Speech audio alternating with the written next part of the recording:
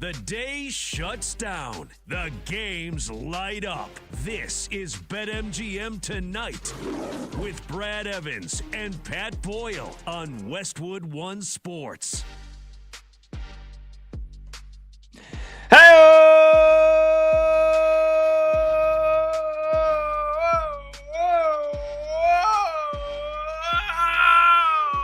on in to a Wednesday night edition of BetMGM Tonight here on Westwood One Sports. He's Brad Evans, and I am a euphoric Pat Boyle, still only about 20 hours removed from the greatest Knick win of my entire life. And we are brought to you by BetMGM. Make it legendary. Download the app today. Please gamble responsibly. We're with you every Monday through Friday, 6 to 11 p.m. Eastern, and you can watch the show live on YouTube. Just search BetMGM Tonight and hit that subscribe button. You can watch the show live on Twitter at BetMGM Tonight, and you can listen to the show on the Westwood One Sports app, the Odyssey app, SiriusXM Channel 375, and hundreds of local affiliates throughout North America. Our talk and text line to join the show is 310-840-4910. You can call or simply just text your thoughts on the show or any of the topics we dive into. Again, that's 310-840-4910. So I'll say it, Brad, again, for me, I've had a day to sleep on it. I've had a morning to think about it. I've had an afternoon to think about it. It's the greatest Knicks win of my entire life. And I feel like Knicks fans have had a couple of opportunities to say that over the past few years. Again, a franchise that barely made the playoffs in this century until Jalen Brunson got here. Yeah, a couple of times in the first round get destroyed by the Heat. The one time the Knicks actually could have been to a conference finals. They trip up and lose to the Pacers in 2013. The little mellow stint, there was a little bit of excitement, but it was quickly here and gone. And so only 4 playoff appearances before 2021. And then since then, it's been 4 out of 5 years going to the playoffs and kind of one little step further than the next every single year. And there has been some incredible wins along the way. Last year, I think the greatest Knicks win of my life was them annihilating the Celtics in that closeout game at Madison Square Garden. And there has been some really great wins along the way, especially this postseason, watching them break records and beat the Hawks by 50 points. But last night, to be down by 22 with under 8 minutes left, and I'm on the air, I'm inconsolable, I'm depressed. We have callers calling up, fellow Knicks fans. All right, well, maybe this is the wake-up call. Maybe this is what they needed. Let Cleveland feel good about themselves for one game, and then the Knicks explode. Jalen Brunson explodes. The Knicks had a 0.1% chance of winning. Brad, I know you've got some historical numbers to add to it because my thoughts are still racing on how it happened, but I'll put it very simply this way. It was the greatest Knicks win of my entire 31-plus years on this earth. It was one of the greatest comebacks I've ever seen, I don't care what team you're a fan of, and it feels like any chance the Cavs had of winning this series evaporated with a monumental collapse meltdown last night in the Garden. It was magic. It was euphoria. And I'm still dreaming about a Knicks championship this year, and they have not been derailed after that win last night. Yeah, I saw your social media video earlier today on X. Again, follow my boy Pat Boyle at Pat Boyle 44. You were saying it's close. I saw it with my own eyes, and I understand why. You weren't wearing a shirt, and I have no idea what was going on down south. I would not want the restrictions of clothing either, based on what occurred last night. Just historic, epic, unreal comeback.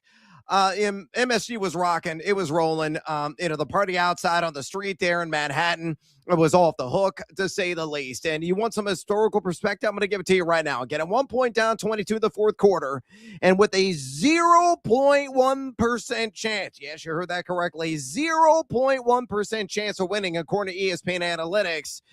Teams were 1 and 594 since 97-98 in those instances. They roared back. What's utterly stunning to me, Pat, is the line closed at 7.5, and the Knicks covered. How in the hell did they cover?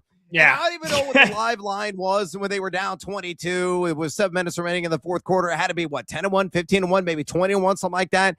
And there was probably some desperate Knicks fan chasing out there. It's like, oh, yeah, I'll sprinkle. Maybe magically the lead will be ours in the end, and I'm going to make a whole pile of cash. Well, that person looks utterly brilliant. Go out and buy some scratchers immediately, because you're probably going to hit a jackpot on that as well. I cannot believe the Knicks covered the 7.5, down 22 points with 7 minutes to go in that game.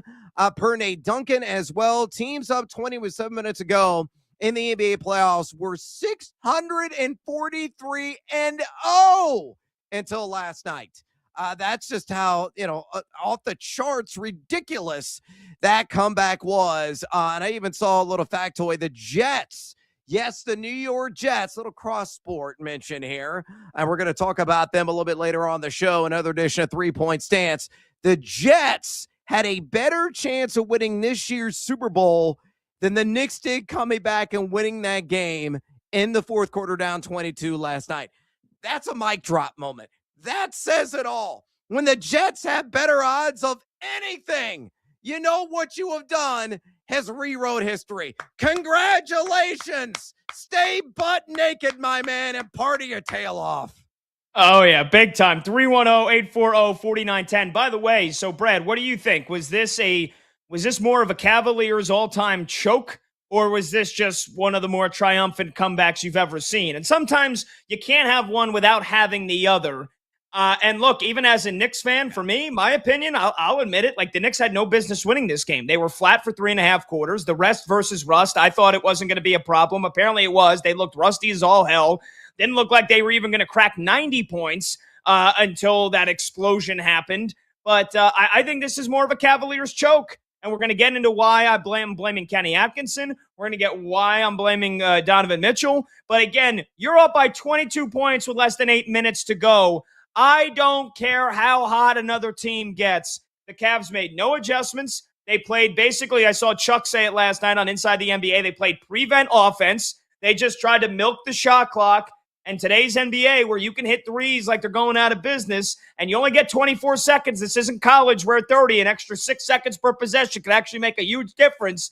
They milked the clock. It was lazy. It was like, oh, we're just going to play this one out. We got this one. Oh, my goodness. We've already stolen home court advantage. And then here come the Knicks. Here come Brunson. Here comes the 5 out with Landry Shamet coming into the game. This was a Cavaliers gag. This was a Cavaliers choke. Yeah. Way more than it was an incredible, triumphant Knicks comeback. It was a triumphant Knicks comeback. But if you're looking what this was more of last night, the Cavaliers should be, their fans, their stomachs are turned inside out because they had this game won and the team completely melted down.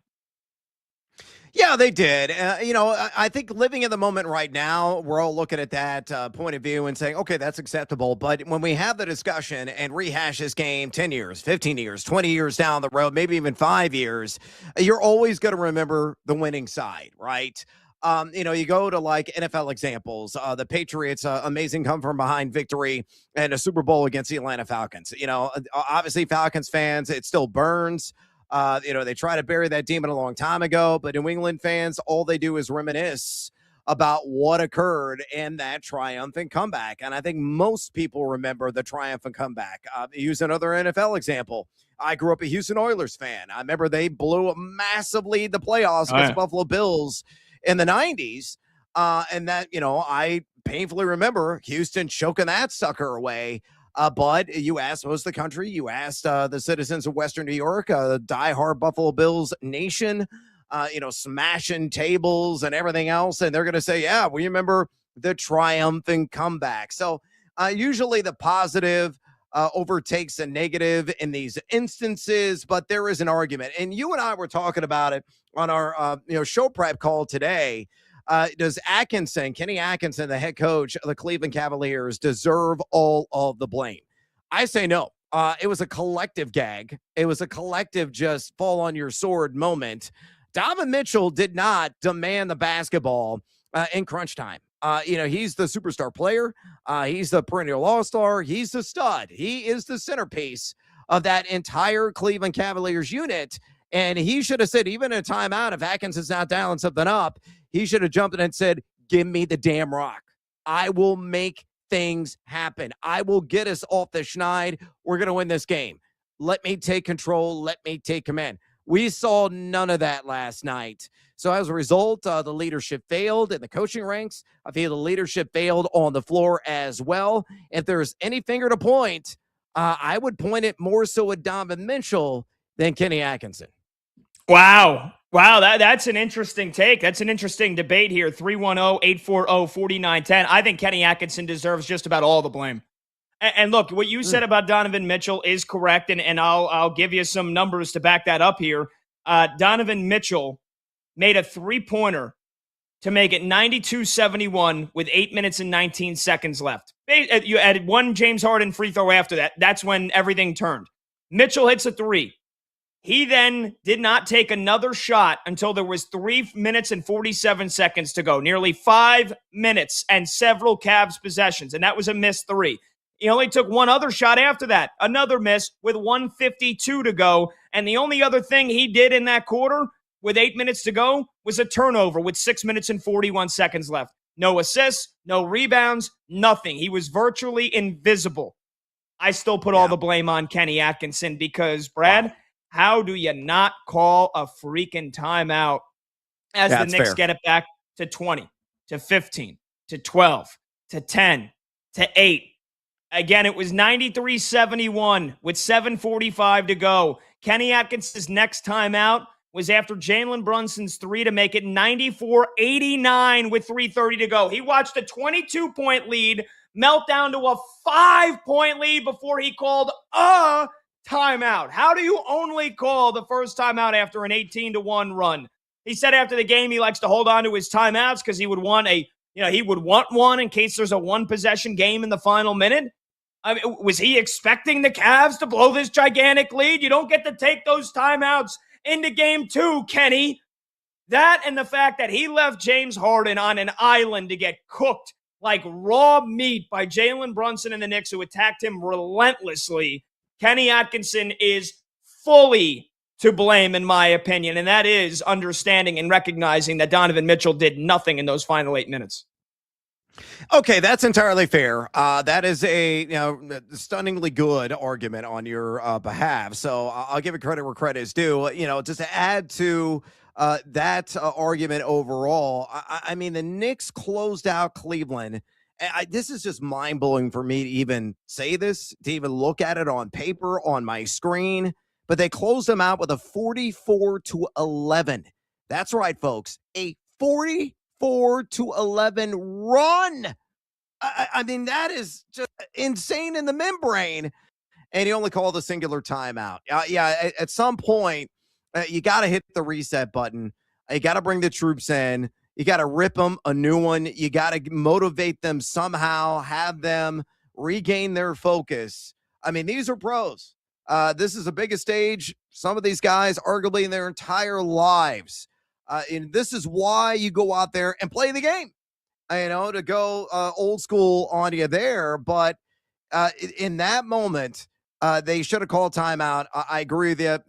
Atkins should have caught it down, 15, 12, 10, as you're shaving those points and those deficits off.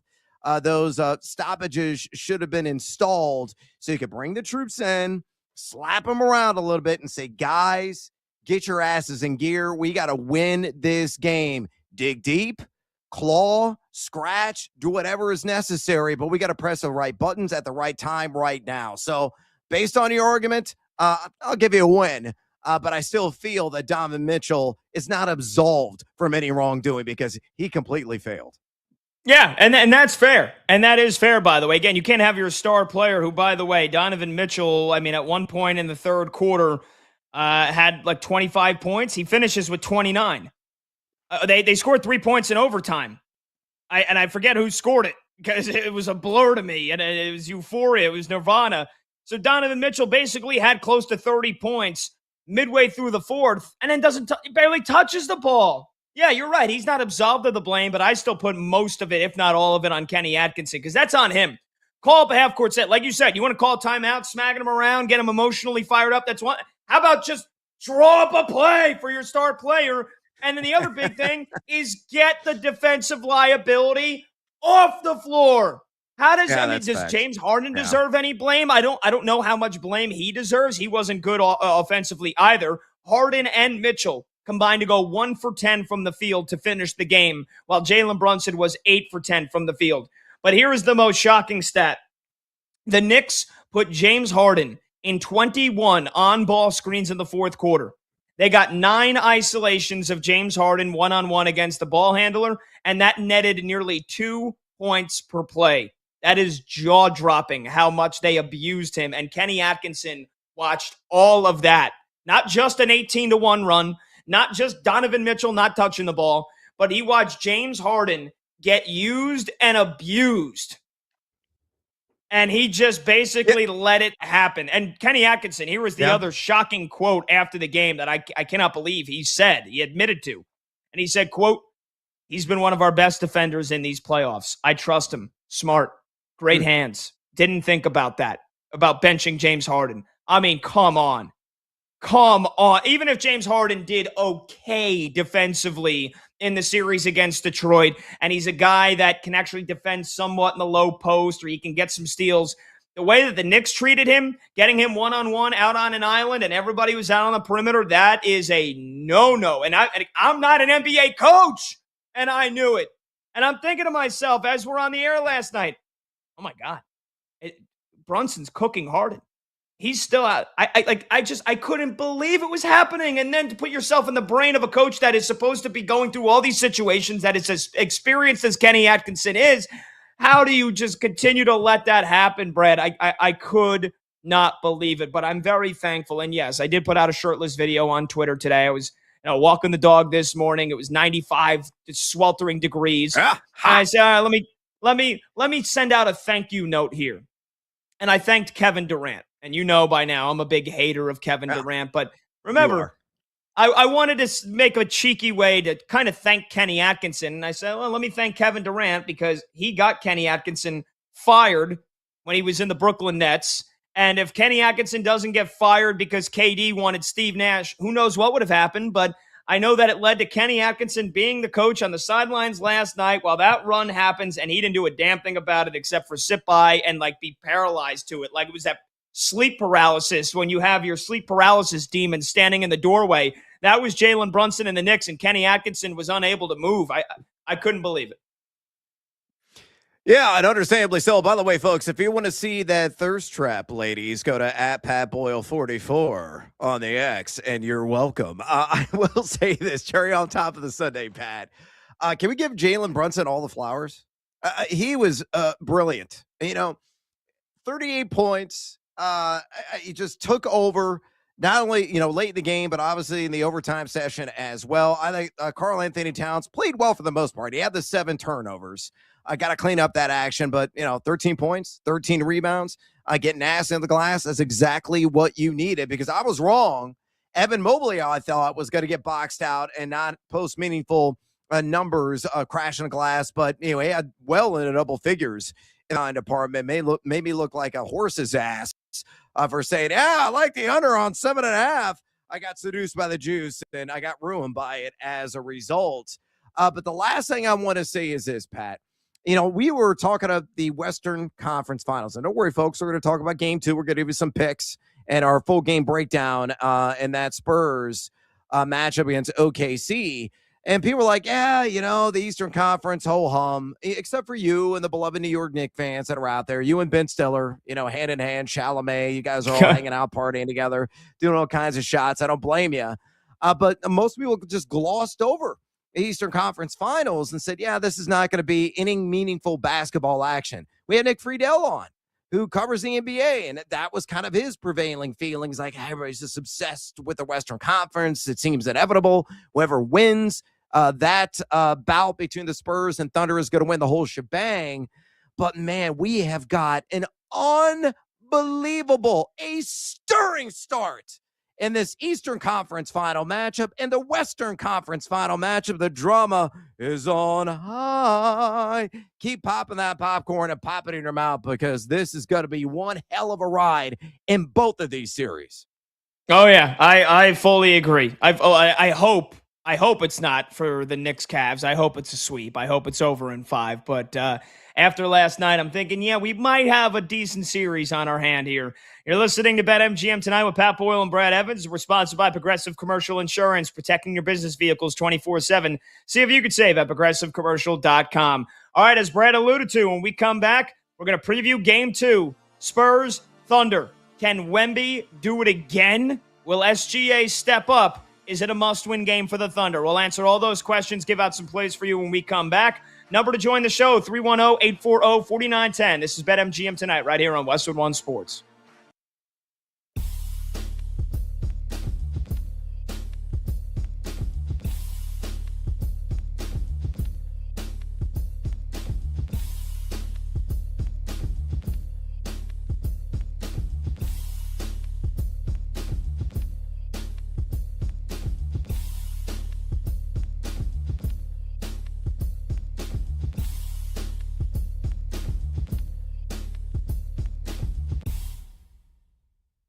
When you have a night like that, like I had last night, it transcends sports and it becomes a great moment in your life. So I'm reticent to say last night is one of the great nights of my life as far as being a sports fan goes. No. Like this is way, way, way more than that. We all love sports way too much just to put it in a separate bucket, to separate it from the great moments in your life. No. Last night, and I understand it's only game 1 of the Eastern Conference Final, but I don't know what more you could have expected. And I'm a Knicks fan with the way things have gone throughout my entire life. Then I can honestly sit here and say to you, Wednesday morning, May 20th, year of our Lord 2026, that Tuesday night, May 19th, year of our Lord 2026, It's one of the best nights of my life. One of my favorite nights in my entire life. Not an exaggeration. Everything you could have wanted, everything you could possibly dream of, we got last night, at least as Knicks fans. As Cavs fans, it was a waking nightmare. But as Knicks fans, this was a fever dream. Absolutely unbelievable. Knicks 115, Cavs 104 in overtime. And, before we analyze the game, and I'll tell you about my experience, I think it's important to do this, right? Because I'm a bettor. We love talking betting on this show. You know the roots of this show lie in sports betting. Let us please have a brief moment of silence for anybody that bet the Cleveland Cavaliers last night, plus the points. I felt like that was appropriate. Because if you bet the Cavs last night plus the points, forget about it. That's as bad as it gets. Just an absolutely brutal loss. Just to take you through, I will give you my opinion on the game and what went wrong for Cleveland and what went right for New York. It was unbelievable. But, this game was over. It was done. The crowd was dead. And it's not dead because Knicks fans suck. Knicks fans are the best. And you know what? I'll tell everybody, piss off this morning. And I'm filled to the brim with New York pride this morning. New York forever, and everybody else can go, you know what? This crowd is unbelievable. Knicks fans are unbelievable. But no reason to cheer. The Knicks were playing like ass. They were terrible last night's game. Jalen Brunson was terrible. Karl Anthony Towns was on a milk carton. No one could get anything going. Jordan Clarkson, he could have at some point ripped off his jersey and been wearing an NWO Cleveland Cavaliers jersey. This game was over. It was over. It was done. Everybody was dejected. We were defeated. We were just sitting there. It was brutal. It was terrible. But being at a funeral, it was awful. And then it wasn't. And I will say this. I never lie to you. Never.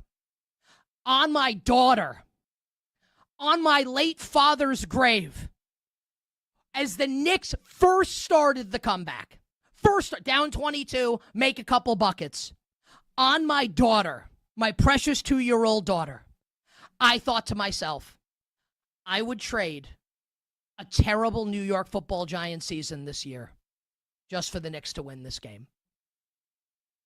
So I apologize in advance to all my fellow New York Giants fans. Because I think, like Danhausen cursed the Cleveland Cavaliers, I may have cursed the New York Football Giants, who are my favorite team overall, but I've seen the Giants win Super Bowls. It had to be done. So in my head as a sports fan, look, we all have things that we're superstitious about. I remember divisional round of the 2007 playoffs, Giants against the Cowboys. Giants went on the road in Dallas. That's my quarterback. And my mom was in the bathroom when the Giants had a defensive stop. I was still living at home at the time in early 2008.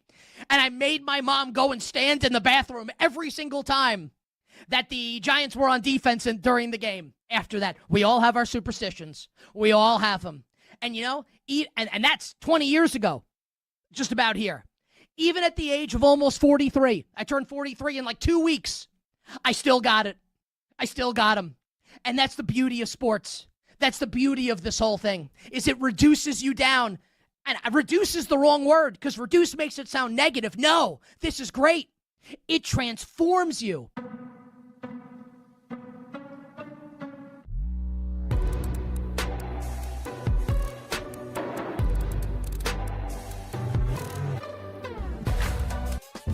From kickoff to the final whistle, you're locked into BetMGM tonight. Weeknights with Brad Evans and Pat Boyle. Welcome on back. BetMGM tonight. Westwood One Sports. He's Brad Evans. I'm Pat Boyle. Phone number to join the show is 310-840-4910. Again, that's 310-840-4910. The conference finals are here with two great matchups. Be part of the playoff action when you bet with boosted odds. Activate your odds boost token for any bet on the NBA playoffs, and you'll receive a bigger payout if your bet wins. Get ready for tip-off with BetMGM. All right, Brad, game 2 coming up tonight in just over 2 hours from now, 8:30 p.m. Eastern tip. I wish it was 8 o'clock, but what are we going to do? These are two teams that I believe are one, if not two time zones behind, right? What time is it? You grew up in San Antonio. What time is it in San Antonio right now? Hour behind, right? Yeehaw, it is Central Time, mi amigo.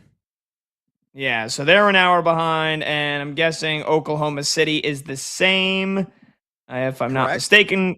Yep. All right, Yes, so you're that's correct. a 7:30 tip. We could have done an 8 o'clock and made it 7 o'clock, but I digress nonetheless.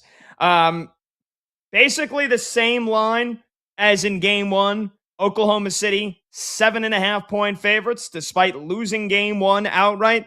The Spurs are plus 200 again on the money line. If you're feeling like San Antonio is going to take a 2-0 lead here in this series, the total has come down a couple of points. I believe it was 219.5 in game one. Remember, it went way over, but it took double OT. This was 101 all at the end of regulation. That was only 202 points. And so the totals come down a couple. It's 216.5 right now at our friends at BetMGM. Some big injury news to look out for before we get rolling here on our preview. Spurs starting point guard De'Aaron Fox, once again questionable for game two with a sprained ankle. He was present at shoot-around this morning. That was according to Tom Osborne of the San Antonio Express News. Although De'Aaron Fox was present at shoot-around ahead of game one, and then he did not play. So that's going to be a big factor here in this game, Brad. Although, again, game one didn't necessarily hinder San Antonio much at all. So I'll ask you on OKC's point of view here just to start. Is this a must-win game for Oklahoma City? If they lose, would you give them any chance to win the series if it's 0-2 heading back to San Antonio? What do you think? Hey, I'm going to go with Lloyd Christmas. Are you saying there's a chance from Dumb and Dumber? Yeah, there's still a chance. They're not completely eliminated, but boy, the percentage chance of them coming back and winning it down 2-0 shrinks and rapidly. It's almost infinitesimal, that odds, that chance. They could come back and still take the sucker and represent the Western Conference there in the NBA Finals. I do feel this is really a must-win for them. Let's say hypothetically they go down 0-2, it goes back to San Antonio. Even if they take one game, and they really need both, but if they only take one game, they're down 3-1. I don't think they're going to roar back. Maybe it gets to 6. I doubt it gets to 7. So, yeah, man, they're going to be way behind the 8 ball if they unfortunately cannot get victory tonight. I will say this, Pat. These two teams are very evenly matched based on some of the advanced data that's out there at NBA.com. Looking at the efficiency numbers, Oklahoma City in the entirety of the playoffs, numero dos, trailing only your beloved New York Knicks, and net efficiency at 14.4. For perspective's sake, the Knicks are number one at 18.9. That's how dominant the Knicks have really been, and that's including last night. And they shaved about 1.5 off their net efficiency rating with that performance, but they still got the dub. San Antonio, meanwhile, 14.0 is their net efficiency rating at number 3. So the difference between OKC and the Spurs and net efficiency rating in this NBA postseason is 0.4. That is it. That's how tightly matched these teams are on paper. But obviously the biggest deal, and I think you're going to harp on this as well, they got to go out there and come land the glass. They got owned on the boards in game number one. They were outreached by what, 21? 21? Yep. With Hartenstein and with Chet Holmgren only combining for 10 rebounds. They also combined for only 10 points. Those two dudes, in my opinion, are the biggest factors for OKC to even this series back up. If they are, subpar, if they are lackluster, if they're only giving a C minus effort, they're going to lose again. And you probably saw the meme that was trending on X on social media after game number one. Maybe you didn't. It was Chet Holmgren, but it was McLovin's head from Superbad, and I thought it was rather appropriate. Yes. That has become quite a very popular meme. When a player, athlete plays bad, we replace them with an actor or a celebrity that looks like, or we know for a fact has zero athletic bone in their body. Yeah, Chet Holmgren's got to step up. As crazy as it may sound, I don't think this is a must-win game for Oklahoma City tonight. And by my standards, if they lose the game, I don't think the series is over if it's 0-2 heading back to San Antonio. And here's why. Both of these teams were both great at home. They were both pretty damn good on the road as well, right? I mean, you don't win 60-plus games without being great on the road. Oklahoma City, 34-7, 30-10 on the road. San Antonio, 32-8, 29-12 on the road. And their shooting splits weren't as drastically different as some other teams in the NBA, home versus away.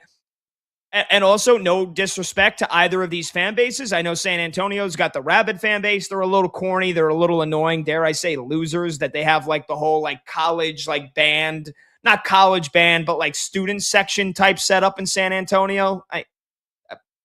Sorry, kind of nerdy to me. But I think it. that, yeah, I mean, I don't know, man. It's kind of cringy to me. It's like, we get it. You like the team. Like, this isn't, and I like soccer. I love soccer.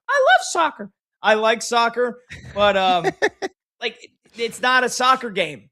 We don't need the beating of the drum and like the chants. Like, if you're at a soccer, we don't need that. You're not a soccer team. This isn't a soccer game. So I don't know. The Spurs fans have kind of annoyed me during this playoffs, and anytime I watched one of their games in the regular season, to hear their fan base. I don't even know what they call themselves, but either way, here's the point. Not trying to be disrespectful. I don't think the home court advantage of the crowd is going to make that big of a difference. So if OKC goes down 0-2, I still think that they could win both games 3 and 4 in San Antonio. We've seen it happen before. It's not very common in the NBA. So not a must-win game for me, but everything you said about what they need to do is correct. How are they going to stop Wemby? Hartenstein's got to play way more minutes after 12 of them in game 1, 12 minutes. He's got to play way more. Will Chet Holmgren step up and rise to the occasion, or we look like McLovin again? And basically, Wemby's dunking on him, talking smack to him, rubbing it in his face. And then also, will SGA step up and play like the newly minted back-to-back MVP, or is San Antonio going to have him in more fits with their zone defense and the relentless switching so that Wemby can be the roaming rim protector? I'm hoping Mark Daigneault comes correct tonight, because if he's just going to try to put Alex Caruso on Wemby again, it's going to be he's going to have another monster game. He's going to have another monster game, and that's probably the biggest question, Brad, that a lot of folks are wondering as this constant debate now roars on and churns on about Wemby and becoming the best in the league and the face of the league, and how great can he be, and is he ready to take over? Is he the best player on the planet already? Can he deliver another monster performance tonight? And I'll just say this, because the stat line was ridiculous no matter how many overtimes they played. 41 points, 24 rebounds. But I just want to remind folks, he was only at 21 points at the end of regulation. So maybe expecting at least 25 out of Wemby tonight may be fool's gold. He had 20 points in the 2 overtimes combined, which is bananas on its own, but only 21 in regulation. So with that being said, if you're putting some shekels on this game tonight, Brad, where are you leaning? I got 2 plays for you. Play number 1, I'm going to live in a land down under on the game total. It has come down from 219.5, as you already mentioned, to 216.5, and I still think it's too high. I think this game is going to be lucky to get in the low hundreds when it's all said and done. Of course, overtime is where unders go to die. So we're hoping we're not going to get another bonus session or 2. Otherwise, I'm going to have a lot of egg on my face. But I think, this game will be won in regulation. And I'll, let you decide who that's going to be. Is it going to be the Spurs? Is it going to be OKC? I have a slight lean to San Antonio covering the 7.5. I think it's too many points, but I feel really confident the under is going to come through.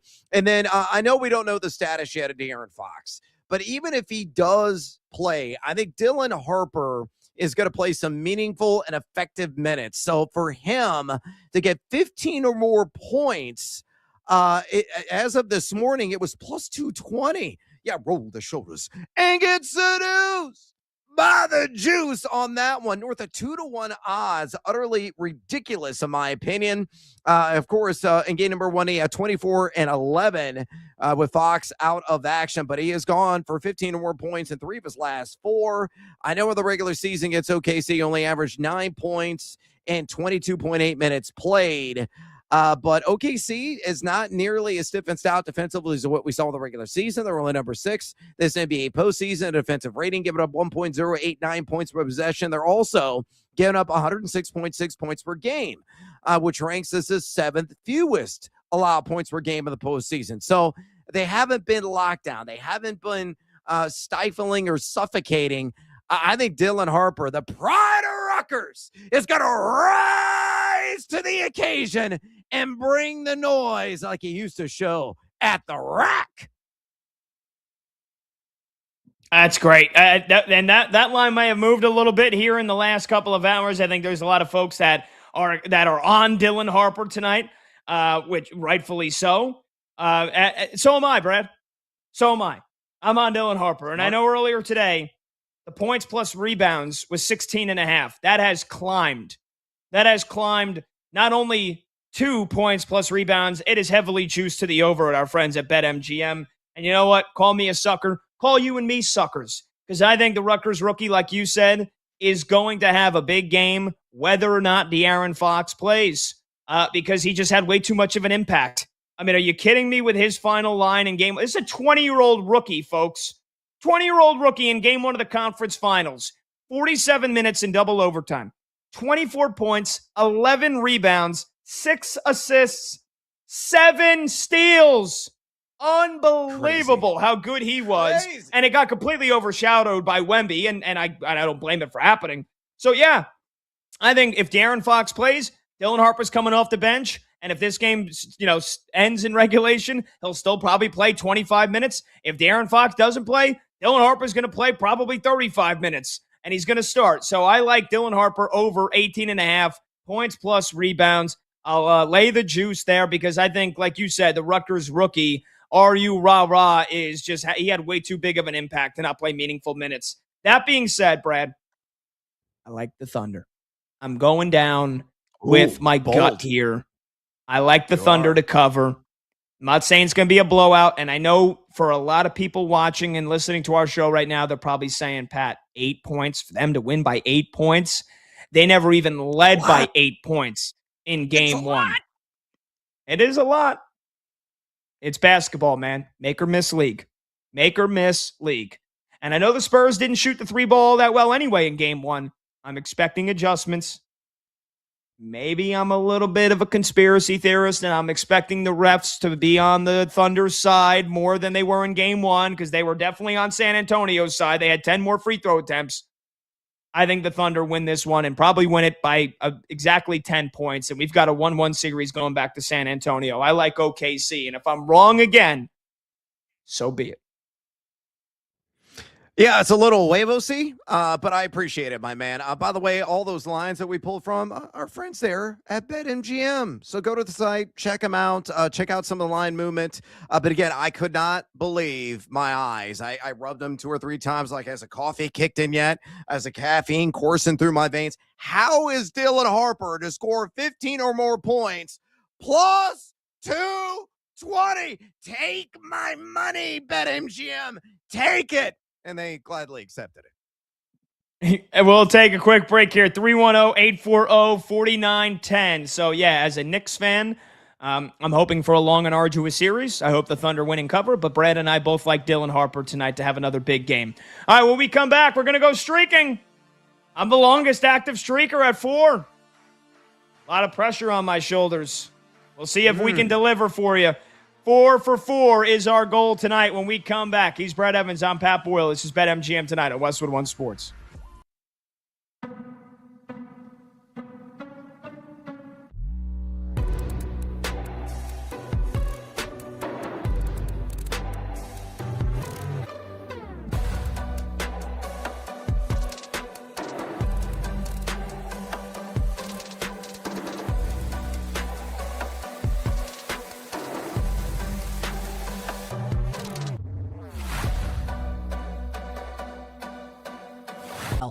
June 1st, right around the corner. What is the percent chance, 100 can be the answer, or as close to 100 as you want it to be, that A.J. Brown is a New England Patriot in about 2 weeks?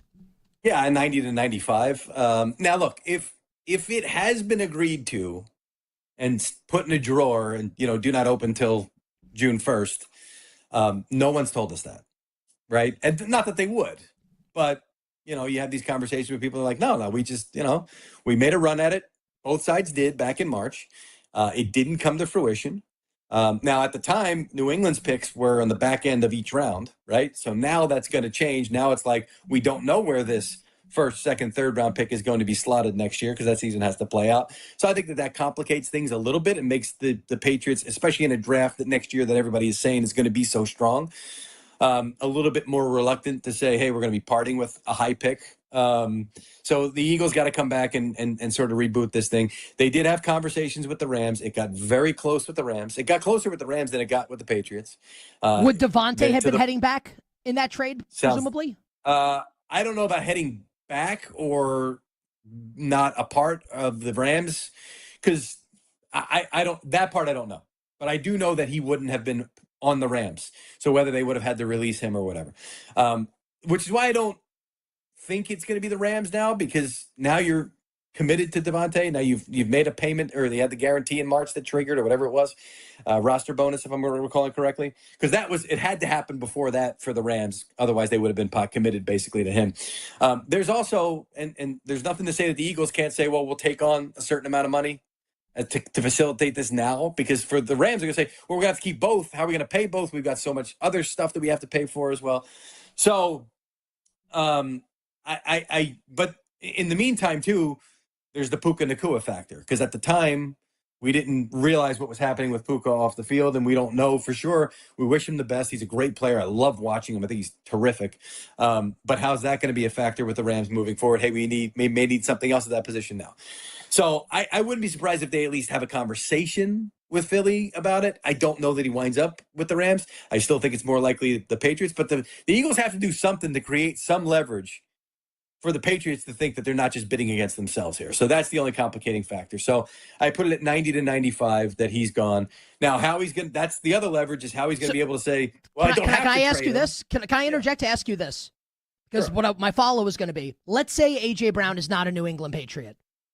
Yeah. So you gave us 5 to 10% chance that's not the case. Is there a chance he's back with the Eagles next year, or is it, in your opinion, if it's not the Patriots, it's somebody else in like 30 seconds? Yeah, I think it's still back with the Eagles, and because everything that they added. Imagine that. No, I can't. No, and I covered that team last year, saying all along the way that these two can't coexist. This is it. Like, there's no way you can bring both of them back. And obviously, they weren't trading the quarterback at this point. So I still think that he's gone. I still think most likely he's a Patriot. But it's May 20th, and we've got 11 more days till we really find out, huh?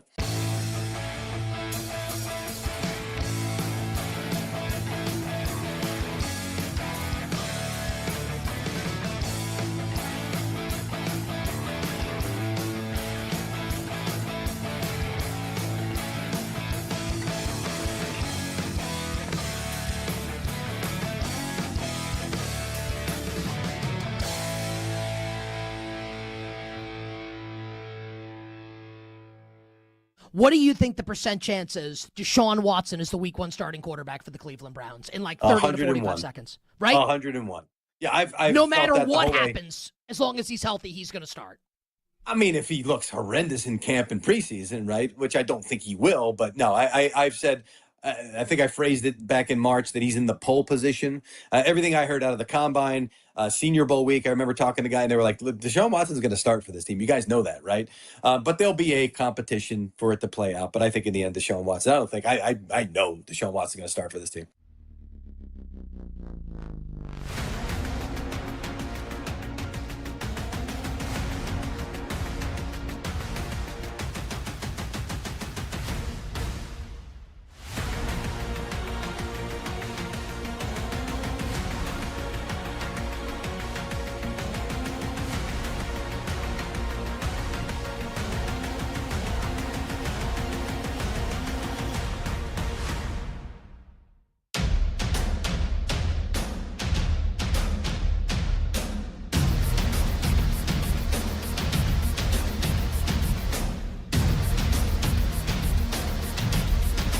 Kick off to the final whistle. You're locked into BetMGM tonight. Weeknights with Brad Evans and Pat Boyle.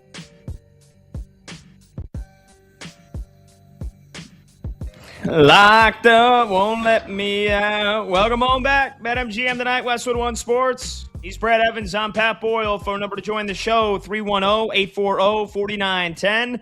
Crack. That's the sound of the bat hitting the baseball and a reward being dropped into your account. Take a swing each day in our free-to-play game. If you get a hit, you'll score a reward depending on whether your hit was a single, double, triple, or home run. This game is exclusively available at BetMGM.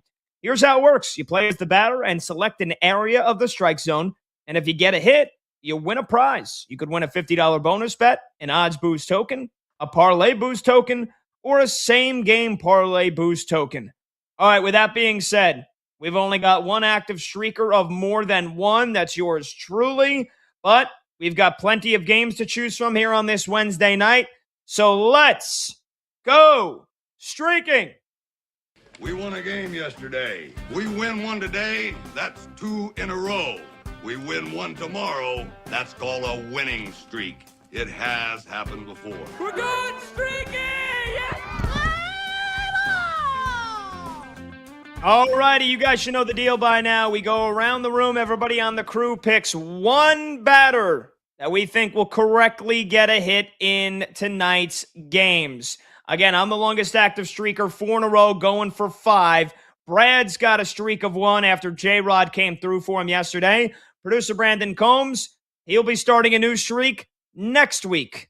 Yordan Alvarez did not come through for him. Combs has got the rest of the week off. His daughter's graduating, so congrats to her. Monty, our VP, Michael Montgomery, our video producer, the owner and operator of batters-box.com. Brad, this is like you just don't see this. Like seeing a unicorn in the wild 3 straight days not picking a player to get a hit correctly for Monty. I mean, this is uncharted territory. I can't imagine this lasts more than tonight, right? No, yeah. I mean, it's a Sasquatch in the woods. And they're real, folks. Bigfoot is real. I'm telling you, Monty is getting off the schneid tonight. I feel it in my soul. I feel it in my bones. And we've also got Zach Kroll, who's filling in, working on the show tonight. He's got a pick. And Grant Leader, our fearless leader, Grant Leader, is filling in on the show tonight as well. So we'll get you their picks as well. We'll give you 5 players. We'll see if all of them can get a hit. So I'll start us off here. Pressure's on my shoulders. And maybe this is an omen, Brad. I don't know, but I always like to double check with Monty's website, batters-box.com. You should check it out for all of your statistical analysis, any of your baseball bets when it comes to hitter and pitcher props. Monty's got like 95 different advanced analytic stats that he uses and his model and everything like that. It's tremendous. I'm kind of fading the model tonight, Brad. I'm going with Michael Garcia, who I looked, did not have an elite, didn't even have a favorable matchup tonight. But screw it. I'm going with Michael Garcia of the Kansas City Royals, going up against the Red Sox and the lefty Connolly Early, who he's never faced. So hopefully he's not late against Connolly. But look, I'm just going to the fact that Michael Garcia, anytime there's a lefty on the mound against the Royals, I immediately want to go to Michael Garcia. He's batting leadoff as he normally does, and he's hitting .389 against lefties this year with an 1102 OPS. So that's almost always automatic for me.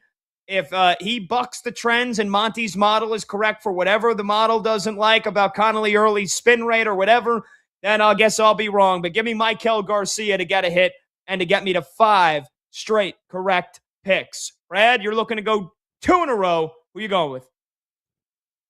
I'm going with a guy I believe was numero uno on the hyphen at batters-box.com, Monty's awesome site. I'm going to go with Nick Kurtz in L.A. taking on the Angels. And the reason being is this. He's got a hit in 13 of his last 15 games. He's 1 for 3 lifetime against Jack Kochanowicz, who's going to be on the bump for the Halos. You look at Kurtz, he's been 376 the last 7 games. A robust 291 against right-handed pitchers, and Kochanowicz has given up a 43% hard hit rate and an abhorrent 7.71 ERA in the month of May. Nick Kurtz, take me to numero dos. All righty, let's get to the man himself, Monty, who, Monty, you want to say it if you want? You're going to shower with your entire uni on tonight if you can't get a hit to wash the funk off. Monty, who are you going with tonight? Yeah, hopefully we don't get there. I'm going with Brandon Lau at the Cardinals. Got an elite matchup for him against Michael McGreevy. Lau's the highest rated hitter I have in this game. Plus matchup in all the categories I look at: WOBA, ISO, hard contact. What I mean by plus matchup is that his stats are going up in that category, or McGreevy is below the league average in those categories. So it's a good spot for him. Two trends I like: 77 games with an elite rating for Lau. He's getting a hit 79% of the time. Small sample here for McGreevy. He's only faced 28 elite rated hitters, but 75% of them have gotten a hit. So I love that.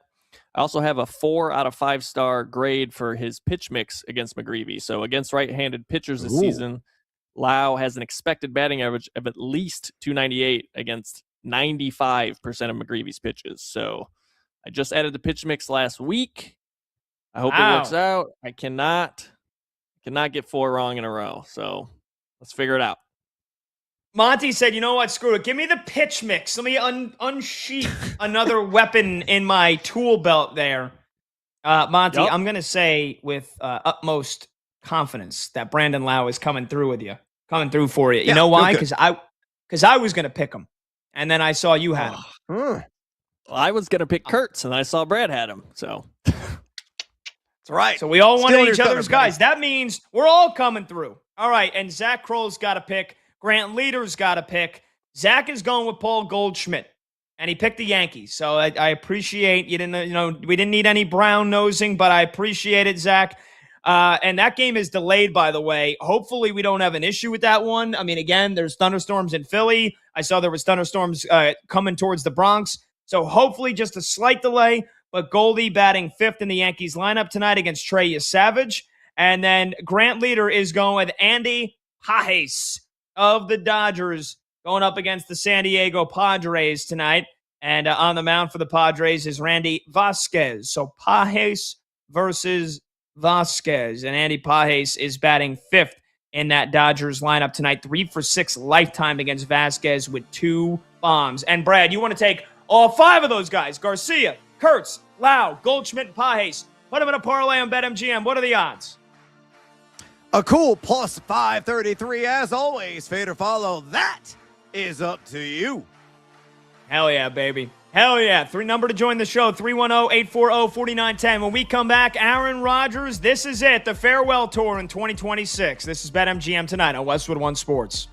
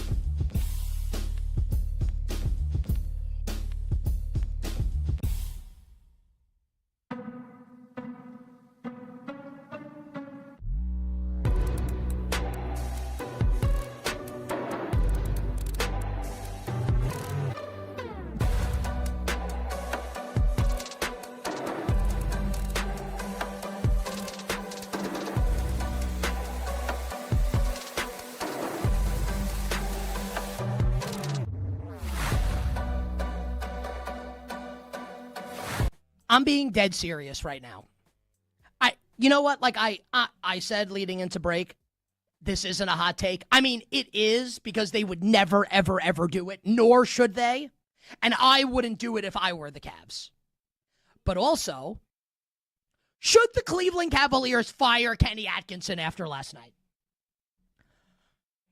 Last night, what happened with the Cavs in the fourth quarter and in overtime, but specifically the collapse in the fourth quarter, is one of, this is not hyperbolic to say this, it's one of the worst coaching jobs in the history of sports. Not just the NBA. Forget about sports. In the history of life. You couldn't do worse than Kenny Atkinson did last night. It's unbelievable. In the press conference after the game, he's talking about his team being fatigued, but also wanted to save his timeouts for the end. Hey, coach, if you think about this, right? This is like you're a gardener. You see your plants need water. You have two big-ass, like, gallons or jugs of water or a full hose. And you're like, you know what? I'm going to save the water. And then your plants die, and you say afterwards, I wanted to save the water. All good. What? What? He knew they were fatigued. He knew it and still didn't call timeout. What are you doing? You can't take the timeouts with you. What do you think? You take them into game 2? What's he thinking? We were watching the game. Knicks fans watching the game. Because at some point, your sensibilities as a sports fan take over.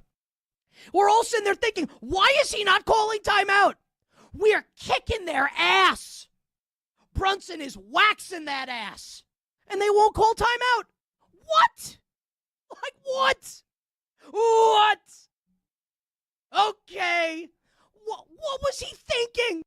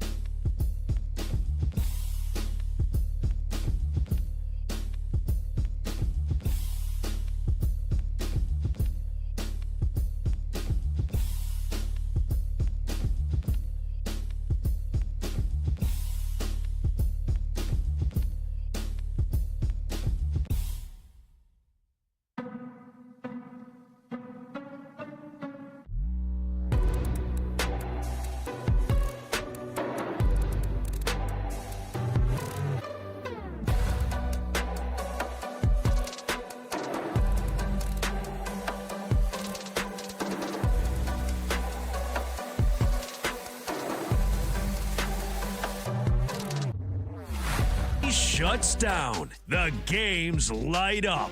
This is BetMGM Tonight with Brad Evans and Pat Boyle on Westwood One Sports.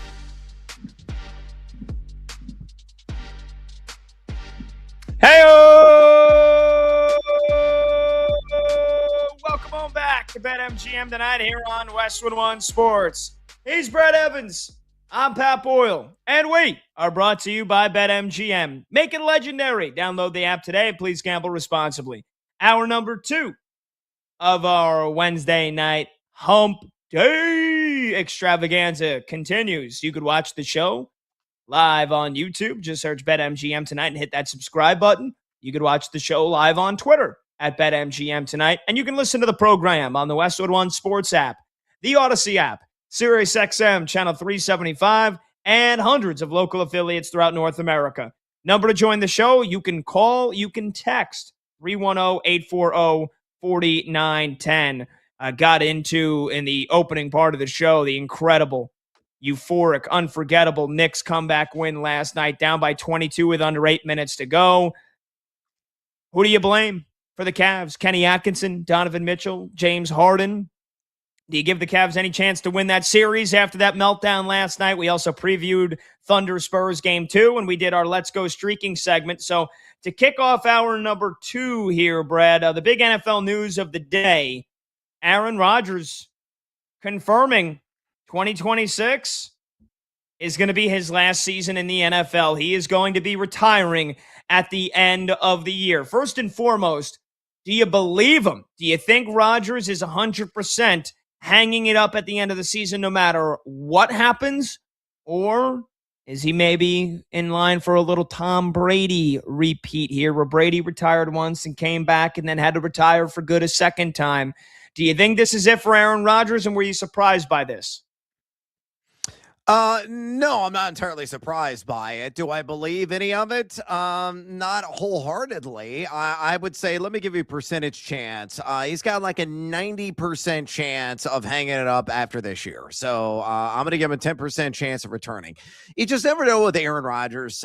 He's kind of a flighty guy. You know, maybe he goes into the woods, he sees a bunch of witches gathered around the cauldron, sips on the brew, and he's like, oh, I'm healed. Oh, I feel like I'm 25 again. Oh, I want to play. I don't care if it's with Pittsburgh or somebody else. I mean, that could be a journey he goes on next offseason, no matter what occurs this year. And he comes back and he plays yet another campaign. He's long in a tooth. Obviously, he is a first ballot Hall of Famer, living NFL legend. Still has a little bit of zip on that fastball of his. The velocity coming off the hand, still cuts through the wind. There's no question about it. You and I have said, and you and I disagree. I feel, Pittsburgh's in a place to win. You wholeheartedly believe me on that account, on that front. I think they're an 8 to 10 win franchise this season, largely because the defense is going to be pretty good. The offense should be improved with Michael Pittman now to accompany DK Metcalf, who needed some assistance given all his on-field drama that unfolded last year. They got a pretty stout run game as well, highlighted by Jaylen Warren. And, they've brought in some additional bodies, Enrico Dowdle as well, who's no slouch. I like the tight ends. Bernard, the rookie they drafted, is a guy who didn't do a lot of that dirty work or anything. Like, I like the offense. I just don't trust Aaron Rodgers to be anything more than a glorified game manager. I think he is just above replacement level at this juncture in his career. It's not a knock. I mean, he's well past the age of 40. That beard's gotten grayer and grayer by the minute, gray and grayer by the second. But if you think he's going to go out there and chuck 35, 40 passes in a game, you might want to reassess. You might want to recalculate. The over-under I saw on passing touchdowns for Aaron Rodgers is 19 and a half. 19 and a half. And I know what you want to do. You want to say hello to my little friend, and I will allow it. But I think you're insane in the membrane for going the direction you're about to give me, because I don't know if he's even going to get to 20 passing touchdowns this year.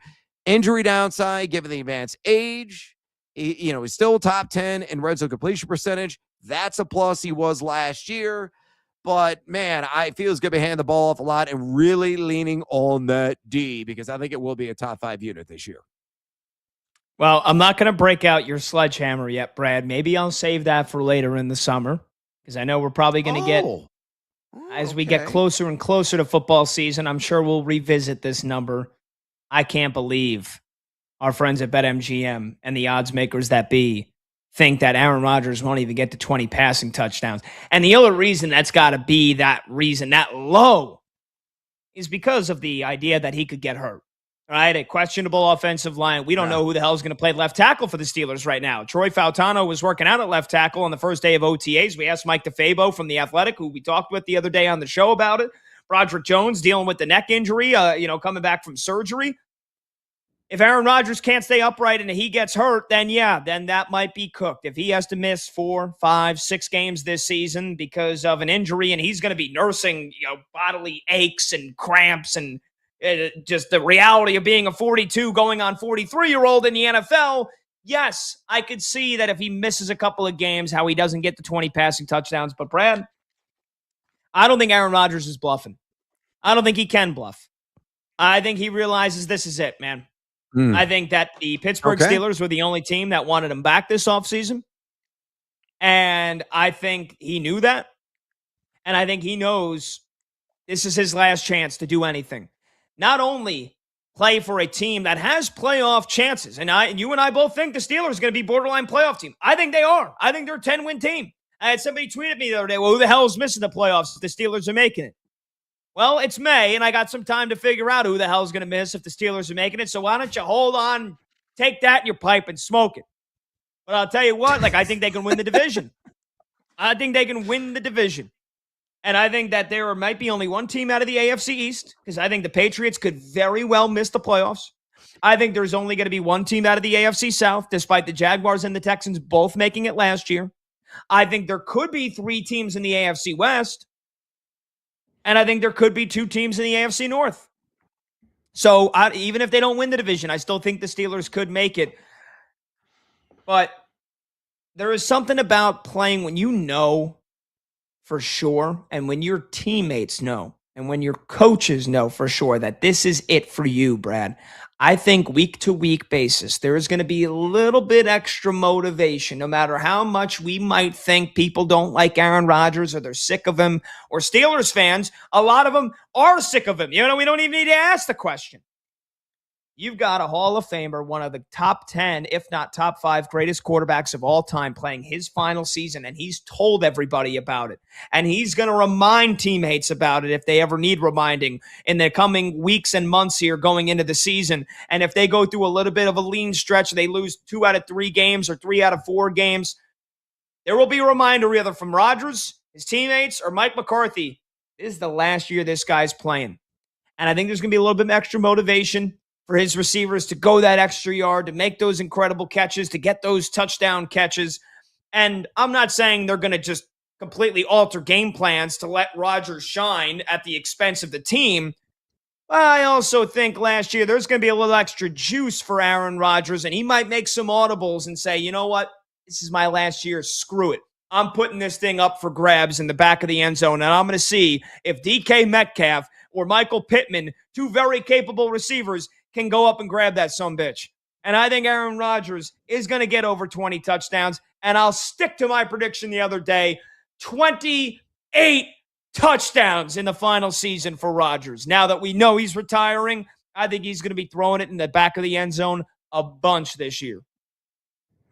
Yeah, I think you need to lay off the Jose Cuervo there, maybe go with a 28 passing touchdown. So maybe you're right. Maybe you're right. By the way, our friend Jesse Palmer on X had some fun facts about Aaron Rodgers. Let me go and share those with you right now. Again, he's going to turn 43 in December.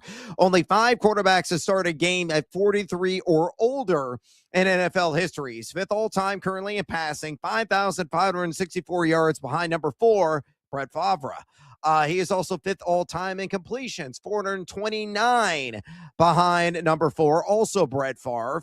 4th all-time in passing touchdowns, 12 behind number 3, Peyton Manning. He is tied for first all-time with Lamar Jackson with a 102.2 passer rating. I thought that was muy interesante. And can also pass Ben Roethlisberger and Drew Brees with 10 wins and move to 3rd all-time. So there is some historical motivations, some record that, he could possibly go out there and chase. He's not going to catch Favre in passing yards and completions. But, yeah, passing touchdowns, getting 12 to pass Peyton Manning, that's doable. Obviously, keeping a high passer rating and staying elite there is number 1, tied with Lamar Jackson. It'll be interesting how that one unfolds. And I think certainly he can get to 10 wins. I think that's the ceiling for the Steelers. But if he gets there, obviously can pass Ben Roethlisberger and Drew Brees to add to the accolades of a legendary career.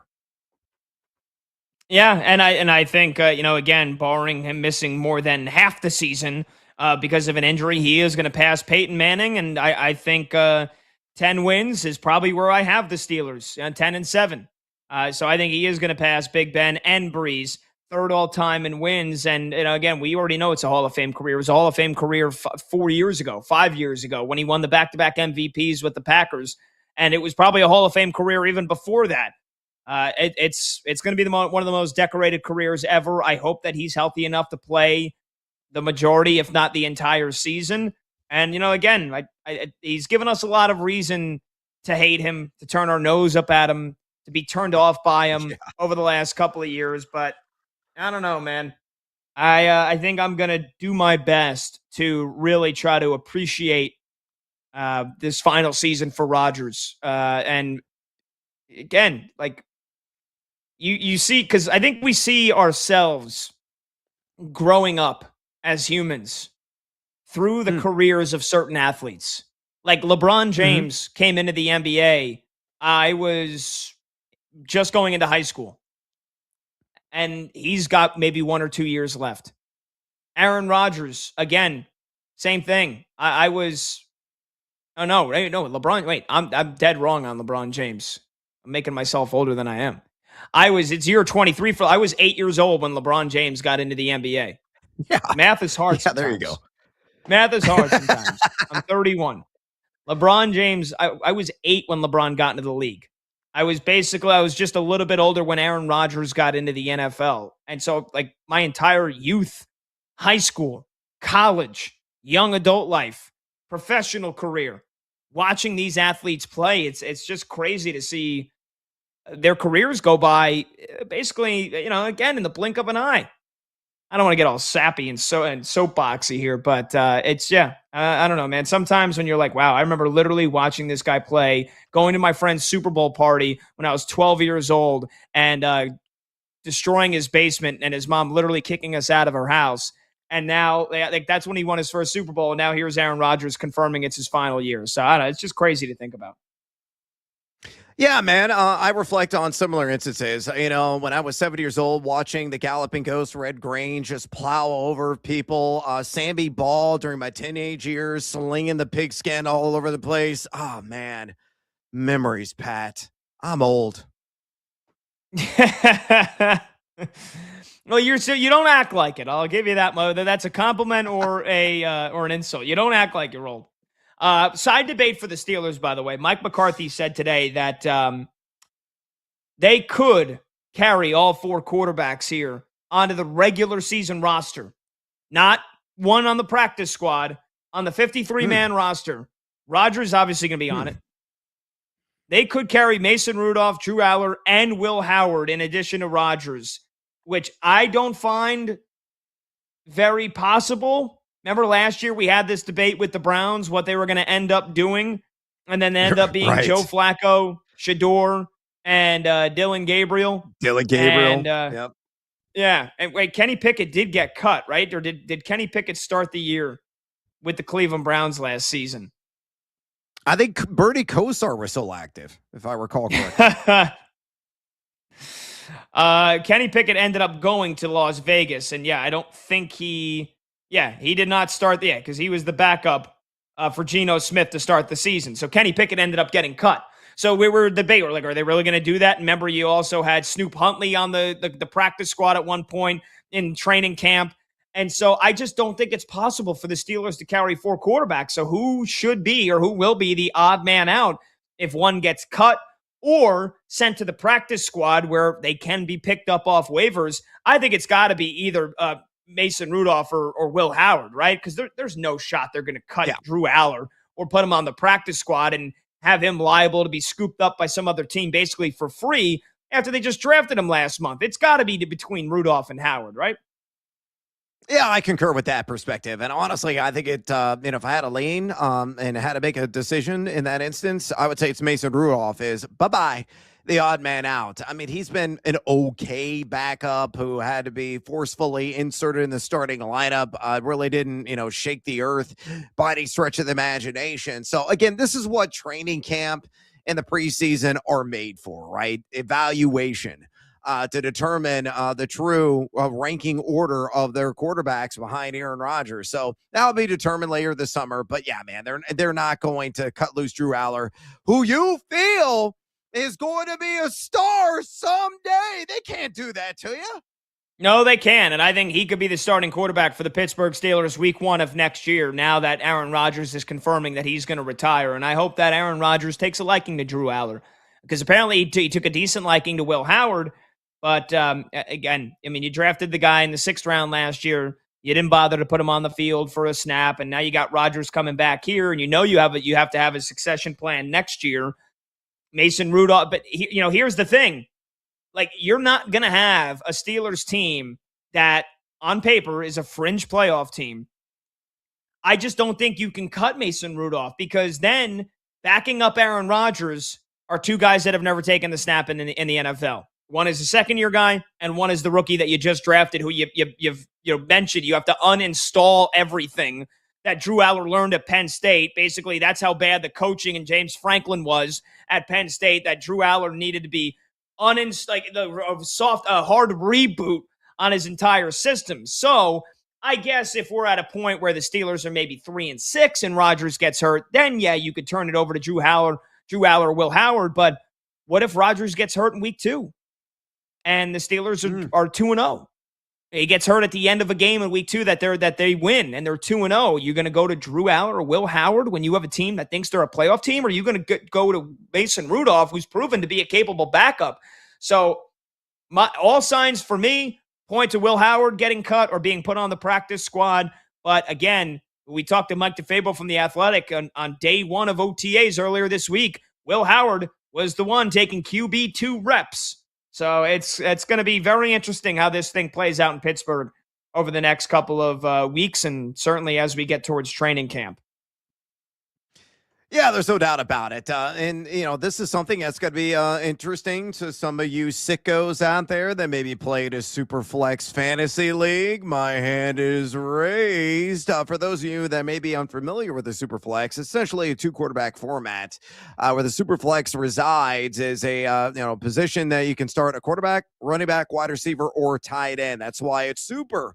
And it's oftentimes duper flex. So any quarterback has substantial value, even Aaron Rodgers when he is on the field. But if he were to fall by the wayside due to the menacing injury and somebody rises the occasion, a lot of people break the bank to acquire some of those backup quarterbacks off of waivers because they all got injuries. They got holes to fill. Maybe they're going to stockpile quarterbacks so they can use them as trade bait.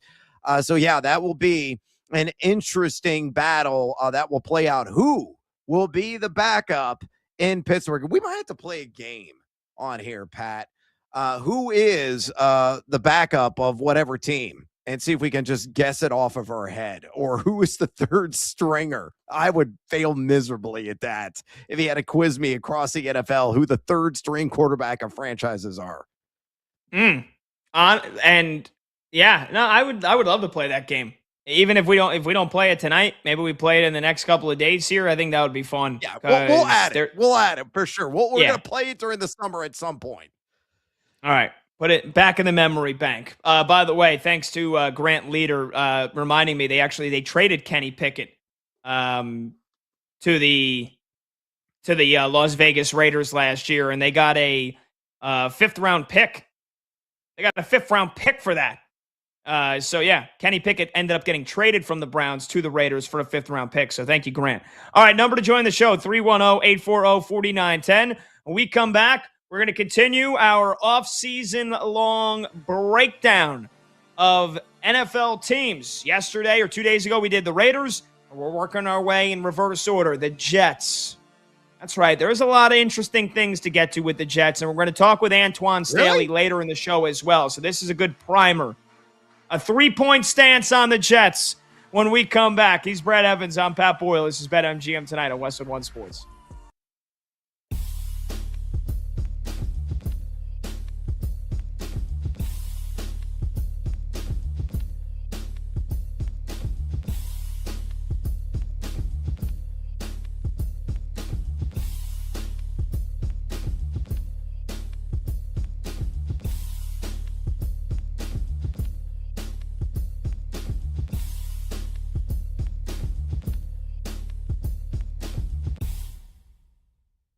When you have a night like that, like I had last night, it transcends sports and it becomes a great moment in your life. So I'm reticent to say last night is one of the great nights of my life as far as being a sports fan goes. No. Like, this is way, way, way more than that.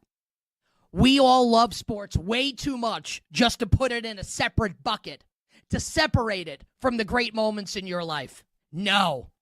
Last night, and I understand it's only game 1 of the Eastern Conference Final, but I don't know what more you could have expected.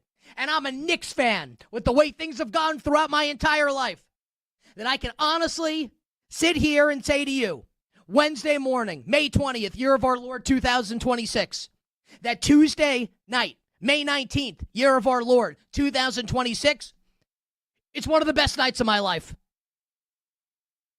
One of my favorite nights in my entire life. Not an exaggeration. Everything you could have wanted, everything you could possibly dream of, we got last night, at least as Knicks fans. As Cavs fans, it was a waking nightmare. But as Knicks fans, this was a fever dream. Absolutely unbelievable. Knicks 115, Cavs 104 in overtime.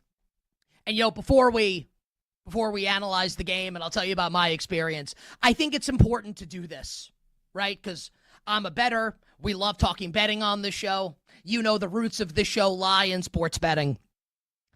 Let us please have a brief moment of silence for anybody that bet the Cleveland Cavaliers last night, plus the points. I felt like that was appropriate. Because if you bet the Cavs last night plus the points, forget about it. That's as bad as it gets. Just an absolutely brutal loss. Just to take you through, I will give you my opinion on the game and what went wrong for Cleveland and what went right for New York. It was unbelievable. But, this game was over. It was done. The crowd was dead. And it's not dead because Knicks fans suck. Knicks fans are the best. And you know what? I'll tell everybody, piss off this morning. And I'm filled to the brim with New York pride this morning. New York forever, and everybody else can go, you know what? This crowd is unbelievable. Knicks fans are unbelievable. But no reason to cheer. The Knicks were playing like ass. They were terrible last night's game. Jalen Brunson was terrible. Karl Anthony Towns was on a milk carton. No one could get anything going. Jordan Clarkson, he could have at some point ripped off his jersey and been wearing an NWO Cleveland Cavaliers jersey. This game was over. It was over. It was done. Everybody was dejected. We were defeated. We were just sitting there. It was brutal. It was terrible. But being at a funeral, it was awful. And then it wasn't. And I will say this. I never lie to you. Never. On my daughter, on my late father's grave, as the Knicks first started the comeback, down 22, make a couple buckets, on my daughter, my precious 2-year-old daughter, I thought to myself, I would trade a terrible New York Football Giants season this year just for the Knicks to win this game. So I apologize in advance to all my fellow New York Giants fans. Because I think, like Danhausen cursed the Cleveland Cavaliers, I may have cursed the New York Football Giants, who are my favorite team overall, but I've seen the Giants win Super Bowls. It had to be done. So in my head as a sports fan, look, we all have things that we're superstitious about. I remember divisional round of the 2007 playoffs, Giants against the Cowboys. Giants went on the road in Dallas. That's my quarterback. And my mom was in the bathroom when the Giants had a defensive stop. I was still living at home at the time in early 2008. And I made my mom go and stand in the bathroom every single time that the Giants were on defense during the game. After that, we all have our superstitions. We all have them. And, and that's 20 years ago, just about here. Even at the age of almost 43, I turned 43 in 2 weeks. I still got it. I still got them. And that's the beauty of sports. That's the beauty of this whole thing, is it reduces you down. And reduce is the wrong word, because reduce makes it sound negative. No, this is great. It transforms you.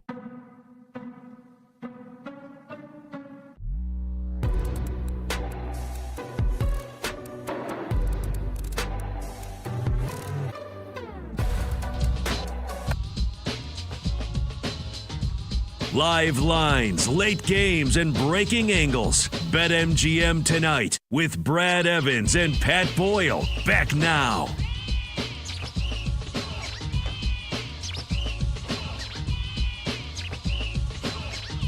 Welcome back to BetMGM tonight on Westwood One Sports. This segment is sponsored by Progressive Insurance. Save on commercial auto insurance from Progressive. Get a fast quote at progressivecommercial.com. He's Brad Evans, knocking you out right on the camera if you're watching live on YouTube or on Twitter. I'm Pat Boyle. Phone number to join the show, 310-840-4910. You got about an hour and 10 minutes until tip-off for the Spurs and Thunder. Game 2, Western Conference Finals in the NBA playoffs. But the Stanley Cup Conference Finals begin tonight in about 35 minutes at Ball Arena in Denver. The Colorado Avalanche, pretty decent-sized favorites against the Vegas Golden Knights. And then you got game 1 in the East tomorrow between the Canadiens and the Hurricanes. So we got one big playoff hockey game in the conference finals tonight, one big conference finals game tonight in the NBA playoffs, and a lot of baseball action that is going on right now, and plenty of more games to come, including, Brad, your Cubbies trying to take first place back in the NL Central. Yeah. Frustrating. Not only that. It really is. I guess because of the loss column, Cubs actually dropped to third in the NL Central. Did you ever think at 2 days before Memorial Day weekend, they'd be behind the Cardinals? I mean, look, St. Louis they're off to a great start. The Cubs are still 9 games above 500, but the Cubs are in third now. Somebody, please drag me out of hell, because I am stuck there right now. I mean, it's hot down here. It sucks. The fact that the Cubs, it's not so much that they're trailing overall, although that really chaps my hide. It's the fact that they're now trailing the St. Louis Cardinals, who I ripped to shreds, and I was horribly, terribly, awfully wrong, and I apologize, St. Louis, kind of. Preseason, I said this team was going to likely only win 65, 70 games. They were supposed to be the doormats of this division, and here they are.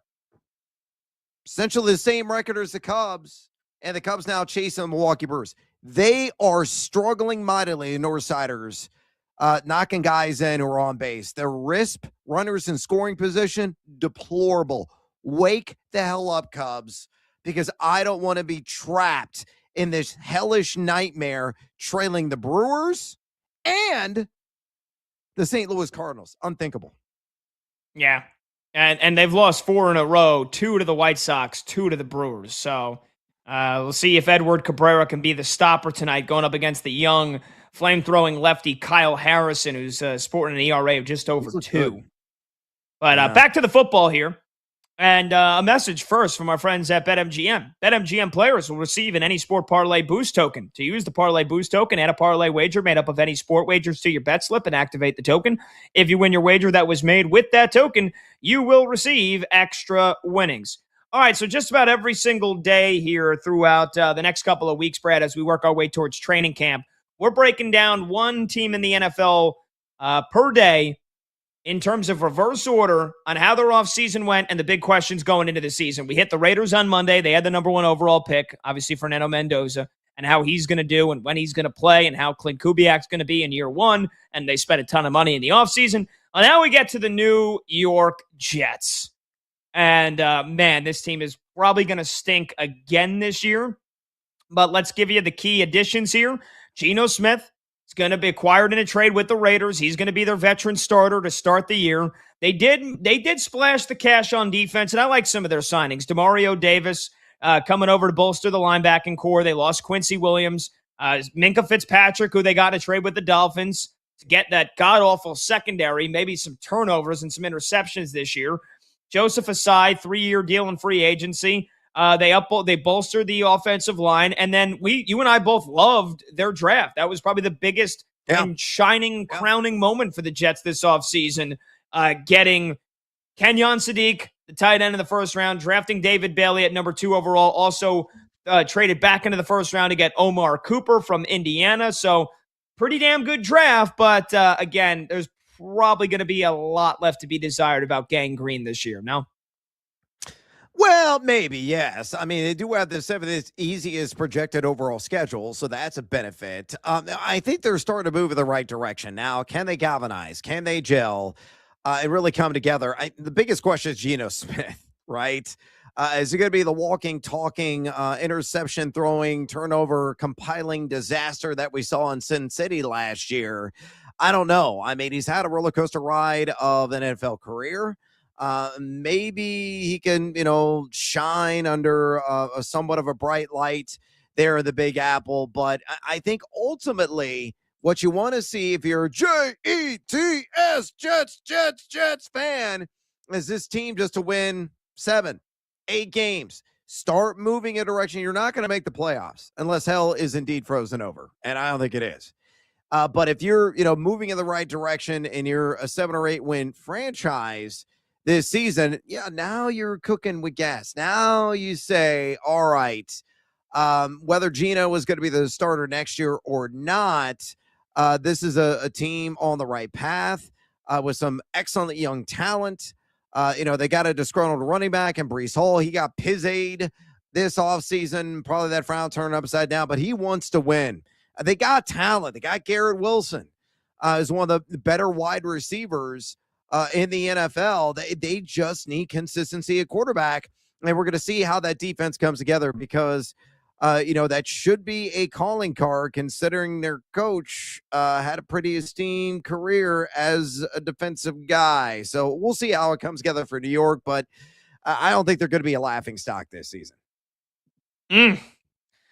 Oof. I've heard that before. By the way, Frank Reich, the new offensive coordinator as well. They did make the trade last offseason to get A.D. Mitchell. So you mentioned that offense, and Breece Hall finally got paid after probably thinking he was never going to get paid. Kenyon Sadiq. Yeah, there is a lot of potential for this offense, but I don't know if I trust Geno Smith much. I think at the end of at this stage, he's probably cooked. He had similar level of talent weapons last year in the Raiders.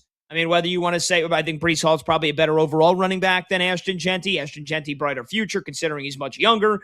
But Garrett Wilson, as big of a weapon as Brock Bowers. I know they play different positions. But again, Geno Smith, he couldn't stop throwing picks last year, man. Couldn't stop throwing picks. Problem. And so I just don't think there's going to be much about the Jets that turns his career around here. This is probably looking at the last year of Geno being a starter, and maybe the last year or two of him being in the league. I just think he was that bad last year. And I loved watching Geno's resurgence with the Seattle Seahawks a couple of years ago. I really did. Remember, the Jets also traded away Sauce Gardner last year at the deadline, and that's why they had 2 first-round picks in the draft this year. And they traded away Quinnen Williams, and that's why they've got 3 first-round picks in the draft next year. But, Brad, why don't we try to focus on the positives here, right? Let's do a little 3-point stance with the Jets. So let's do it. 3 questions. You put this together for each team. Top fantasy football value, favorite player or team prop, and then over-under on the team wins. So let's start with you here. Which player for the New York Jets brings the best fantasy football value? Yeah, cue the little dance all days there in the background. I think Breece Hall is undervalued right now. RB 16, 33.39 in the overall average draft position. So to put that in a context, you're in a 12-team format. You're looking at late second round, like right around the turn there in the third round. I think it'll be worth every single penny at that juncture of the draft. A guy to do it all running back. And has the shimmy and shake to get the job done. A 3.01 yak per attempt last season. That was top 30 in the NFL among qualifying running backs. He was top 20 in total missed tackles forced with 19 in totality. Number 21 in total yards created. So again, he's a crafty running back. And that was on just a bottom barrel, embarrassing franchise last year. And if this team is improving and is starting to repair some of those weaknesses, he could have a much better overall campaign. He was RB 20 last year with 1,065 yards on the ground, 36 receptions, a bit underwhelming for him. He is capable of catching 60 balls in a season and only had 5 total touchdowns. I think he will improve across the board in every single category. Mike Clay at ESPN has him projected for 1,161 ground yards, 8 rushing touchdowns, 52 receptions, 463 receiving yards, and 3 receiving touchdowns. That's RB 13. I think he could be, a guy that flirts with the RB top 10. He could be that good. The offensive line, I think, is going to be a top half unit overall.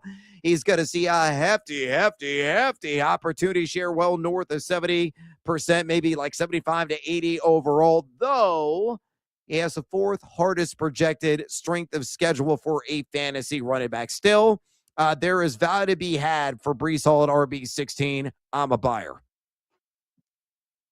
Yeah, I'm going Kenyon Sadiq here, and I love the kid from Oregon. You love him. We both love him. We love that pick, and I know the Jets also have a tight end on their roster that they drafted in the 2nd round last year, Mason Taylor from LSU. And I like Mason Taylor early on in the season. I mean, he had a 9-catch game against the Dallas Cowboys, and I was like, oh, this guy's about to take off. He only had 2 games the rest of the year where we had 5 catches or more, and his snaps were in the 60s earlier in the season. It's going down to the 40s and the 30s for a couple of games as the season went on. And now you got a brand new offensive caller and play caller in here, and Frank Reich. And he, again, we know the NFL is kind of, as Sean McVay does, everybody else will follow, right? So they've got 2 tight ends, expect a lot of 12 personnel, maybe some more 13 personnel for the Jets with Garrett Wilson, that one receiver. I don't know, maybe they go, there's going to be some formations where you'll see Omar Cooper and A.D. Mitchell, but I think for the most part, Kenyon Sadiq is going to get a lot of burn because he ran a 4.39 freaking 40-yard dash and had a 44-inch vertical jump. You don't draft a tight end in the first round if you're not planning on using him. So he's tight end 19, Brad. His ADP, average draft position, is 151. And I think he could end up being one of the top weapons on this Jets offense. And if their offensive line isn't very good, what did Geno Smith do in the beginning of last year? Just threw the ball to Brock Bowers over and over and over and over again. A nice security blanket like Kenyon Sadiq for a quarterback that has to get rid of the ball quickly. I think Kenyon Sadiq is going to be, he could be a freaking star. He could be one of the best 10 tight ends in football in a very short time. So this might be the only year that you can get this guy towards the end of your draft. I do think if you're looking for a long shot, Kenyon Sadiq for the Jets would be that. Brad, your favorite player or team prop for the Jets this year in 2026 is what? Oh, let's echo that sentiment on the freak. Kenyon Sadiq. Give me the over. Just 475.5 receiving yards, Pat, and our friends at BetMGM at a -115. You gave a lot of the reasons why I really like the skill set. Obviously, the speed, the 4.39 40-yard dash. You can run every route in the tree. Guy needs to finish more effectively the ball in his hands down the field, but he only wears mediums because the dude is jacked. He's absolutely yoked. The guy can absolutely bench press multiple beer kegs at a single press, at a single time. He is going to win a lot of those one-on-one battles at the next level. I think Wright can get really creative with him in terms of his deployment in this offense. Like you said, a lot of 12, 13 personnel, so he's going to see a ton of action. I think he's going to catch at least 65 balls, if not 70. I think he could top this number by 100, 125, 150, 475.5 yards. Give me the over with Kenyon Sadiq. Yeah, I'm going to go with, I'm actually going to fade here, the Jets. No surprise. It's a theme outside of Kenyon Sadiq. I do like Kenyon Sadiq, but I think a lot of the other players on the Jets could be faded, and Garrett Wilson is one of them. Under 1,000 yards for me for Garrett Wilson. Now, here's the thing. If Garrett Wilson can stay healthy, then this could get blown out of the water because Garrett Wilson, despite all the poor quarterback play in the first couple of years as a New York Jet, 1,103 yards in his rookie season, 1,042 yards in his second season, 1,104 yards in his third season. Only 395 last year because of that knee injury that cost him basically more than half the season. And he was off to a good start in the first 5 weeks, racking up, let's see, an average of, I had it here. All right, sometimes the notes just go away. I think it was about 350, 400 yards in the first 5 games. So he was well on his way to no more than 1,000 yards. I mean, despite the Jets, despite the Jets paying Breece Hall, despite them drafting Kenyon Sadiq, I think that teams are still going to focus on Garrett Wilson. And if you could take him out of the equation, you're going to take away the biggest part of this Jets offense. Then again, if you're taking somebody's under for the season long, not rooting for anybody's injuries, but if he does get injured, obviously, then it makes it easier to hit that under. So I just think, again, 1,000, he did it in the first 3 seasons, but I just think things have changed here in New York. I think people understand how great Garrett Wilson is. They will force other pass catchers to try to beat them. And if that is Kenyon Sadiq, great. Then you and I would both be right here, Brad. Finally, the Jets team wins this year. Their total, our friends at BetMGM, 5.5. Are you going over? Or are you going under for Gang Green? I'm taking the over, baby. I think it's going to be a 6-pack of wins. Now, Mike Lay at ESPN's kind of projected to win 7.1 games. They have a 54% or greater win probability in 7 games. I think that's a little bit of aggressive of a prognostication. The strength of schedule is the 7th easiest, so that definitely helps them. The offense, though, the big question mark. That defense should be much improved with all the investments they made. We'll see if David Paley, their top pick, can really make an instant impact, a positive offensive line. Yeah, man, I think the Jets are finally going to start moving in that right direction. So I say they win 6 games on the nose. That bests the 5.5 by the hook. Yeah, I'm going under. I'm sorry. I just think they're going to be terrible again. I think they're going to be in the mix for the number 1 overall pick. I know they play the Titans week 1. That's a 50-50 game. The Titans are actually a field goal favorite. And then they've got some very weak teams on the schedule. They do play the Browns. They play the Dolphins twice. They play the Raiders at home. But with Fernando Mendoza playing quarterback, that they'll probably be underdogs. They do play the Cardinals. I just think this team's going to be terrible. I think Geno's going to be terrible. I think Aaron Glenn might get fired midway through the season. I think it's going to be another lost year. And then next season, Jets fans will all convince themselves that they found their savior when they draft a quarterback in the top 3 of the draft. So I'm going under 5.5 for the Jets. 310-840-4910. When we come back, we'll do a little multi-sport, multiple choice here on this hump day as we're getting set for a couple of big playoff games coming up tonight. And we've got breaking news in that Spurs-Thunder game. Some injury news you're going to want to hear when we come back. He's Brad Evans. I'm Pat Boyle. This is BetMGM tonight on Westwood One Sports.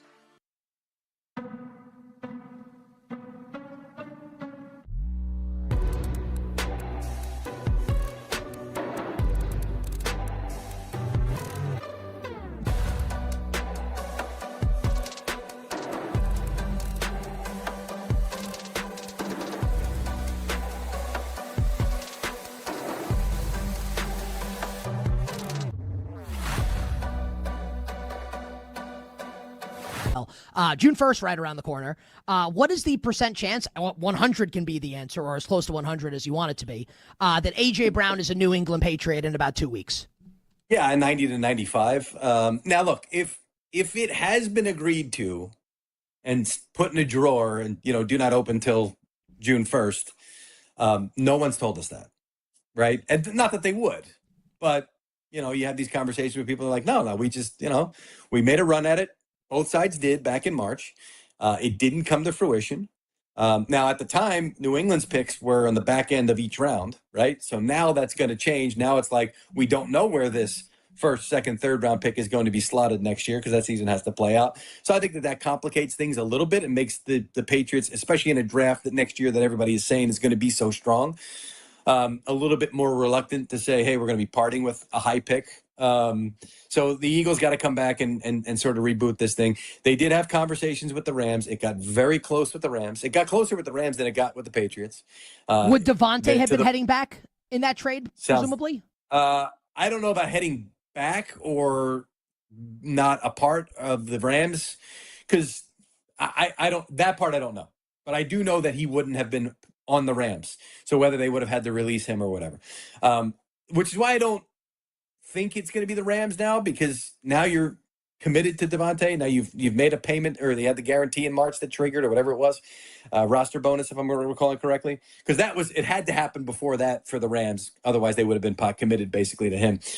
There's also, and there's nothing to say that the Eagles can't say, well, we'll take on a certain amount of money to facilitate this now, because for the Rams, they're going to say, well, we're going to have to keep both. How are we going to pay both? We've got so much other stuff that we have to pay for as well.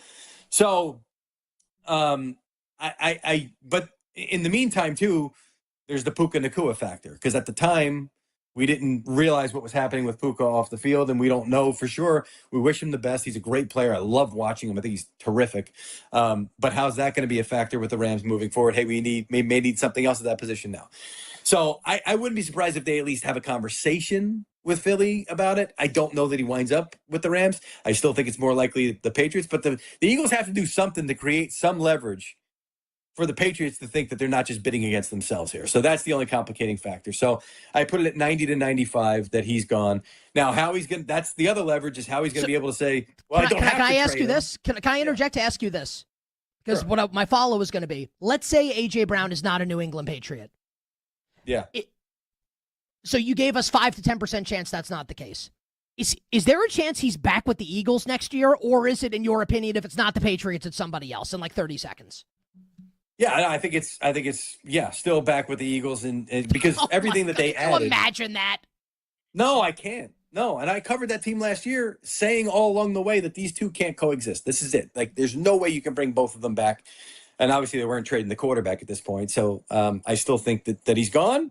I still think most likely he's a Patriot. But it's May 20th, and we've got 11 more days till we really find out, huh?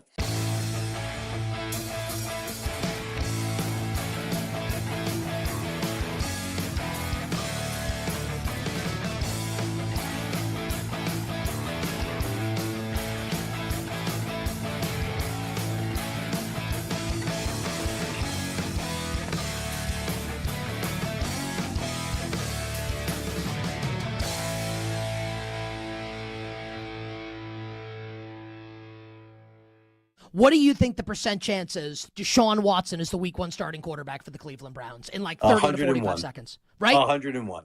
Yeah, I've no matter what happens, as long as he's healthy, he's going to start. I mean, if he looks horrendous in camp and preseason, right, which I don't think he will, but no, I've said, I think I phrased it back in March that he's in the pole position. Everything I heard out of the combine, Senior Bowl week, I remember talking to a guy, and they were like, look, Deshaun Watson's going to start for this team. You guys know that, right? But there'll be a competition for it to play out. But I think in the end, Deshaun Watson, I know Deshaun Watson's going to start for this team.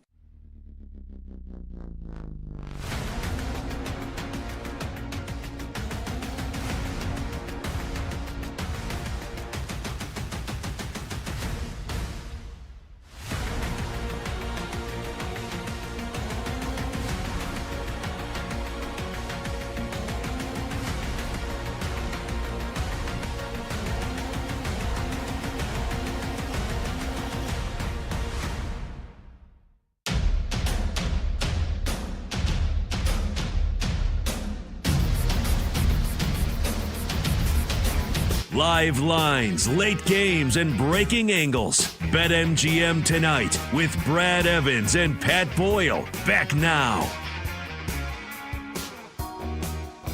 Welcome on back. BetMGM tonight, Westwood One Sports. He's Brad Evans. I'm Pat Boyle. The phone number to join the show is 310-840-4910. Quick reminder, programming note, we're going to talk to Antoine Staley coming up at the top of the hour. Covers the New York Jets for the New York Daily News, but we're going to ask him all about the teams in the AFC East. So we'll throw some Patriots, Dolphins, and Buffalo Bills questions at him for sure. Antoine Staley coming up at the top of the hour.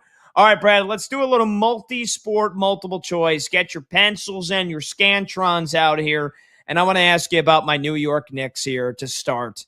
The Knicks' 22-point epic comeback to take Game 1 against the Cavs will propel the Big Apple representative to win the series by how many games? Brad, do you think it'll be A, in 4 games, a sweep? B, 5 games, gentleman's sweep? C, you think the series goes 6 games? Or D, do you think it'll go 7? Or E, do you think the Cavs still win the series? What do you say, Brad? Well, Ian, get the hell out of here. That's not going to happen because I am on the bandwagon with both cheeks firmly planted because you eat, you breathe, you sleep the New York Knicks. It is in your court. It is pumping through your veins. I'm sticking with what I said last night. This game, or this series, will end 4-1 New York. It'll be a gentleman's sweep, and yes, I bet on it at plus 320 at BetMGM. Final answer, B5. Yeah, I'm gonna copy and paste, man. I fully agree with you here. Now, again, I would have had a much different answer if that 22-point comeback didn't happen last night. But I did say yesterday before the Game 1 began, you and I both agreed that it would be 5 because I think the Knicks are going to win both at home. I think they'll find a way to win 1 in Cleveland, and then they'll close it out back home at the Garden in Game 5, where they have been so damn dominant at home this year. So, yes, I agree with you, B. Gentleman's sweep for me as well. All right, examining the baseball futures markets on BetMGM, the best buy to take down the Dodgers for the National League pennant and get to the World Series is which team? Is it A, the Braves at 5-1, Is it B, your Chicago Cubbies at plus 650? Ugh. Is it C, the Phillies, who at one point were 10 games under 500 and now look like one of the best teams in baseball at 11-1? Is it the Brew Crew, now in first place in the NL Central at 12-1? E, the Padres, who are right behind the Dodgers in their very own division and playing each other again tonight. San Diego, a half game back for that division lead. They're 17-1 to make it to the World Series. Or F, any other team in the National League. If the Dodgers are not getting to the World Series, Brad, who is? Yeah, look, I would love to say be the Chicago Cubs, but they're really letting me down right now. The staff has a lot of questions. They've had a number of injuries. They've really mounted. They're starting to get healthier on the back end, but still some question marks there. It's got to be the Bravos, right? Atlanta at 5-1. The best chance to take down the LA Dodgers and represent the National League in the Fall Classic. Oh, look, they got Ronald Acuna Matata. Ozzy Albies, Matt Olson, they got some boppers. Austin Riley's starting to heat up right now. They have Chris Sale, who's firmly in the NL Cy Young race, although he's probably going to be the outside looking in. Could be Shohei, could be Paul Skeens, but he is right there amidst that competition. They've got a pretty good staff overall, A-OK bullpen. Not a ton of weaknesses, and certainly going to be buyers at the trade deadline, and they'll only bolster with additional arms or bats if needed. So give me A, the Atlanta Braves at plus 500. I said it before the season began. My World Series prediction, Brad, was Yankees and the Cubbies, and I'm sticking with it.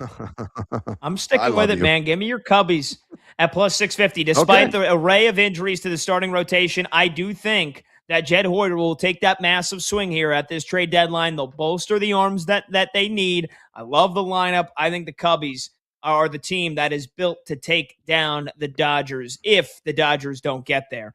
Finally, among the following pecking order of wide receivers, which one has the best chance to total 1,000 yards and 5 or more touchdowns this upcoming NFL season? Is it A, Alec Pierce of the Colts, B, Brian Thomas of the Jaguars, C, Matthew Golden of the Packers, D, Romeo Doubs now of the Patriots, or E, Xavier Worthy of the Chiefs?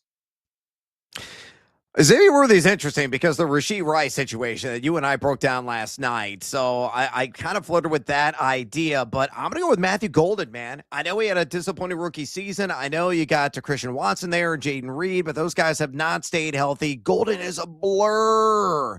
And hopefully he can build up the rapport and chemistry because he was supposed to be a breakout star based on his breakout training camp and preseason. It didn't materialize in the regular season. This could be the year it does, though. Give me C. Golden.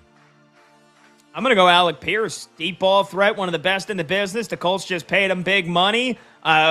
He can absolutely get the 5 touchdowns, and then is he just going to catch enough balls to get to 1,000 yards? Yeah, I think he could. All right, when we come back, we're going to talk to Antoine Staley, ask him all about the AFC East when we return right here on BetMGM tonight, Westwood One Sports.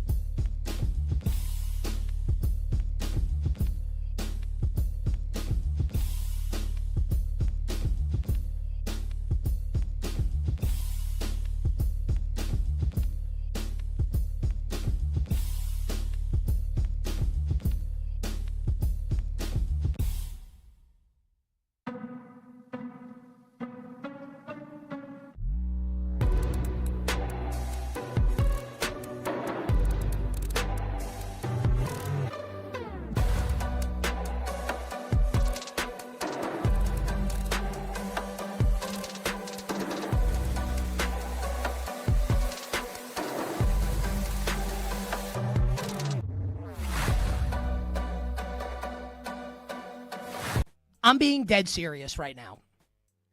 You know what? Like I said leading into break, this isn't a hot take. I mean, it is, because they would never, ever, ever do it, nor should they. And I wouldn't do it if I were the Cavs.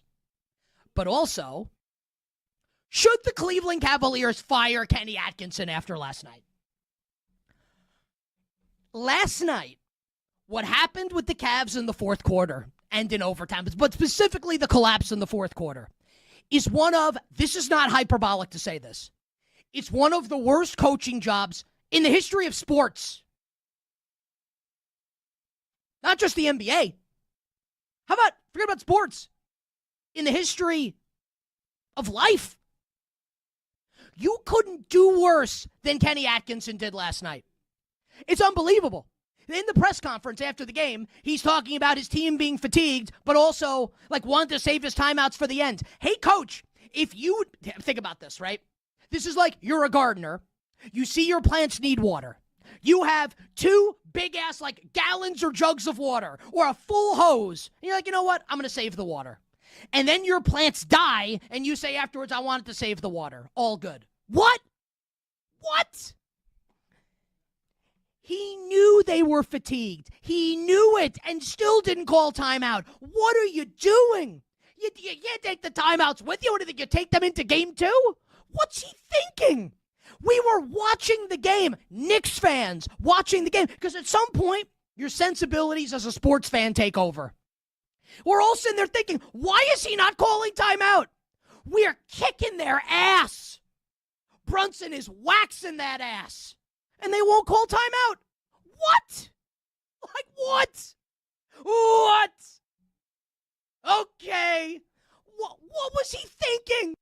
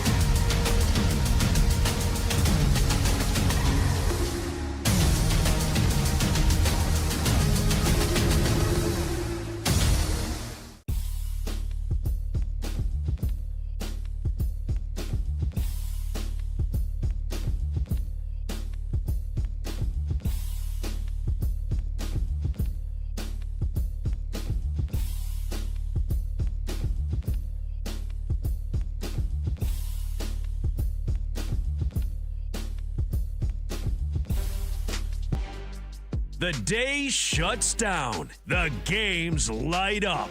This is BetMGM Tonight with Brad Evans and Pat Boyle on Westwood One Sports. Hey-o! Welcome on back to BetMGM Tonight here on Westwood One Sports. He's Brad Evans. I'm Pat Boyle, and we are brought to you by BetMGM. Make it legendary. Download the app today. Please gamble responsibly. Hour number 3 of our Hump Day, Hump Night show continues. Hour 3 kicks off right now. You can watch the show live on YouTube. Just search BetMGM Tonight and hit that subscribe button. You can watch the show live on Twitter at BetMGM Tonight. And you can listen to the program on the Westwood One Sports app, the Odyssey app, SiriusXM Channel 375, and hundreds of local affiliates throughout North America. Let's get to the guest line here. Let's continue to talk some more football, talk a little Jets, talk a little AFC East.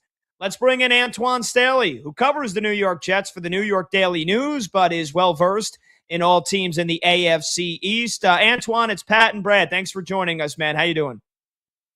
I'm all right. How y'all doing? We're doing great, man. Let's start with Gangrene. And expectations are not very high, and that's not breaking any news. Geno Smith is going to be QB1 coming off a rough year with Vegas. The Jets traded away Sauce Gardner and Quinnen Williams at the deadline last year, and they're still very much in rebuilding mode.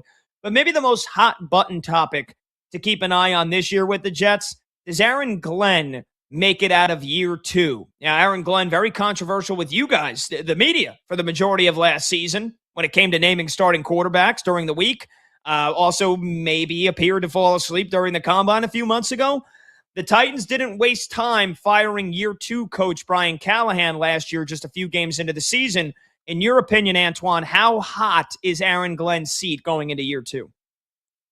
I mean, anytime you're the coach of the Jets, I mean, the seat is always hot. But especially with Woody Johnson, who's really unpredictable at times. We also haven't spoken with Woody in over a year, so we have no idea what he's exactly thinking. But, from what I've heard, after last season, he wasn't very happy at just the way the outlook was. Like, you're losing 5 games by the span of 23 points or more in all 5 of those contests. And, really was non-competitive, like, throughout the second half of the season. Really, basically all year out minus 3 games. So, yeah, I think it's fair to wonder if Aaron Glenn would make it out of year 2. I think, obviously, I don't think the Jets are going to make the playoffs. I don't think just about anybody does. But I do think they've improved in a lot of different areas on both sides of the football. Getting Geno Smith, substituting him for Justin Fields, I think would help out a little bit. He needs to cut down on the interceptions. But one thing about Geno is he will put the ball up in play, for his receivers like Garrett Wilson, like Omar Cooper Jr., who they just drafted, Kenyon Sadiq from Oregon, too, as well. They have a lot more weapons than they did a year ago. And defensively,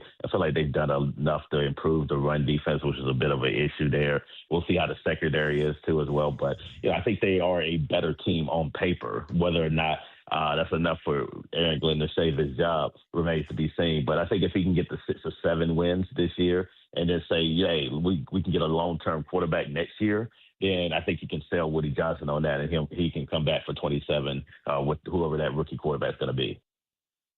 All right, some positive vibes for the Jets. Antoine, let's talk about the supposed class of the AFC East, and that being the New England Patriots. Mike Vrabel has been in the news somewhat, you could say, over the last few days, but let's focus not on his off-the-field transgressions, rather his squad, the New England Patriots. Is it a foregone conclusion this team acquires A.J. Brown in early June? If so, are they primed to defend their AFC title, in your opinion? Also, for fantasy purposes, help me out. Who is the better stat compiler this year at running back, Travion Henderson or Ramondre Stevenson? So flesh out Foxborough for us overall in terms of A.J. Brown and the RBs.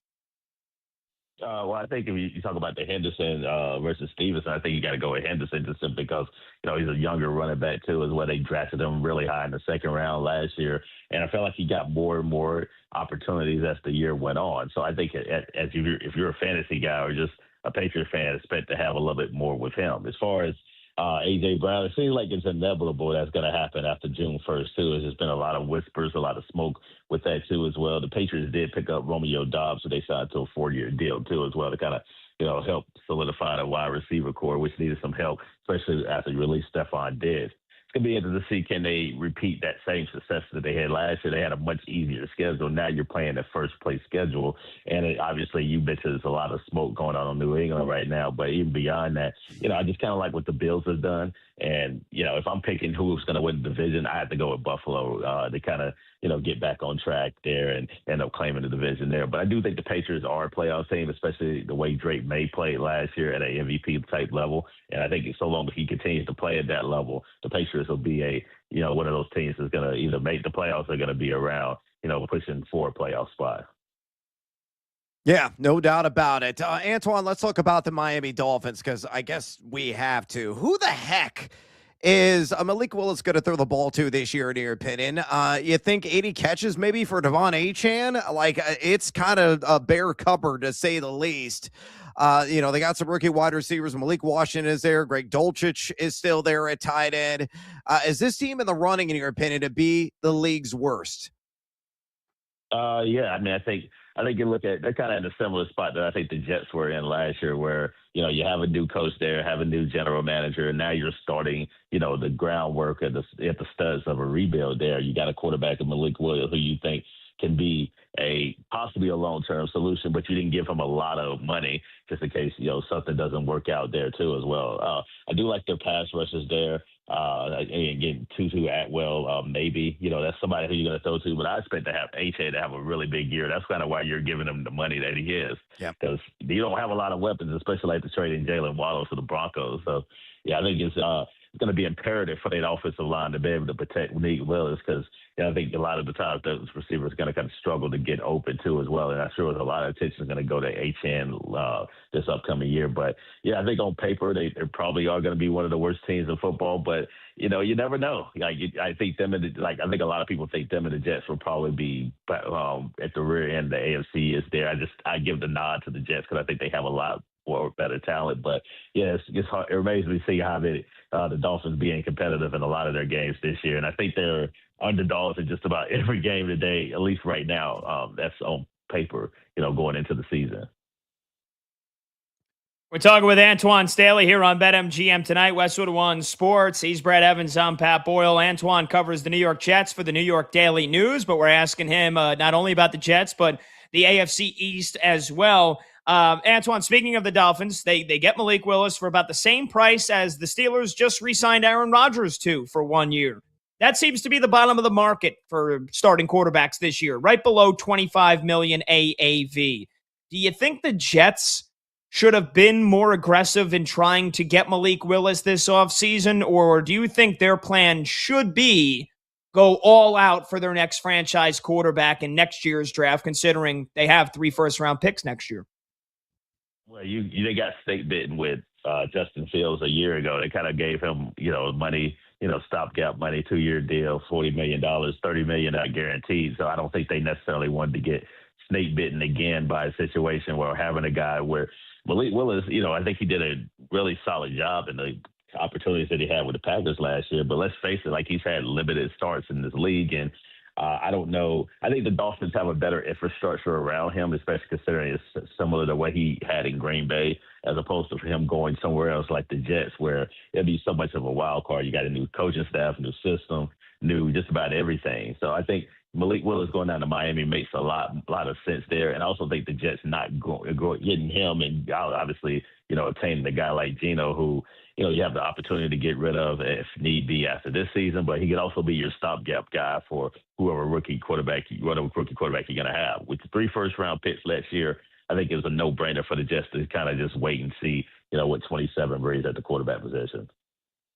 And Antoine, I know Brad is going to ask you about the first-round picks that the Jets selected in last month's draft in a bit. I want to ask you about their second-round pick, D'Angelo Pons, the corner from Indiana. Jets secondary that broke an NFL record for going an entire year without an interception. Do you think D'Angelo Pons can have an immediate impact? Do you think he can maybe be a starter in this defense? Yeah, I wrote about that on Tuesday. Yeah, I think he is going to be their nickelback starter as well, at the cornerback position too, alongside Brandon Stevens and, maybe AZ Thomas or Jarvis Brownlee, whoever wins that other job opposite Stevens. But yeah, you're talking about Pons, somebody who's really aggressive there, 5'9", but doesn't necessarily play like it either. But he's somebody that played against some of the best talented wide receivers in the nation last year, especially the Big Ten. Played against Sadiku, tight end, who's now his teammate, with the Jets too as well, and really played. Jeremiah Smith is probably as well as you did play him throughout the course of his career and his season there. But I think Paz is going to come in and. Yeah, I think he's a solution to some of their interception woes or lack thereof. They only had 4 takeaways all of last year, which was by far the least in the NFL. But having a guy like him who can ball hawk, but also somebody that's aggressive with, bigger receivers, I think it's a good thing for the Jets. And I think he's going to get a couple of them in this rookie year at least. Yeah, let's continue on with the Jets conversation because America demands it, Antoine. We got to talk about those first-round draft picks. Defensive end David Bailey, of course, number 2 overall on tight end Kenyon Sadiq, who Pat and I are giant fans of his skill set. Amari Cooper, still one of the best catches you ever see at the college football level out of Indiana.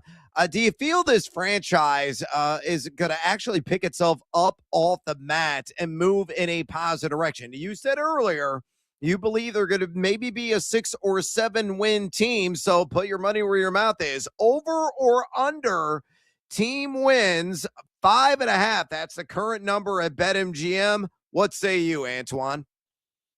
Yeah, I'll go over. Like I said, I think they'll give them at least 6 wins there. I think the schedule is difficult, especially early on where you're playing the Packers, Lions, and Bears all in the row from weeks 2 to 4. But there's some opportunities on that schedule too for the Jets, especially in the middle of that season there. So yeah, I think they got a shot to at least get some quality wins there. You play games like the Raiders and the Dolphins too as well later on in the season. Both games against Miami, I think, are truly winnable. And, the Jets can, possibly pull off an upset too. But it starts with week 1. If they lose week 1, then I think they in a world of trouble. And remember, we already talked about, Aaron Glenn potentially being on the proverbial hot seat. You don't want to get in a situation where you go to your home opener 0-1 against the Packers team, who did lose 5 straight in the last year, but, a good quality football team that they're going to compete for a playoff spot once again. You definitely want to go into your home opener week 2 with some positive momentum, whether you win or lose that game. But if you don't, it can be really ugly really quick and, get up to an 0-4 start before you go to Cleveland and host Cleveland in week 5. That is true. We're talking with Antoine Staley here for another 2 minutes or so on BetMGM tonight, Westwood One Sports. Antoine covers the New York Jets for the New York Daily News. You can follow him on Twitter at Antoine Staley. So finally, the one team we haven't really talked about is probably the best team on paper in the AFC East. Although, don't tell the Patriots that. But the Buffalo Bills had some gigantic changes this offseason, Antoine. They fired head coach Sean McDermott, got a brand spanking new multi-billion-dollar stadium, and are once again, as they were for many, many years, now chasing the New England Patriots for the division this year. Some of the biggest headlines this offseason, though, have revolved around often maligned receiver Keon Coleman. Remember, the Bills infamously let the Chiefs jump to their spot in the draft 2 years ago and get Xavier Worthy, and Buffalo selected Keon Coleman. It's been 2 years of frustration, healthy scratches because of missing meetings or showing up late. And then this offseason, he basically got thrown under the bus by GM Brandon Beane and owner Terry Pegula. Keon Coleman this week said this year is a make or break for him. He's only 23 years old. Do you think it will work out in Buffalo, or do you think we'll see Keon Coleman on a different team next year, Antoine?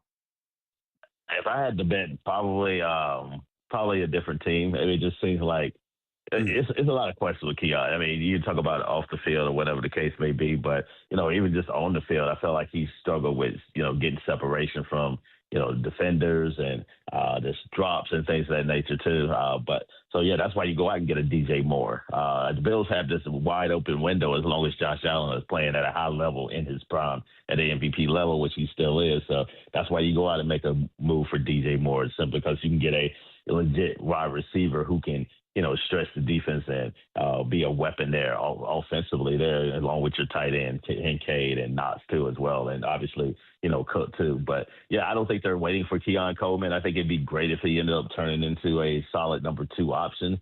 But if I had to guess, yeah, probably he'll be on another team next year. It just hasn't worked out for a variety of different reasons. And, I think a lot of it is just, the skill set or, lack thereof that he, has in NFL coming into the league.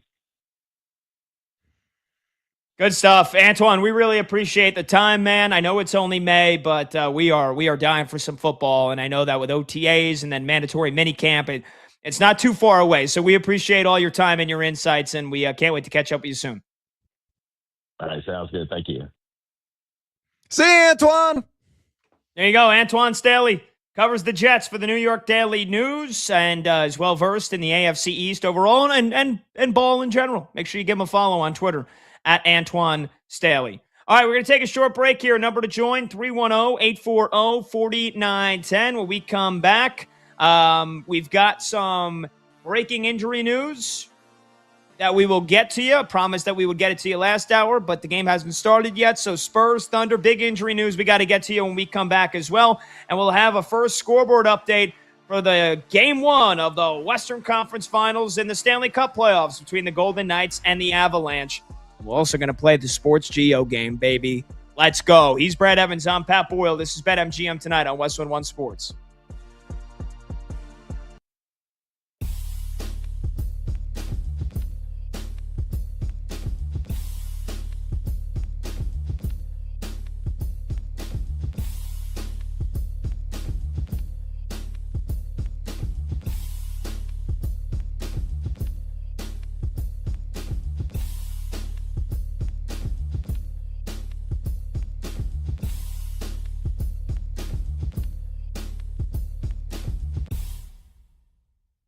When you have a night like that, like I had last night, it transcends sports and it becomes a great moment in your life. So I'm reticent to say last night is one of the great nights of my life as far as being a sports fan goes. No. Like, this is way, way, way more than that. We all love sports way too much just to put it in a separate bucket, to separate it from the great moments in your life. No. Last night, and I understand it's only game one of the Eastern Conference Final, but I don't know what more you could have expected. And I'm a Knicks fan with the way things have gone throughout my entire life, that I can honestly sit here and say to you, Wednesday morning, May 20th, year of our Lord 2026, that Tuesday night, May 19th, year of our Lord 2026, it's one of the best nights of my life. One of my favorite nights in my entire life. Not an exaggeration. Everything you could have wanted, everything you could possibly dream of, we got last night, at least as Knicks fans. As Cavs fans, it was a waking nightmare. But as Knicks fans, this was a fever dream. Absolutely unbelievable. Knicks 115, Cavs 104 in overtime. And, before we analyze the game, and I'll tell you about my experience, I think it's important to do this, right? Because I'm a bettor. We love talking betting on this show. You know the roots of this show lie in sports betting. Let us please have a brief moment of silence for anybody that bet the Cleveland Cavaliers last night, plus the points. I felt like that was appropriate. Because if you bet the Cavs last night plus the points, forget about it. That's as bad as it gets. Just an absolutely brutal loss. Just to take you through, I will give you my opinion on the game and what went wrong for Cleveland and what went right for New York. It was unbelievable. But, this game was over. Like, it was done. The crowd was dead. And it's not dead because Knicks fans suck. Knicks fans are the best. And you know what? I'll tell everybody, piss off this morning. And I'm filled to the brim with New York pride this morning. New York forever, and everybody else can go, you know what?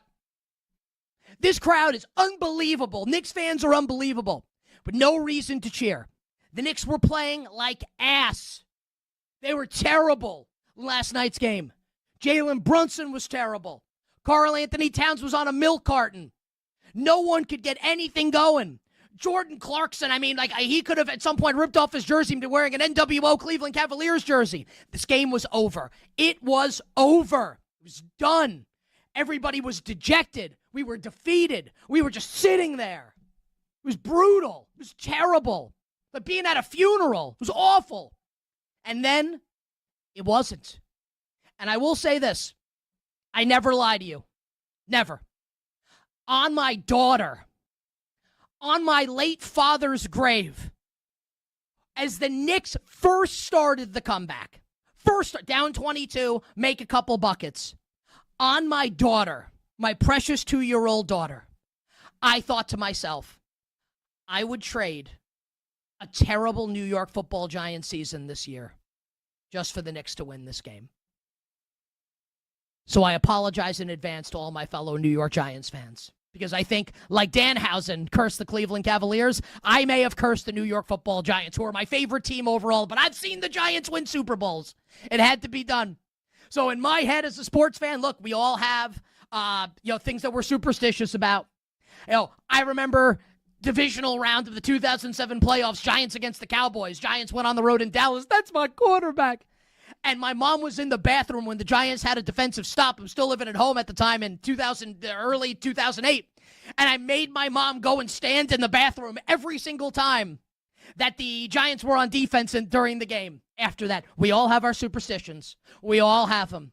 And, and that's 20 years ago, just about here. Even at the age of almost 43, I turned 43 in like 2 weeks. I still got it. I still got them. And that's the beauty of sports. That's the beauty of this whole thing, is it reduces you down. And reduce is the wrong word, because reduce makes it sound negative. No, this is great. It transforms you.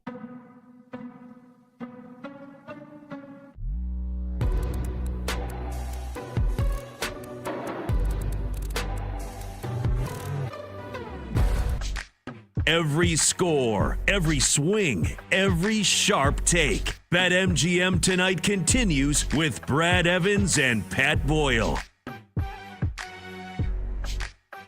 Welcome on back. BetMGM tonight, Westwood One Sports. He's Brad Evans. I'm Pat Boyle. Phone number to join is 310-840-4910.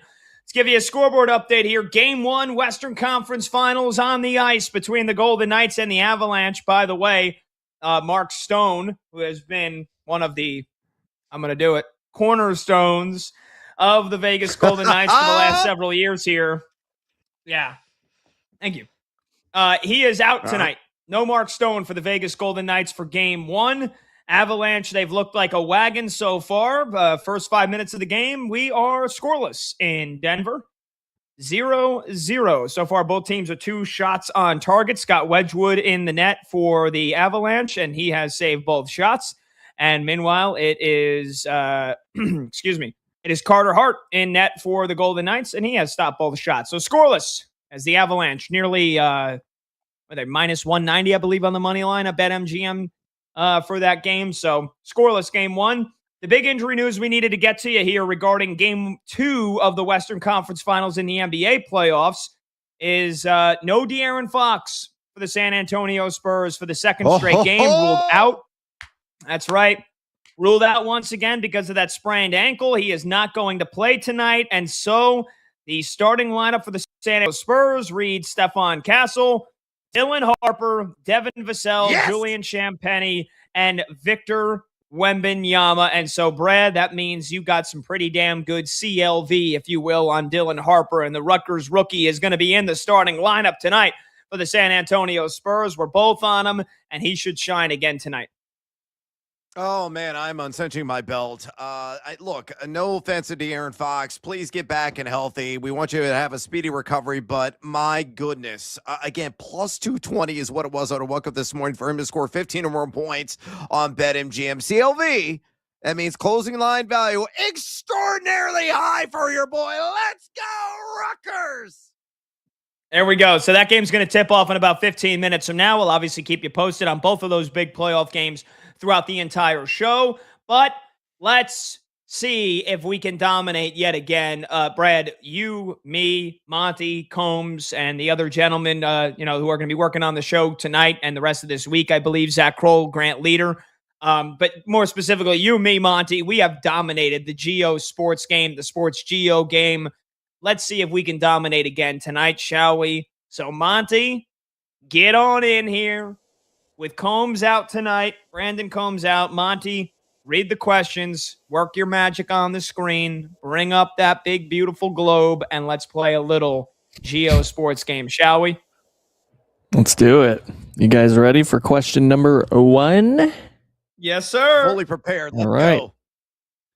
Going football. The Rose Bowl, played January 1st most years, has anchored this city since 1922. I think we know where this is going. Oh, my God, that's a layup. Pasadena, California. Monty, do you have any idea where Pasadena, California is? It's by L.A. I can tell you that. It is a suburb of L.A. Pat, do you want to take a guess what direction that suburb is located in? I'm going to say North LA. I don't know, honestly. It's kind of north and east, towards some of the hills and lower mountains outside of Los Angeles. So Monty, expand out for me if you're watching the video broadcast of our show right now, because I don't know where the hell you are in California. You're it's like half ocean. By LA, I think you're in dude. the Bay Area. No, are you?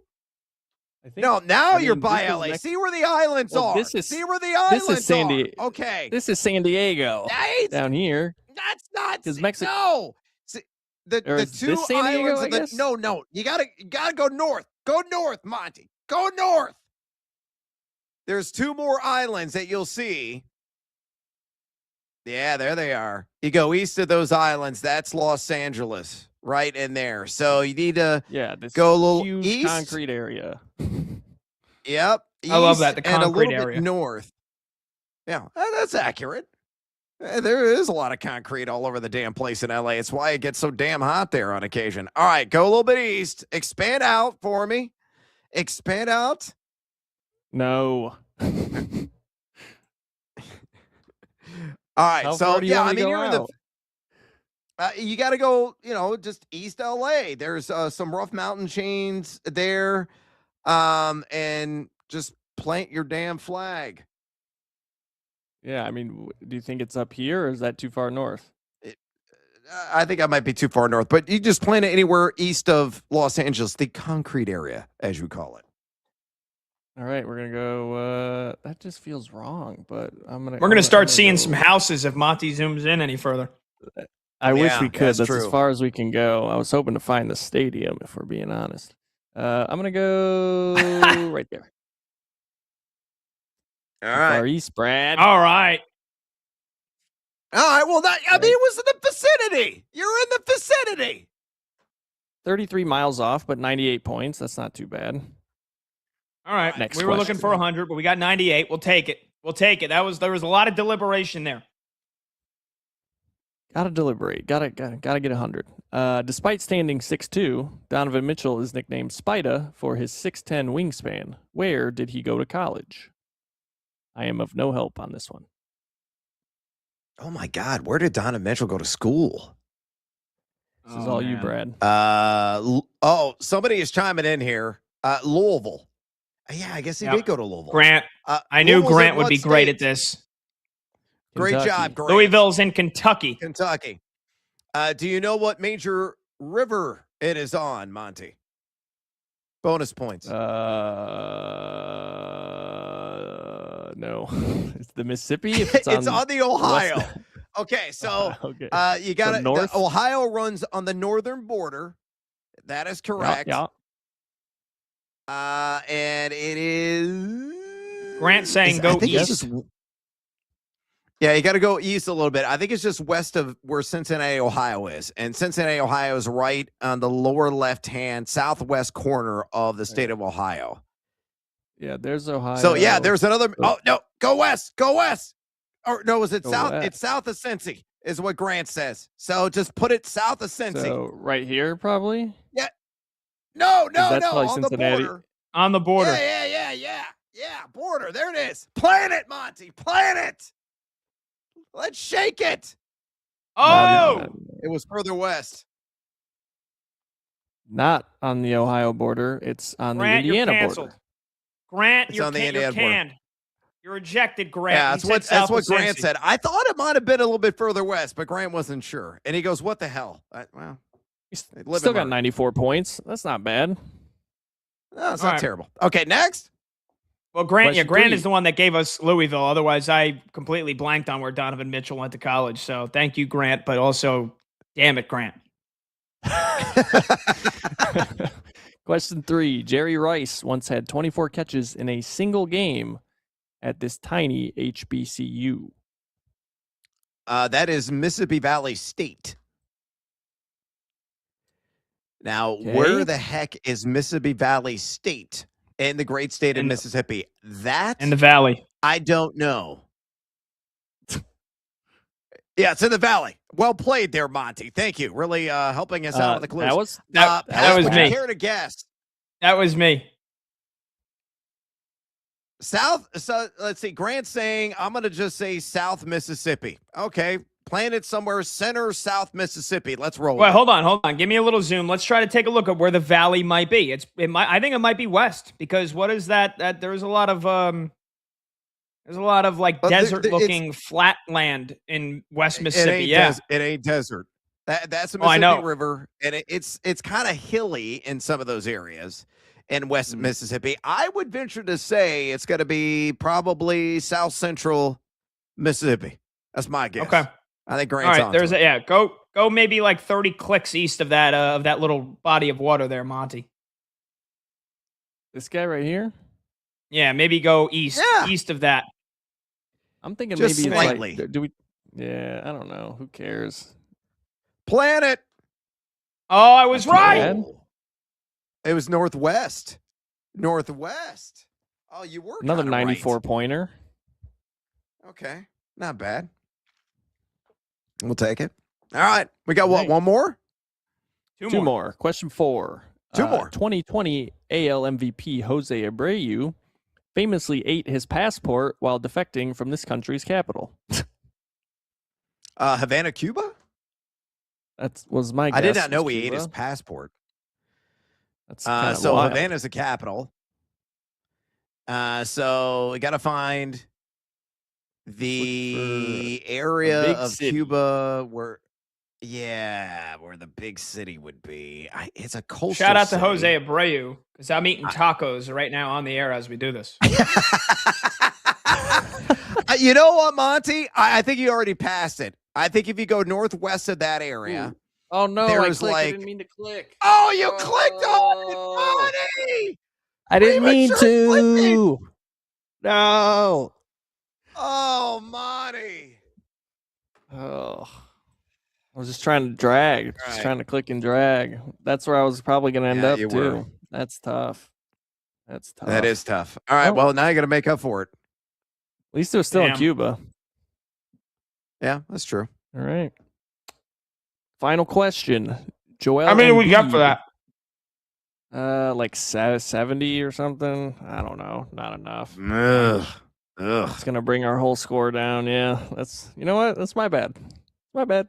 You know, I could be Kenny That's all right. Atkinson on this one.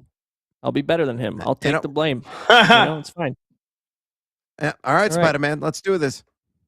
Joel Embiid was born in this capital in 1994 and was a star on the volleyball court. Where's he from? Anybody know? From Africa. He is from Africa, but where in Africa? It's a big I think he didn't he play he played for their team and then he said he was going to play for the US, didn't he? I have no idea. Dude. Grant is Grant is suggesting saying- Cameroon. He's from Cameroon. All right. My problem What the- is Africa sounds is a right. continent. Country I code. don't know where every country is. Can we Cameroon's on the find west. Cameroon. Cameroon's on the west coast. We're talking the It should curve? say CA. Is it giving you the abbreviations there? Man, Yeah, I don't know yeah, if that's. Are you sure it's on the coast? CA. I want to say that's like Central Africa. Is my guess. I got a GA. I'm not I'm seeing. pretty confident it's on the west coast of Africa. Not northwest, but yeah, like either central west or as you start to CI. Could turn. that be Cameroon somehow? that's Like, Ivory Coast or No, Côte that's d'Ivoire. Ivory Coast. Ghana. CM Cameroon would be my guess. That's got to be it. That's got Yeah, be that it. must be it. On the coast there. All right. Yeah, let's give it a whirl. Let's give it a whirl. Yeah, there you well, we go. gotta Oh, look for a Monty, big yeah. City now. Well, that doesn't look like a city. That looks like snow-capped mountains. Snow-capped mountains in Africa? Or- Yeah, sure. I don't know. I've never Leather shop been. in Arizona? Yeah, there are. There are. Kilimanjaro's got It looks snow like on it.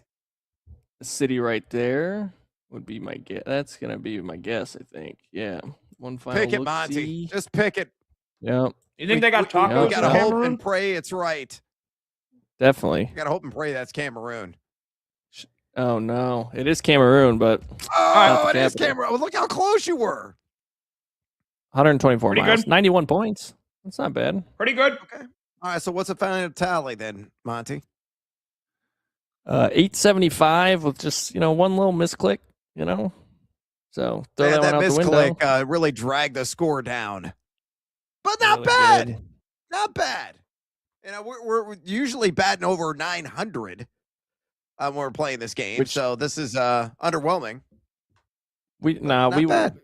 If it weren't for the misclick, we would have had like 970 plus, I bet. All right. Another I think kind of a B plus effort today, Pat. But for the most part for the week, I think it's been at least an A minus. Yeah, and look, this game is challenging. It's not, as we consider ourselves pretty damn smart. You're the geography guy, and we know ball. And I think that this game has provided a pretty good challenge. And honestly, thankfully, we had Grant, because I had no idea where the hell Donovan Mitchell went to college. Yeah, I was struggling with that one, and I was struggling with Cameroon for Joel Embiid as well. So collective effort. Well played, gentlemen. Yes. All right, good job. All right, when we come back, Joey Chestnut, is he in danger of missing the Nathan's hot dog eating contest? He got himself in a little bit of an altercation back at a bar in March that Brad might not have been too far from. We got a pretty wild story to get to you when we come back. And some scoreboard updates, because we'll have Thunder Spurs underway as well as Game 1 in the Western Conference Finals on the ice. You want to be a part of the show? Pick up the phone, 310-840-4910. You can call, you can text. This is BetMGM Tonight, right here on Westwood One Sports.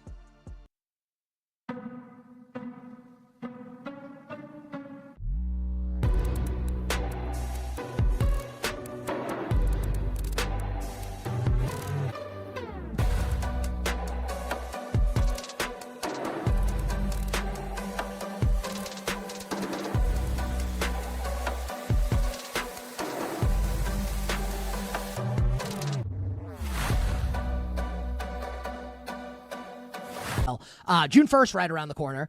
What is the percent chance, 100 can be the answer, or as close to 100 as you want it to be, that A.J. Brown is a New England Patriot in about 2 weeks? Yeah, 90 to 95. Now, look, if it has been agreed to and put in a drawer and, do not open till June 1st, no one's told us that, right? And not that they would, but, you have these conversations with people who are like, no, we just, we made a run at it. Both sides did back in March. It didn't come to fruition. Now, at the time, New England's picks were on the back end of each round, right? So now that's going to change. Now it's like we don't know where this first, second, third round pick is going to be slotted next year because that season has to play out. So I think that complicates things a little bit. It makes the Patriots, especially in a draft that next year that everybody is saying is going to be so strong, a little bit more reluctant to say, hey, we're going to be parting with a high pick. So the Eagles got to come back and sort of reboot this thing. They did have conversations with the Rams. It got very close with the Rams. It got closer with the Rams than it got with the Patriots. Would Devontae have been heading back in that trade, presumably? I don't know about heading back or not a part of the Rams, because I don't, that part I don't know. But I do know that he wouldn't have been on the Rams. So whether they would have had to release him or whatever, which is why I don't think it's going to be the Rams now, because now you're committed to Devontae. Now you've made a payment, or they had the guarantee in March that triggered, or whatever it was, roster bonus, if I'm recalling correctly, because it had to happen before that for the Rams. Otherwise, they would have been committed basically to him. There's also, and there's nothing to say that the Eagles can't say, well, we'll take on a certain amount of money to facilitate this now, because for the Rams, they're going to say, well, we're going to have to keep both. How are we going to pay both? We've got so much other stuff that we have to pay for as well. So, but in the meantime, too, there's the Puka Nacua factor, because at the time we didn't realize what was happening with Puka off the field, and we don't know for sure. We wish him the best. He's a great player. I love watching him. I think he's terrific. But how's that going to be a factor with the Rams moving forward? Hey, we may need something else at that position now. So I wouldn't be surprised if they at least have a conversation with Philly about it. I don't know that he winds up with the Rams. I still think it's more likely the Patriots, but the Eagles have to do something to create some leverage for the Patriots to think that they're not just bidding against themselves here. So that's the only complicating factor. So I put it at 90 to 95 that he's gone. Now, how he's going to, that's the other leverage, is how he's going to be able to say, well, I don't have to. Can I ask you this? Can I interject to ask you this? Because what my follow is going to be, let's say A.J. Brown is not a New England Patriot. Yeah. So you gave us 5 to 10% chance that's not the case. Is there a chance he's back with the Eagles next year? Or is it, in your opinion, if it's not the Patriots, it's somebody else in like 30 seconds? Yeah, I think it's still back with the Eagles and because everything that they Can you added. imagine that? No, I can't. No, and I covered that team last year, saying all along the way that these two can't coexist. This is it. Like, there's no way you can bring both of them back. And obviously, they weren't trading the quarterback at this point. So I still think that he's gone. I still think most likely he's a Patriot. But it's May 20th, and we've got 11 more days till we really find out, huh?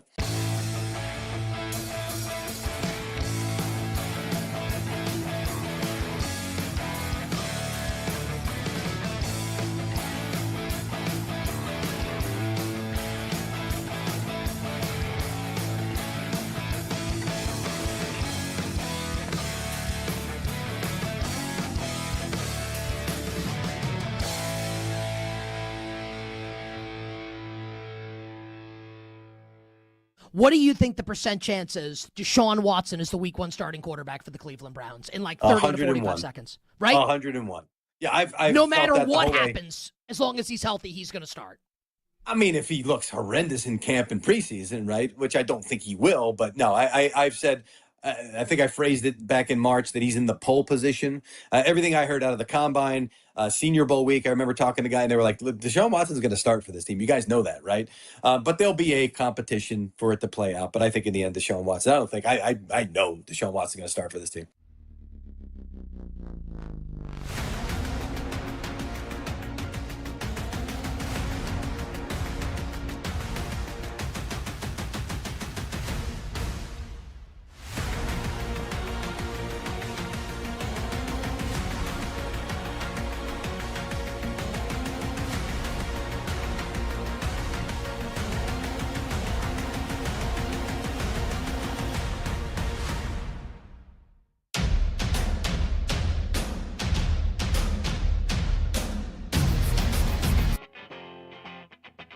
Every score, every swing, every sharp take. BetMGM tonight continues with Brad Evans and Pat Boyle. Hey, welcome on back. BetMGM tonight. Westwood One Sports. He's Brad Evans. I'm Pat Boyle. Phone number to join the show, 310-840-4910. Let's get you a quick scoreboard update here. Game 1, Western Conference Finals, Stanley Cup playoffs, Golden Knights and the Avalanche still scoreless in Denver. After all the goals we saw in those Sabres-Canadiens games, maybe this might be a more defensive battle with the Avalanche. The best defense in all of hockey this year. They were also the best offense in all of hockey, so not all that surprising. But also when you take a look at the Vegas Golden Knights, they were top 12 in goals against per game. So far defensive battle, those two teams. And then they're underway in OKC, game 2 in the NBA playoffs in the West. Spurs and the Thunder. And I don't believe we have a score yet. Let me actually pop this puppy on here. Hold on, the game cast could be wrong because it's showing some rigmarole for me, Brad. I got a commercial. I got 10:42 left to go in the first quarter with no score. So I don't know if that's right or not. They're playing 4 quarters basketball. I love it. This might be one of the, okay, no, here we go. All right, I got the right score now. It's 10-9 Spurs with 9 minutes to go in the first quarter. So actually quite the opposite. So quite a bit of scoring here in the first 3 minutes. Let me see if I can get a proper box score here on NBA.com. And I can.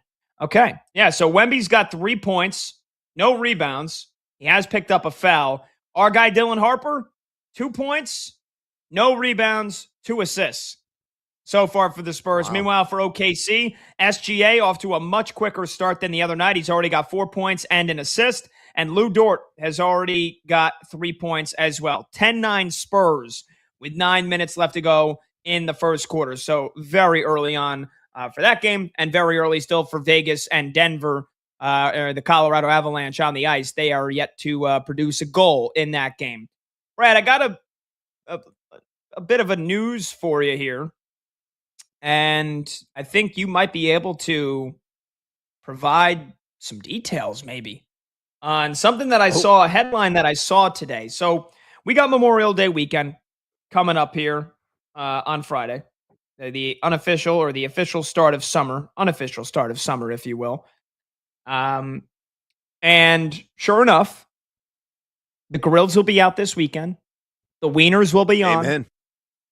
The wieners will be Toasting. out, and they'll be on that grill. Buns will be toasting. Burgers are getting flipped.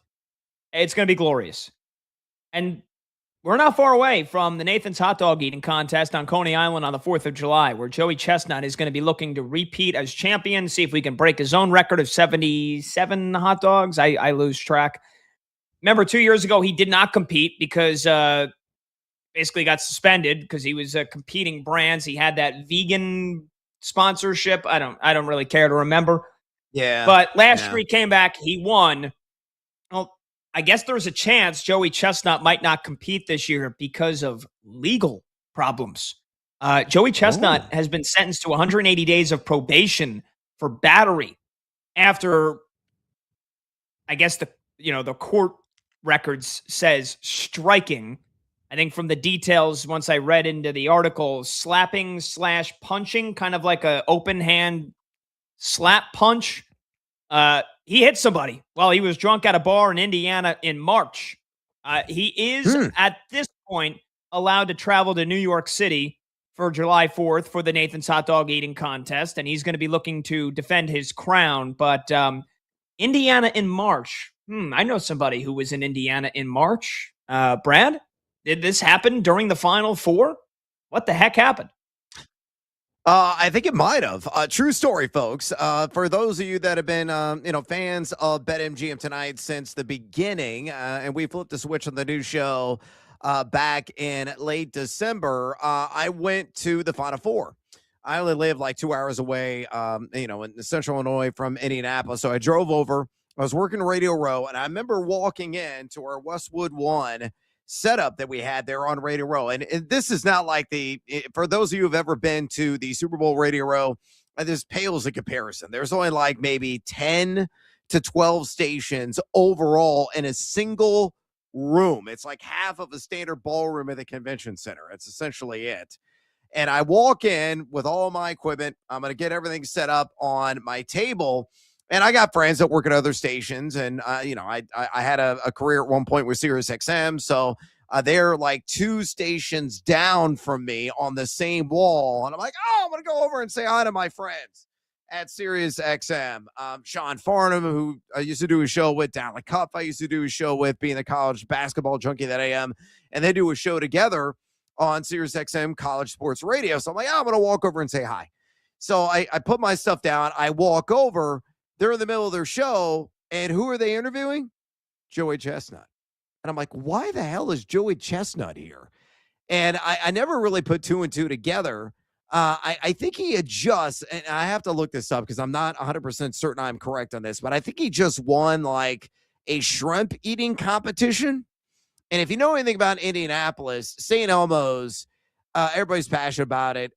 It's a place everybody goes to eat. Steakhouse are known for their shrimp cocktail. They literally had representatives on Radio Row walking around with free St. Elmo shrimp cocktail and serving people up. Did I grab a couple of those? Hell yeah, I did. Went in Indianapolis to eat the St. Elmo shrimp.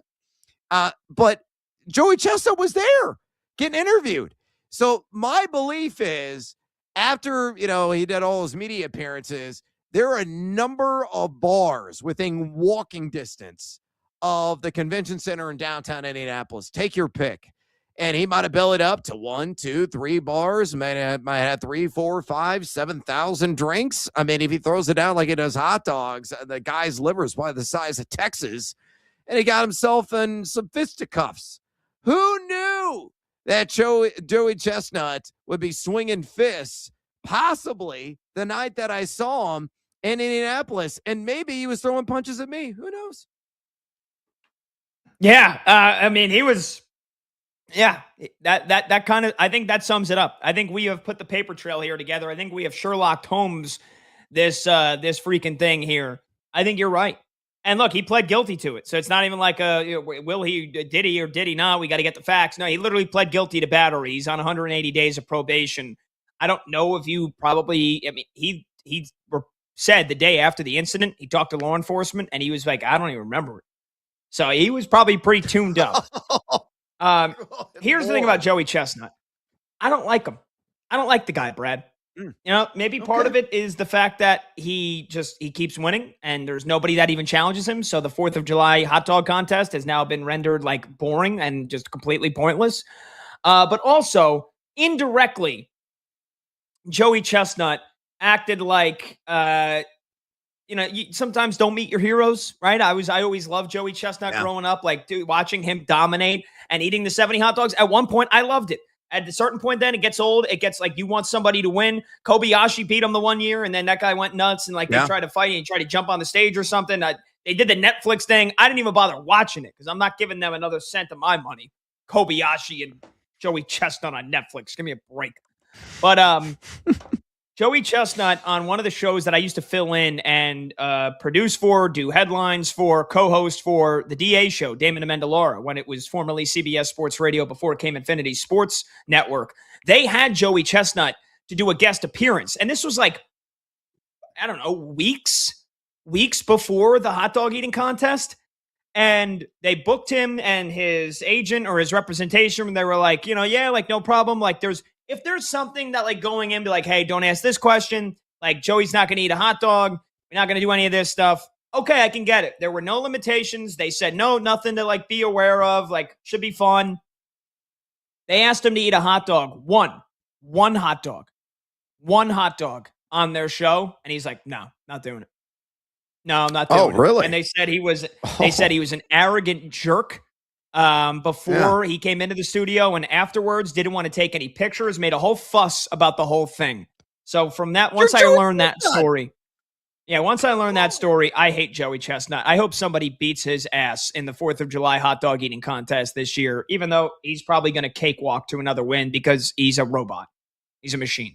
Yeah, what a giant Richard. I can't believe that story. But again, he added to the guilty plea that he put in with the battery charge. It kind of correlates, matches up. Jerks are jerks. Yeah, and you would think, I guess you eat so many wieners, you turn into one. In his case. Yeah, I could see it. Man, a lot of indigestion. I think you'd be disgruntled and upset on a daily basis as well, having to deal with the movements. And also, what is it about Indianapolis, man? People go there, Mark Sanchez, they don't know how to control themselves. Yeah. What is it about that city? The reason being is because the bars are conveniently located everything downtown, and you can walk and do a lot of bar hopping. I did so, but, I got inebriated happily so. And was able to walk back to my hotel room unscathed. I wasn't out seeking nefarious activities afterwards. So it just, it depends upon the personality of the individual. I'm a happy-go-lucky kind of guy. Maybe if you strike that perfect match of St. Elmo's cocktail, shrimp cocktails, and some other kind of alcohol, it makes you want to tell people that they can't park in a certain spot, and then you end up getting stabbed. Yeah, it could be. Or you want to sprint an alley. We'll bid you adieu, brother. Can't wait to talk more sports with you tomorrow, man. Guess what? The Cubs still suck. I'll see you tomorrow. Yeah, we're going to talk with Anthony Castrovins from MLB.com when we return right here on BetMGM tonight.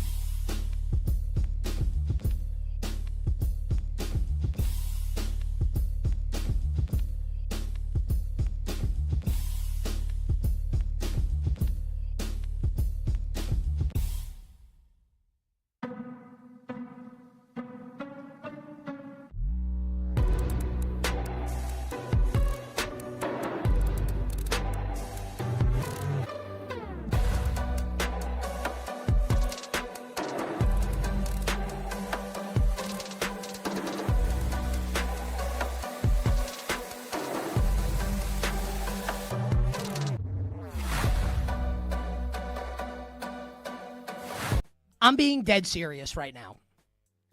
You know what? Like I said leading into break, this isn't a hot take. I mean, it is because they would never, ever, ever do it, nor should they.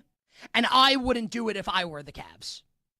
But also, should the Cleveland Cavaliers fire Kenny Atkinson after last night? Last night, what happened with the Cavs in the fourth quarter and in overtime, but specifically the collapse in the fourth quarter, is one of, this is not hyperbolic to say this, it's one of the worst coaching jobs in the history of sports. Not just the NBA. Forget about sports. In the history of life. You couldn't do worse than Kenny Atkinson did last night. It's unbelievable. In the press conference after the game, he's talking about his team being fatigued, but also wanted to save his timeouts for the end. Hey, coach, if you think about this, right? This is like you're a gardener. You see your plants need water. You have two big-ass, gallons or jugs of water or a full hose. And you're like, you know what? I'm going to save the water. And then your plants die, and you say afterwards, I wanted to save the water. All good. What? He knew they were fatigued. He knew it and still didn't call timeout. What are you doing? You can't take the timeouts with you. What, did you take them into game 2? What's he thinking? We were watching the game. Knicks fans watching the game. Because at some point, your sensibilities as a sports fan take over. We're all sitting there thinking, why is he not calling timeout? We're kicking their ass. Brunson is waxing that ass. And they won't call timeout. What? What? What? Okay. What was he thinking?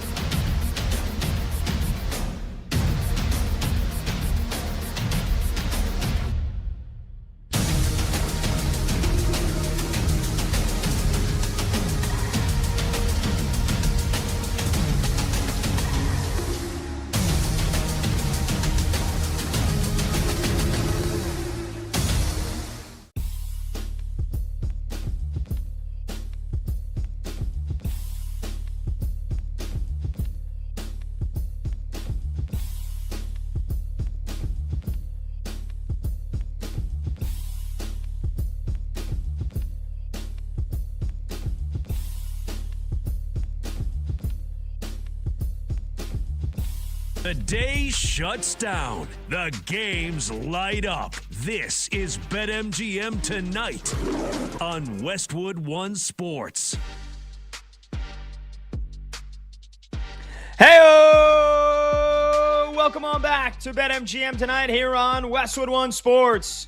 We bid adieu to Brad Evans for the night, and that means we've got 2 solo hours starting now, as we do every night, Monday through Friday, taking you till 11 p.m. Eastern. I'm Pat Boyle, and we are brought to you by BetMGM. Make it legendary. Download the app today. Please gamble responsibly. You could watch the show live on YouTube. Just search BetMGM Tonight and hit that subscribe button.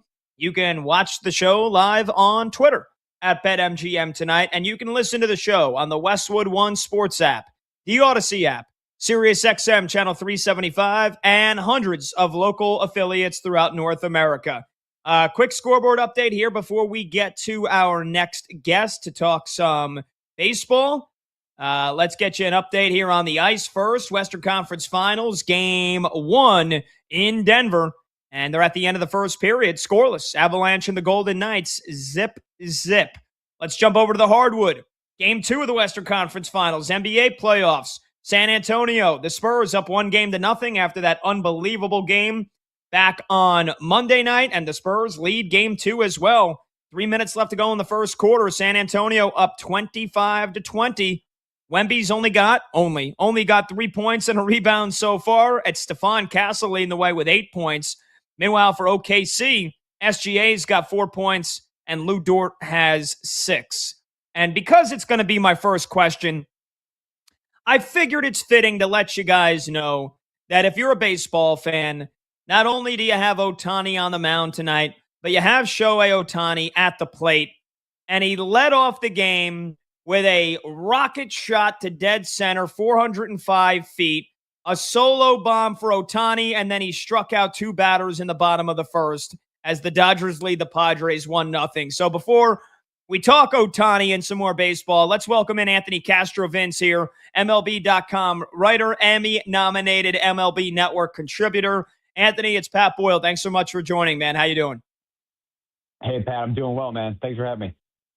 So, I mean, and Anthony, our board op for tonight, Grant, and our video producer, Monty, they can confirm that I already had this question planned before Ohtani goes deep to start the game. But, I mean, he is on a mission, I think, to win the Cy Young Award this year, a 0.82 ERA through 44 innings. And despite, I guess you could say for him, a pedestrian start at the dish this year, he still has an OPS of 872. He just hit his 8th home run of the season. And, I know that there's been a lot of debate, not only this year, last year. I mean, hell, it'll continue for the next couple of years until I think he, without a doubt, proves it. But would you say Shohei Ohtani is already the greatest baseball player of all time? I mean, for me, there's no doubt whatsoever.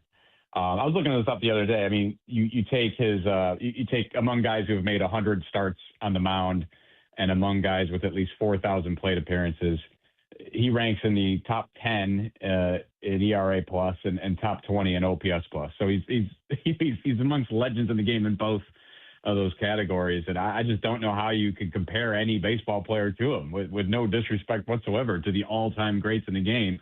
They did what they did very well. But he does everything very well. He does, both ends of it at an elite level, an all-star level. And so, you said he's a man on the mission for the Cy Young. I believe that to be true. And, this year they're going about it a little different way. That you got the home run tonight while pitching, but, in roughly half of his starts, he has not batted this year. And I think they're being very, pragmatic and tactical with that.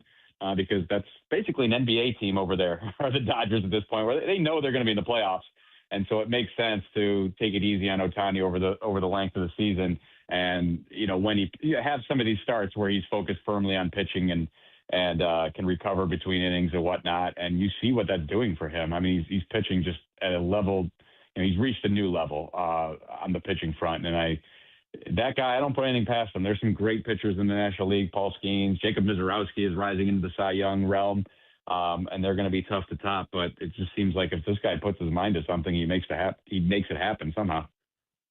Yeah, somehow, some way. I just a quick follow up there.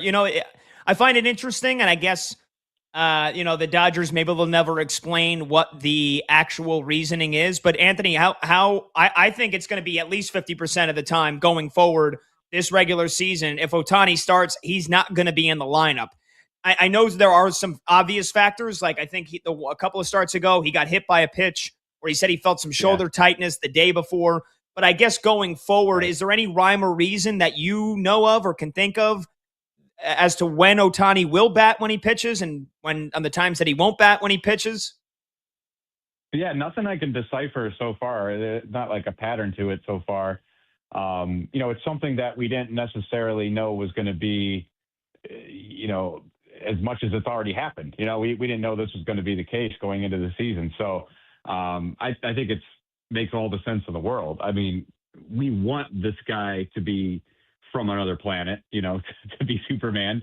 And he's looked like it for the most part. But at the same time, he's had 2 major elbow surgeries, and he's in his 30s. And as non-human as he has looked, he is human. And so to get the max out of him over the course of a long season, that again is, the division is a close race right now. But I mean, we all know that where the Dodgers are headed this year. They're headed into October. So when we get there, he will presumably be doing both every time that he takes the mound. But over the course of the season, I absolutely think it makes sense to pick your spots and to give this guy adequate, time for his body to recuperate, because it's just, it's so easy to become immune to what he's doing. But it still amazes me that just being around starting pitchers and knowing the routines that they go through, their 5-day, 6-day routine between starts, it's just unfathomable that you could be a full-time DH in the midst of all that. It still just boggles the mind. And so, it makes all the sense in the world to take a little bit off of his plate. Not the full bore. He's still going to get, he's still going to have a very healthy number of at-bats this year.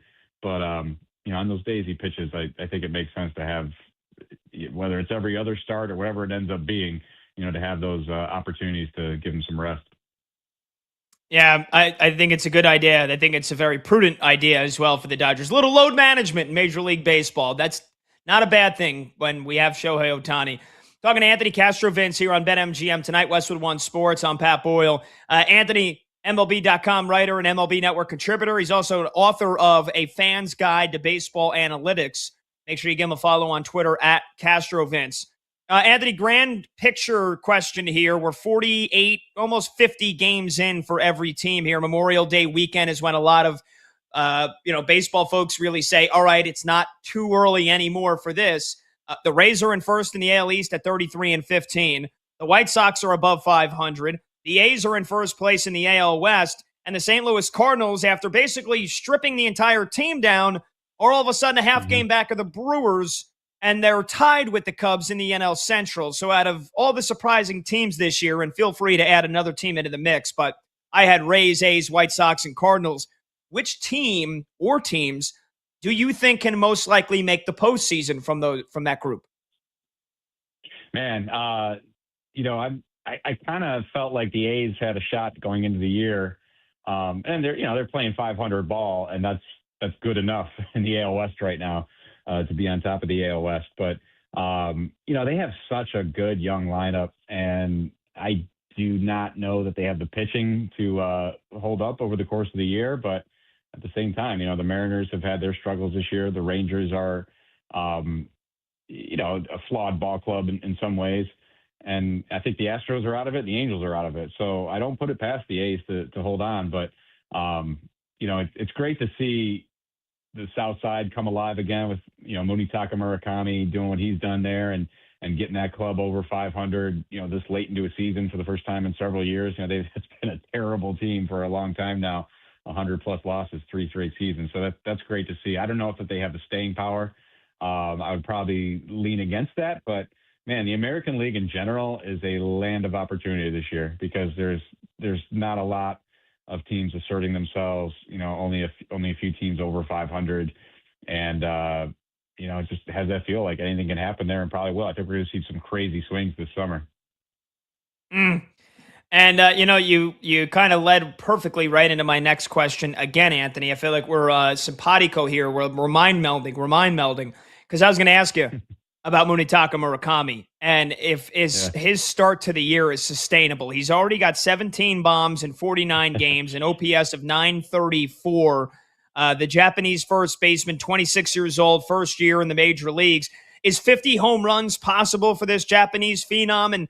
And also, I guess, does this mean Colson Montgomery won't get the attention he deserves? Because I love Colson Montgomery, but yeah, as you said it, Murakami has stolen all the headlines on the south side of Chicago. He has. He's been so fun to watch. And, sustainable, I don't know. I mean, he strikes out so much, and it's like, you're amazed that he's come this far with that strikeout rate. And that you feel like that's got to catch up to him at some point. What's absurd about this thing is he could have 50 homers and like 6 doubles. It's like he's on pace for something we have literally never seen before. So I think I looked it up the other day. The fewest doubles in a 50 homer season. I'll have to pull that up, but he's on pace to blow that away, to blow that out of the water. I lean against it being sustainable at this rate, like this rate of home runs with that rate of strikeouts. Like the league kind of catches up to you when you strike out that much, but I give him a lot of credit, man. He came in with a lot of question marks. You know, his offseason market was nowhere near what it was advertised to be. You know, some people thought he'd get a 9-figure contract. He settled for a very relatively meager contract with a rebuilding White Sox team. But from everything I've learned about him, just his personality and coming over here, I mean, that seemed like actually a good fit for him to get settled in to the MLB level. And, you know, he's caught up with the fastball. We didn't know how that would play here because he struck out a lot in Japan where, you know, they don't throw as hard as they do over here. So he's been able to catch up with the fastball, and that's been great to see. But, you know, the swing and miss is real. You know, it's something we were warned about, and it is real. But he's shown that, hey, you know, pelt 17 balls over the fence. That strikeout rate doesn't matter much. I do think it's going to catch up to him in some measure. But he has definitely breathed life in that ball club and you know, just given some star power on the South Side. They needed it. And by the way, I did find it. Fewest doubles in a 50-plus homer season was 16. So he's got, 2 doubles and 17 home runs. It's pretty absurd. Yeah, I was actually going to say I'm very reluctant to trust AI. I do not want our society, basically going in a Will Smith movie here. But yeah, AI Overview did say that. How about it was, I don't know if you found the same answer. Literally the movie, the season they made a movie after 61, Mickey Mantle and Roger Maris apparently both had only 16 doubles in that same season. So I think that's the answer. They were so busy trying to out-homer each other that they forgot to hit some doubles. Yeah. That's correct. Or they just didn't bother running for them if the ball didn't go over the fence. But that's right. Speaking of smashing dingers, Anthony, Kyle Schwarber going to hit 70 this year? I know Big Dumper Watch was last season. Is it Schwarbomb Watch the rest of the year? The Phillies gave you a reason, by the way, to start freaking watching them again. They're quickly back at 500. But now you've got an extra incentive. How many bombs do you think Schwarber can hit this season? He can do it. I don't think he will hit 70, but I think he'll hit 60. I think he needs a 60 homer season on his ledger. And then, if that starts to happen, you start to wonder, are we sneaking into maybe a Hall of Fame discussion with Kyle Schwarber? I don't know. I mean, he's 33 years old. He has some work to do, but he's aging very gracefully. And we talk about Murakami, it's kind of like, the South Side Schwarber a little bit, high on base to go with the high power, but Schwarber is such a respected guy in our game, a respected leader, and great career. You think back to him being non-tendered by the Cubs after the COVID year. It was a weird time and a tough decision on their part, and he has rebounded remarkably well from that. Got the big contract, 2 big contracts with Philly, but gets the big contract in his 30s, and just been just a steady, reliable power presence and one of the great guys in our game. And, it's just great to see him continue to have success.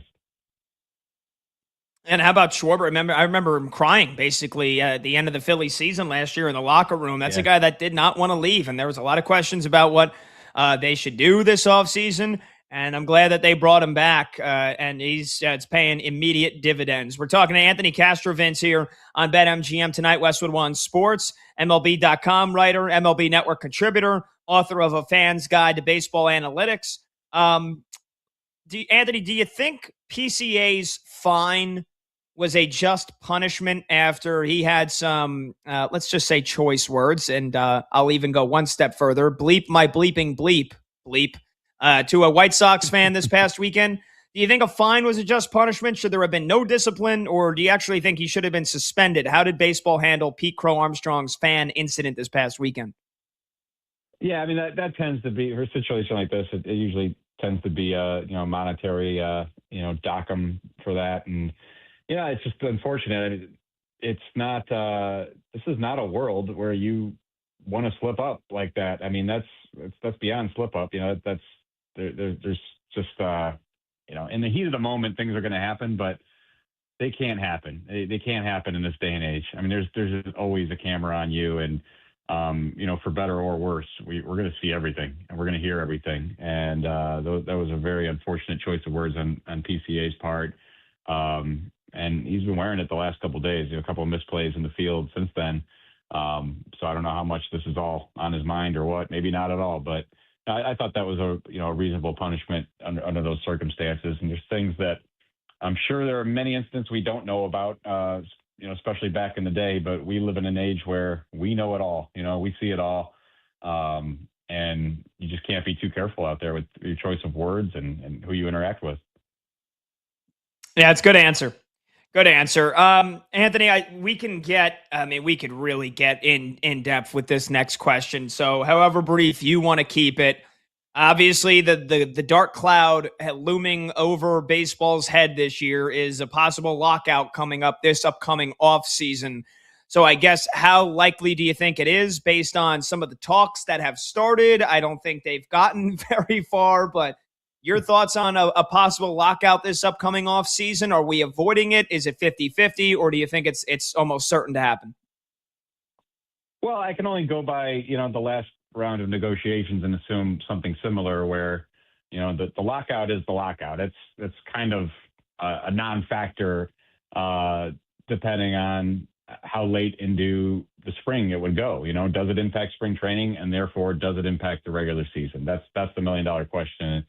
It would not surprise me if we see a similar timetable to last time where, deadlines force action in our sport. They force action at trade time. They force action in a contract, in a collective bargaining agreement discussion. And spring training is the real deadline. Not even necessarily the pitchers and catchers report date, but more like having those few weeks of games. Doesn't even have to be the full spring schedule, but having legitimately 3 weeks of games, to get players ready for the regular season schedule as printed is very important. And that's the true deadline, so we might have to sweat it out again and see, the real meat of discussions take place late as they tend to do. But that's just the nature of our game, of business in general, of sports, in this day and age, especially. So, a lot of big issues on the table and a lot of competing interests, and you got the television discussions in the air, the next contract looming for that, just a lot of money at stake in general for both sides, but especially some of these players who making, record salaries in arbitration and free agency. And it's a real heady stuff, man. I'm always amazed at how, many big picture discussions have to take place at the same time. And it can get lost in the woods, but something like the international draft that was negotiated beyond the CBA last time. They did the collective bargaining agreement negotiation. They finished it in time for the season starting time, but the international draft was kind of off to the side and still being discussed by the players, even at that point. It was decided after the fact. They eventually turned down, having an international draft. But, that's a major issue in our game is having some, being more out in front in terms of players that are eligible for, international on the international side of the game and trying to clean that up. So I don't know. I'm just rambling here because I'm just trying to convey that there's so much at stake in the CBA negotiations that impact every level of the game. The international amateur front, the more traditional amateur front here stateside, and everything leading up to when players get paid, how they get paid, their timetable to free agency, to arbitration. These are all big topics. Yeah, no, I mean, please ramble on, Anthony. I certainly love hearing it. I know a lot of baseball fans love hearing it. I know it is an incredibly difficult question to answer, so I apologize half somewhat for asking it. But look, I'll ask you a more simple one here. It's obviously going to be front of mind for everybody. When the second this season ends, it's what everybody's going to turn to for sure. Yeah, and maybe I'll ask you. Let me try to ask you a more simple one here. If you were Rob Manfred, or if you had the power to dictate what happened this offseason, would you want a salary cap? Would you want a salary floor? Or do you think the way to solve this issue in the offseason, amongst all the other things you mentioned, but that's the biggest issue, do you think it is a floor and a cap? Do you think that's the most likely way to resolve this issue here this offseason? You can't have a cap without a floor. And, just in general, I come from a smaller market mentality. And I grew up in Cleveland, and I see like the difficulty of trying to keep up with the Joneses. There are things that certain small market teams could do to better improve their competitive situation. There's no doubt about it. But there's also just some, inequities just built into this game that don't exist in the other sports. And, if it's a cap and a floor or some other way to level the playing field a little more, one thing I really love, and I know traditionalists don't love it, but the expanded postseason format, it gives those teams more of a fighting chance, but still you get to the playoffs, and it's wild to me sometimes where it's like, because rosters are just still down to their essence when you get to the postseason. And you see the difference, man, with the team built like the Dodgers, with depth on top of depth on top of depth. I mean, the fourth guy off their bench is better than many of the guys who are in the starting lineup for the other team, and that makes a difference in a short series. And that's why I think you see where you have teams like the Brewers, the Guardians, the Rays, et cetera, who have this tremendous regular season success, but can't get it done in October. And that's a huge factor. The last small market team to win was the Royals in 2015. And, then before them, you have to go way back to the Marlins in 2003. Like, it's just so hard to get that World Series title with a more limited budget. It just is. And so, we talk about the parity in the sport. It definitely exists in the regular season. You don't see as much in the postseason, and I'd like to see that.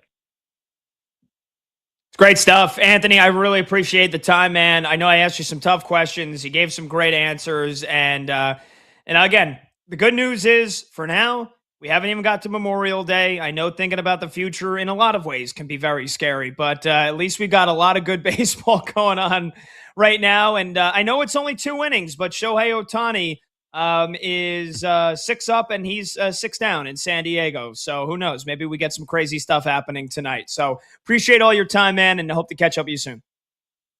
All right. Thanks for having me.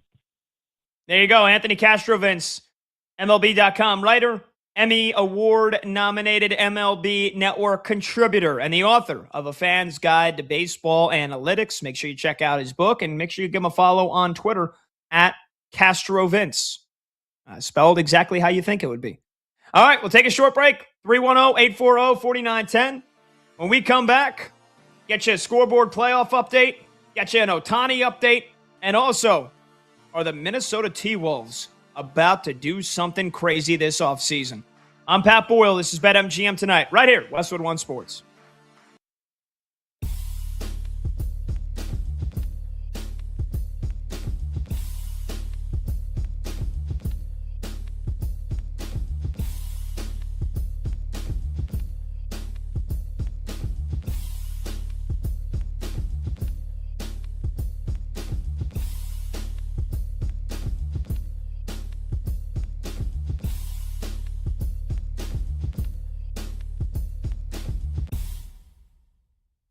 When you have a night like that, like I had last night, it transcends sports and it becomes a great moment in your life.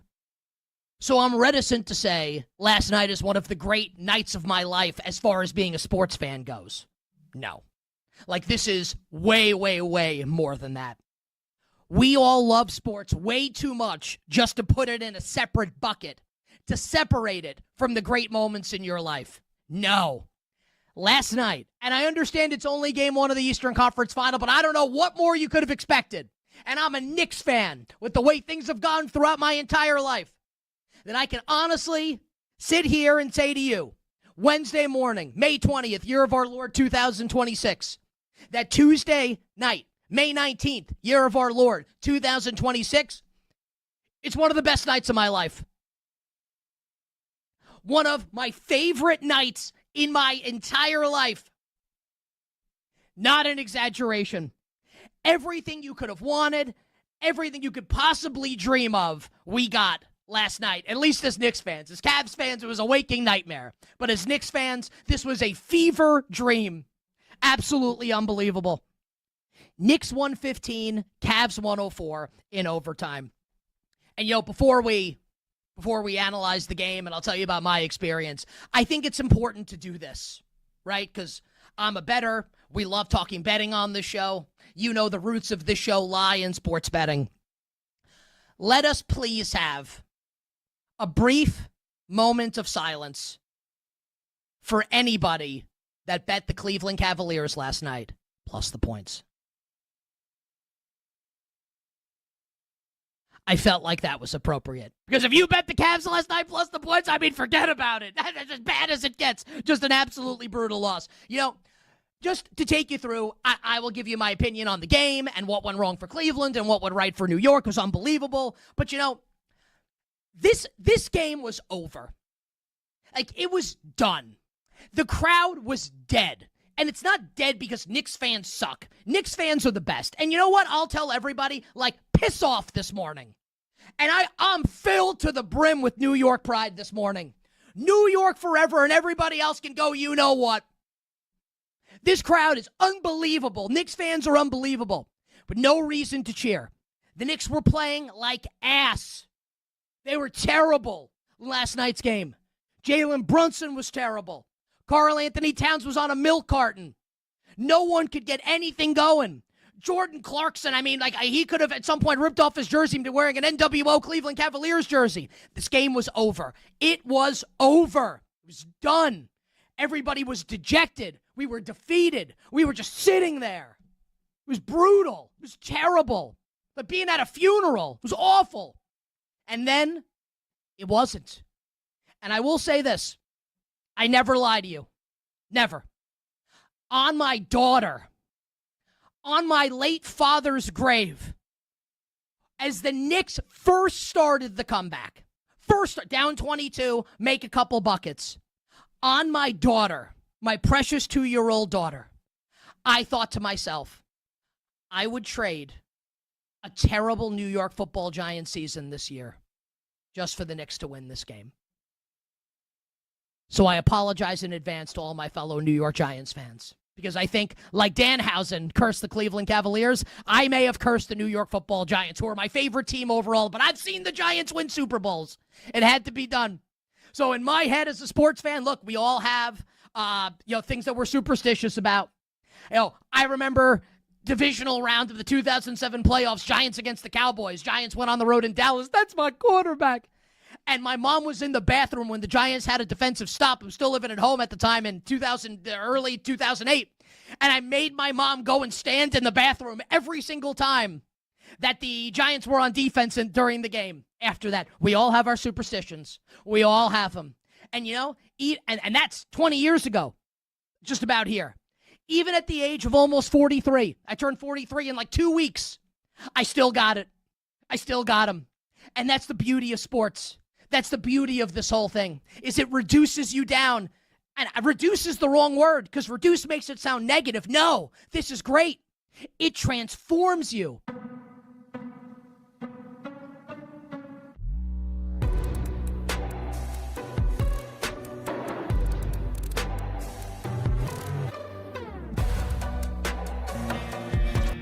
Late games, loud opinions, and money time moments. BetMGM Tonight rolls on.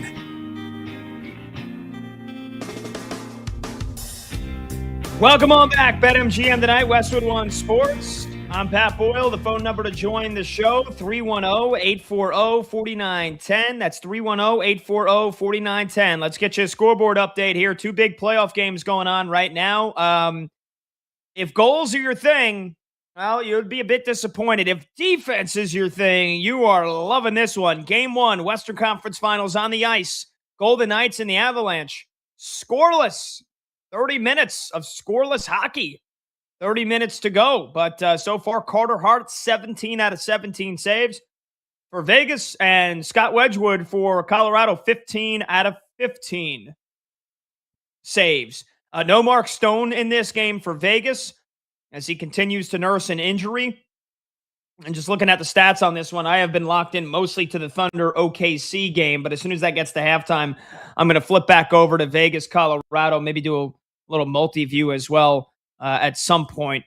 But so far, only one penalty for both teams. So both teams 0 for 1 on the power play. But, decent amount of hits in this game, 20-15 in favor of Colorado. Shots basically, like I said, even. Both teams have blocked a ton of shots. So as you'd expect in a 0-0 game, guys are putting the bodies on the line. Vegas has actually been very careless with the puck, though. 12 giveaways so far. Colorado only given away the puck 4 times, but scoreless so far in game 1. And now you got game 1 of the Eastern Conference Finals tomorrow. Over to the hardwood. Game 2 in Oklahoma City. Thunder Spurs. San Antonio up 1-0. Under 3 to go in the second quarter. Thunder lead it 56-47. Big second quarter here for Oklahoma City, including Cason Wallace off the bench. He's hit 3 triples. He's got 9 points and 3 steals to go with a block. SGA, much needed improved performance. How about this stat line? 13 points, 5 of 10 from the field, 5 assists, no turnovers. 0 for the newly minted back-to-back MVP. I wanted to see more Isaiah Hartenstein. He only played 12 minutes in game 1. He's already played 11 minutes here in game 2, and we're not even at halftime. Modest stat line, 4 rebounds, 2 points, but I think just his presence alone is affecting Victor Wembanyama. The next greatest player of all time. 5 points so far on only 2 of 3 shooting. He has not imposed his will nearly enough as he did in game 1. 5 points, 4 rebounds, 1 block. So the Thunder keeping the alien in check. Stephon Castle keeping the Spurs in the game. He's got 16 points for San Antonio. So Castle and SGA, the only 2 double-digit scorers so far in this game. Oklahoma City leading 56-47. The rebounds, which was a big disparity in game 1. San Antonio was plus 21 in the rebounding department. Right now, only plus 3. And in terms of points in the paint, they're only plus 2, 20-18. The turnovers, once again, a big problem for San Antonio, as they normally are for anybody playing the Thunder. The Thunder have already forced 11 turnovers, and they've scored 14 points off those turnovers. So Oklahoma City with a decently sized lead, but anything can happen. All right, speaking of the NBA, I wanted to get to some comments today from the Minnesota Timberwolves president, and that is Tim Connolly. He had some very interesting words today. Or I think this was actually yesterday, during his season-ending news conference. And I put it in my notes for yesterday, but it's obviously been making more and more rounds today. So Tim Connolly, end of the season news conference, essentially said Minnesota's got to do whatever it can be to get to the top tier of the NBA. I mean, look, we're watching this Western Conference Finals right now between the Spurs and the Thunder, and I think it's going to break viewership records. I've been saying that since the Spurs went up 3-2 on Minnesota, and this kind of seemed like it was inevitable. Even though I thought Minnesota could win that series at the start of it, it became pretty clear towards the end that they weren't.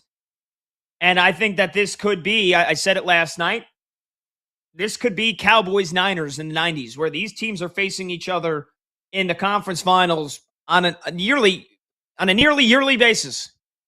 Say that 5 times fast. A nearly yearly basis. And if that's the case, the Minnesota Timberwolves are out of the equation. And they've been the bridesmaid. Not even. I mean, actually that's probably fair. They're not the maid of honor. They're like the bridesmaid. They're like the 4th or 5th bridesmaid the last couple of years in the NBA. Back-to-back conference finals, but they got crushed both times. 2 years ago was by Luka and the Mavs. Last year was by the Thunder. This year, they don't get to the conference finals, even though they've got an incredibly stacked team that took out the Denver Nuggets. They were a 6 seed. They kind of moseyed their way through a regular season, but they have Ant-Man, Anthony Edwards, who's a top 10 player in the league. Julius Randle, who's a pretty damn good number 2. Dante DiVincenzo, if he doesn't get hurt, tears Achilles, who knows where they would have ended up. As a Knicks fan, trust me, I understand the importance of Dante DiVincenzo. That was a much bigger loss than Minnesota will ever admit, and I think it showed. Naz Reid, one of the best 6th men every year in the NBA, and Rudy Gobert, who proved in that Denver series, he's still one of the best defensive players in basketball. So they've got the pieces, but it ain't adding up to much of anything. And so Tim Connolly said today, quote, "We have a lot of confidence in our guys, but it would be disingenuous to sit in front of this group and say we're happy with the 6th seed. We're happy with not being a home court playoff team. We're happy that our last 3 closeout games have been lopsided. We have to be realistic about what we have, which is way more good than bad, but we know that we're not good enough right now." End quote. And I wonder if the Minnesota Timberwolves are gearing up to do something crazy this offseason. And by crazy, I wonder if that's a trade for Giannis. Or I wonder if that is maybe trading some of their own stars to try to rebuild this core here. And I wonder if maybe Julius Randle is going to get traded this offseason. Or maybe Rudy Gobert is going to get traded this offseason. Anthony Edwards ain't going anywhere. That's the star. That's the superstar. You're building that team around him no matter what. But just looking ahead here, Rudy Gobert's got 1 more year left on his contract and a player option for 2027-28. Same thing with Julius Randle, and they're basically making identical money. Randle $33 million, Gobert $36 million. 1 more year under wraps, and then a player option. Jaden McDaniels is locked up for the next 4 years. And I think that he's a player that you build around as well as one of the best defensive players. We've seen his impact for the last couple of years as they've made these runs. Naz Reid also locked up through 2029 and one of the best 6th men in the NBA.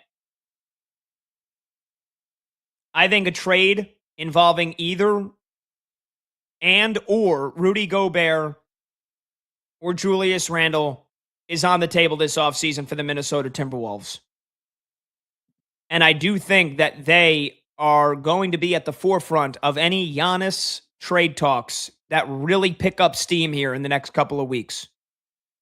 310-840-4910. You look at what the T-Wolves cap situation looks like for next year. You know, as of now, they've got a bunch of cheap cap holds, guys that are free agents this summer, and basically every single one of them is not in the picture. Actually, you know what? I wouldn't say every single one of them, because they got to figure out what they're going to do with Ayo Dosunmu. He's an unrestricted free agent this offseason. Remember, they got him in the trade for Chicago, and he had some big moments for them. He's an unrestricted free agent. Bones Highland, he's gone.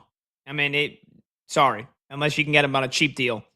Joe Ingles, I would imagine he's going to retire. Kyle Anderson, no sense of having him on this team anymore. But really not a ton of money outside of Ayo Dosunmu. And again, you got to make a decision whether or not you want him to be a part of this team's future. But the point is, the Minnesota Timberwolves, they only have $30 million of space before they're up against that second apron of the NBA salary cap. No team in the NBA wants to go over that. And about every single team has proven that. So there ain't a whole lot of room for them to go out and keep the same core and then add another big piece onto it. I know everybody's going to include LeBron in just about every big team conversation this offseason. I don't think there's a chance LeBron is going to Minnesota. I think he's going back to Cleveland after my Knicks knock them out, hopefully. You got CJ McCollum, who's an unrestricted free agent, just had a phenomenal second half of that season with Atlanta. Great playoffs against my Knicks. Is that somebody that they would want to target? You got Kristaps Porzingis, who's going to be an unrestricted free agent. I don't know how much he meshes with this team and how cheap he's going to be now that I don't know if you can even count on his availability with that illness that he kind of carries that saps his energy. And you got some other players that are interesting. Tobias Harris, Anthony Simons, John Collins, some of the top unrestricted free agents this summer None of those guys really move the needle for Minnesota. So Minnesota seeking that giant leap into the same conversation as Oklahoma City, as San Antonio, as my Knicks. What's the move that they're going to make? For me, I think the only move that really gets them into that conversation is a trade for Giannis. And so, would Milwaukee want Julius Randle? As a player to, become the star of a rebuild? As a Knicks fan, I'd be lying if I said that after his time in New York came to a close, when they traded him to Minnesota in the Karl Anthony Towns trade, I'd be lying if I said at some point it feels like Julius Randle is going to be the best player on a bad team. He's had some good seasons in Minnesota, but he came up short in another postseason again. Is a Giannis trade where the return piece, because again, you got to try to match the salaries as best as you can, is the main return piece Julius Randle this summer. T-Wolves Bucks trade for Giannis. The other consideration is Chris Finch going to get fired? And I wouldn't have been shocked in the slightest if he was. But if Tim Connolly said that at that press conference today and there has been no firing of their head coach, I got to assume that their season's been over for 5 days now and Chris Finch is still employed, that they're going to retain Chris Finch going into next season. But again, I saw it last year with my Knicks. Tom Thibodeau got him to the doorstep, got him to the conference finals, had him in the playoffs every year. The Knicks got rid of him, and I thought it was the right move, despite basically everybody else that wasn't a Knicks fan outside thinking, how the hell could the Knicks do this? How dare you fire Tibbs? And I feel like that would be the reaction for a lot of people if the T-Wolves fired Chris Finch. How could you fire this guy? He got you to back-to-back conference finals, 3 straight years now in at least the second round. I would not be shocked in the slightest if that happened. I don't think it's happening. So if there's a big offseason move coming for the T-Wolves, I don't think it's a coaching change at this point. I think the only thing that could make sense, that could push the needle, that could push them over the top, would be a Giannis trade. And you're probably going to hear a lot about that in the coming weeks. 310-840-4910, or at least the rumors of that. 310-840-4910. We'll take a short break. When we come back, we got some phone callers on hold that we will get to. And we'll get you a scoreboard update as well. I'm Pat Boyle. Don't go anywhere. This is BetMGM Tonight right here on Westwood One Sports.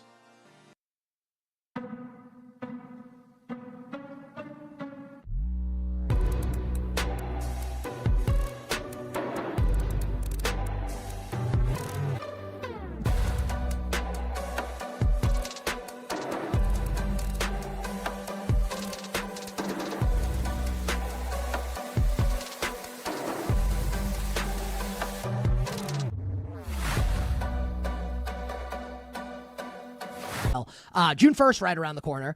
What is the percent chance, 100 can be the answer, or as close to 100 as you want it to be, that A.J. Brown is a New England Patriot in about 2 weeks? Yeah, 90 to 95. Now, look, if it has been agreed to and put in a drawer and, do not open till June 1st, no one's told us that, right? And not that they would, but, you have these conversations with people who are like, no, we just, we made a run at it. Both sides did back in March. It didn't come to fruition.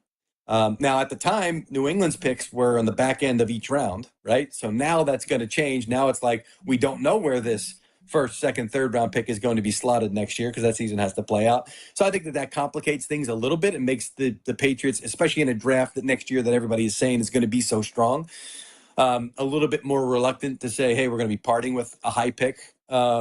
So the Eagles got to come back and sort of reboot this thing. They did have conversations with the Rams. It got very close with the Rams. It got closer with the Rams than it got with the Patriots. Would Devontae have been heading back in that trade, presumably? I don't know about heading back or not a part of the Rams because I don't, that part I don't know.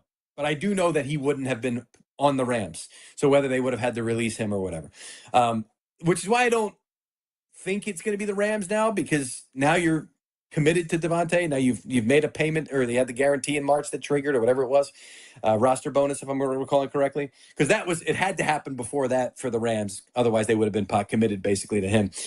There's also, and there's nothing to say that the Eagles can't say, well, we'll take on a certain amount of money to facilitate this now, because for the Rams, they're going to say, well, we're going to have to keep both. How are we going to pay both? We've got so much other stuff that we have to pay for as well. So, but in the meantime, too, there's the Puka Nacua factor, because at the time we didn't realize what was happening with Puka off the field, and we don't know for sure. We wish him the best. He's a great player. I love watching him. I think he's terrific. But how's that going to be a factor with the Rams moving forward? Hey, we may need something else at that position now. So I wouldn't be surprised if they at least have a conversation with Philly about it. I don't know that he winds up with the Rams. I still think it's more likely the Patriots, but the Eagles have to do something to create some leverage for the Patriots to think that they're not just bidding against themselves here. So that's the only complicating factor. So I put it at 90 to 95 that he's gone. Now, how he's going to, that's the other leverage, is how he's going to be able to say, well, I don't have to Can I ask trade you him. this? Can I interject to ask you this? Because Sure. my follow is going to be, let's say A.J. Brown is not a New England Patriot. Yeah. So you gave us 5 to 10% chance that's not the case. Is there a chance he's back with the Eagles next year, or is it, in your opinion, if it's not the Patriots, it's somebody else in like 30 seconds? Yeah, I think it's still back with the Eagles, and because everything that they Can you added. imagine that? No, I can't. No, and I covered that team last year, saying all along the way that these two can't coexist. This is it. Like, there's no way you can bring both of them back. And obviously, they weren't trading the quarterback at this point. So I still think that he's gone. I still think most likely he's a Patriot. But it's May 20th, and we've got 11 more days till we really find out, huh?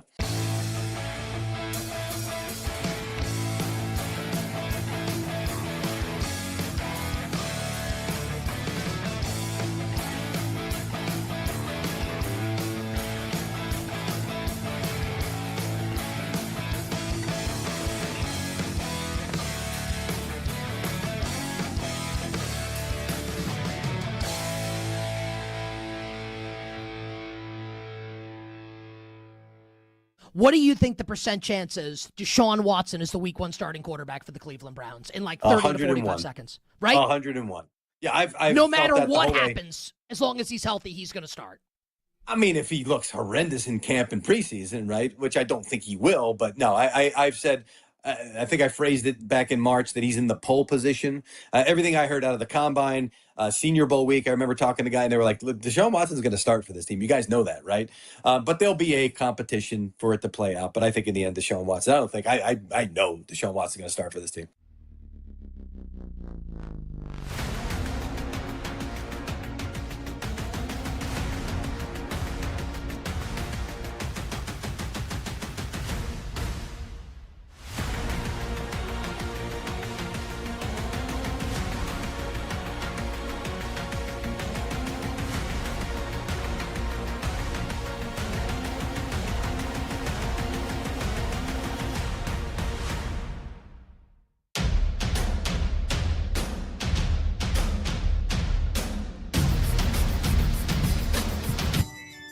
Late games, loud opinions, and money time moments. BetMGM Tonight rolls on. Welcome on back. BetMGM Tonight, Westwood One Sports. I'm Pat Boyle. Phone number to join the show is 310-840-4910. That's 310-840-4910. Get to your phone calls here in just a moment. All of a sudden, if you blinked, you missed 2 goals in Game 1 of the Western Conference Finals on the ice. The Vegas Golden Knights on the road leading the wagon. That is the Colorado Avalanche. 2-0. Dylan Coghlan in the, let's see, what is that, about 7.5 minutes left to go in the second period. Put Vegas on top 1-0, and then 2.5 minutes later on the power play, Pavel Dorofeyev with the assist from Mitchie Marner and Thomas Hertl. And Vegas pitching a shutout. Carter Hart standing on his head as they lead the Avs 2-0. Ball Arena's got to be awfully quiet right now. 2.5 left to go in the second period. And then on the hardwood, Game 2, Western Conference Finals, Thunder trying to even this series up at a game apiece, and they're up double digits at halftime, 62-51. And for OKC, it is a much improved performance from the two-time MVP, Shai Gilgeous-Alexander, 15 points, 5 assists, 0 turnovers. Meanwhile, for San Antonio, Stephon Castle, 16 points, including a wicked posterizing dunk on Isaiah Hartenstein. Wemby, only 7 points, 5 rebounds, does have 3 blocks, but the Thunder are in control at halftime, 62-51. All right, let's get to your phone calls here. Ross is in New Jersey, and about 24 hours ago, he was all mopey about the Knicks losing game 1, and it was the reverse jinx that was heard around the world as the Knicks came back from 22 down to win that game last night. Ross is on line 1. Ross, what's going on, brother? Has the euphoria worn off yet? As the great Cosmo Kramer once said, bro, I take it all back, everything. I take it all back, every word. I love you. I love you, Knicks. So Pat, I was on hold inside the final minute. I look at the score by score. It was inside the final minute. I was talking to you. We were down 83-67. The Knicks would then go on a 48-21 run after we got off the phone, including the Harden and Mitchell. Would they go like a combined 9-10 minutes of the final 10 minutes of regulation without a single field goal, single point? And bro, the unsung hero in all of this, Brunson will obviously get his flowers. Obviously, JB, the captain of this entire ship. And you see the clip of him, kind of telling the team to wake the bleep up and kind of trying to light a spark under their you-know-whats. But, bro, Landry Shamet, this is a guy who's been our unsung hero all year long. Even when guys like Clarkson have been on and off, guys like Deuce have been on and off with the 3-ball threat off the bench, the magnet ball. This guy has been money all year long. And even when we kind of brought him in with Campaign, you figure, they were kind of like twofold. They got brought in at the same time. There's a reason why we kept him around and not Campaign. And no disrespect to Campaign, but this guy has been money since he threw on a Knicks jersey, bro. And I feel like we haven't talked about it enough. No, we really haven't. And literally, and Ross, I want to keep you here because I want you to give me one more quick response. Look, literally, that's what turned it too. It's the fact that we've been calling for Knicks fans, like for the last 2 years, I feel like, run 5 out, play 5 out. This team's got enough shooters. Look at when the Celtics do it effectively. Mike Brown did it. Landry Shamet in, Josh Hart, who we love, but he can't shoot the ball. Josh Hart off on the bench. Knicks played 5 out, opened so much up, and Landry Shamet also making Donovan Mitchell disappear in that fourth quarter. It was unbelievable. Yeah, man. And listen, here's what I'll say. I was talking to the call screen. He said he's a Cavs fan, and we were kind of reminiscing about how this was the spot we were in last year. Not to throw shade on, kind of reminisce on the dark days of where we were a year ago. It's crazy, bro. I took a still shot of the Halliburton shot over the backboard, over the shot clock, everything. That shot somehow goes in. Meanwhile, LaMero's shot was so far in the hoop where you got Breen basically halfway through a bang before it rims out. And I think that's obviously proof of some sort of sports god or some sort of karma in the world of sports. And I'll say this, bro, just how down in the dumps and defeated we were with the Pacers series that eventually wound up not going in our favor. We got to capitalize on this, bro. You got to bury them now. You got to have them buried. Keep your foot on the gas, man. Oh, absolutely. Ross, I'm up against it, brother. Always great to hear from it. Yeah, nobody likes a premature bang. And Mike Breen, I got to give him credit, though. He pumped the brakes on that freaking thing. But, yeah, the Knicks were due some good luck after what happened with Halliburton last year. I got much more thoughts. We'll reset that Knicks unforgettable comeback when we return. I'm Pat Boyle. This is BetMGM Tonight.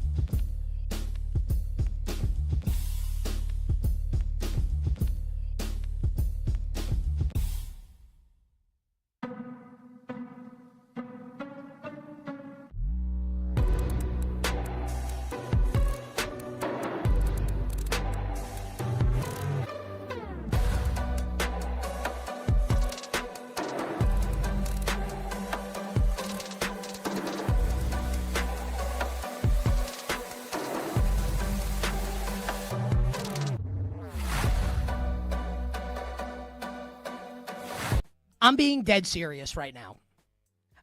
You know what? Like I said leading into break, this isn't a hot take. I mean, it is because they would never, ever, ever do it, nor should they. And I wouldn't do it if I were the Cavs. But also, should the Cleveland Cavaliers fire Kenny Atkinson after last night? Last night, what happened with the Cavs in the fourth quarter and in overtime, but specifically the collapse in the fourth quarter, is one of, this is not hyperbolic to say this, it's one of the worst coaching jobs in the history of sports. Not just the NBA. Forget about sports. In the history of life. You couldn't do worse than Kenny Atkinson did last night. It's unbelievable. In the press conference after the game, he's talking about his team being fatigued, but also wanted to save his timeouts for the end. Hey, coach, if you think about this, right? This is like you're a gardener. You see your plants need water. You have 2 big-ass gallons or jugs of water or a full hose. And you're like, you know what? I'm going to save the water. And then your plants die, and you say afterwards, I wanted to save the water. All good. What? He knew they were fatigued. He knew it and still didn't call timeout. What are you doing? You can't take the timeouts with you. What do you think? You take them into game 2? What's he thinking? We were watching the game. Knicks fans watching the game. Because at some point, your sensibilities as a sports fan take over. We're all sitting there thinking, why is he not calling timeout? We're kicking their ass. Brunson is waxing that ass. And they won't call timeout. What? What? What? Okay. What was he thinking?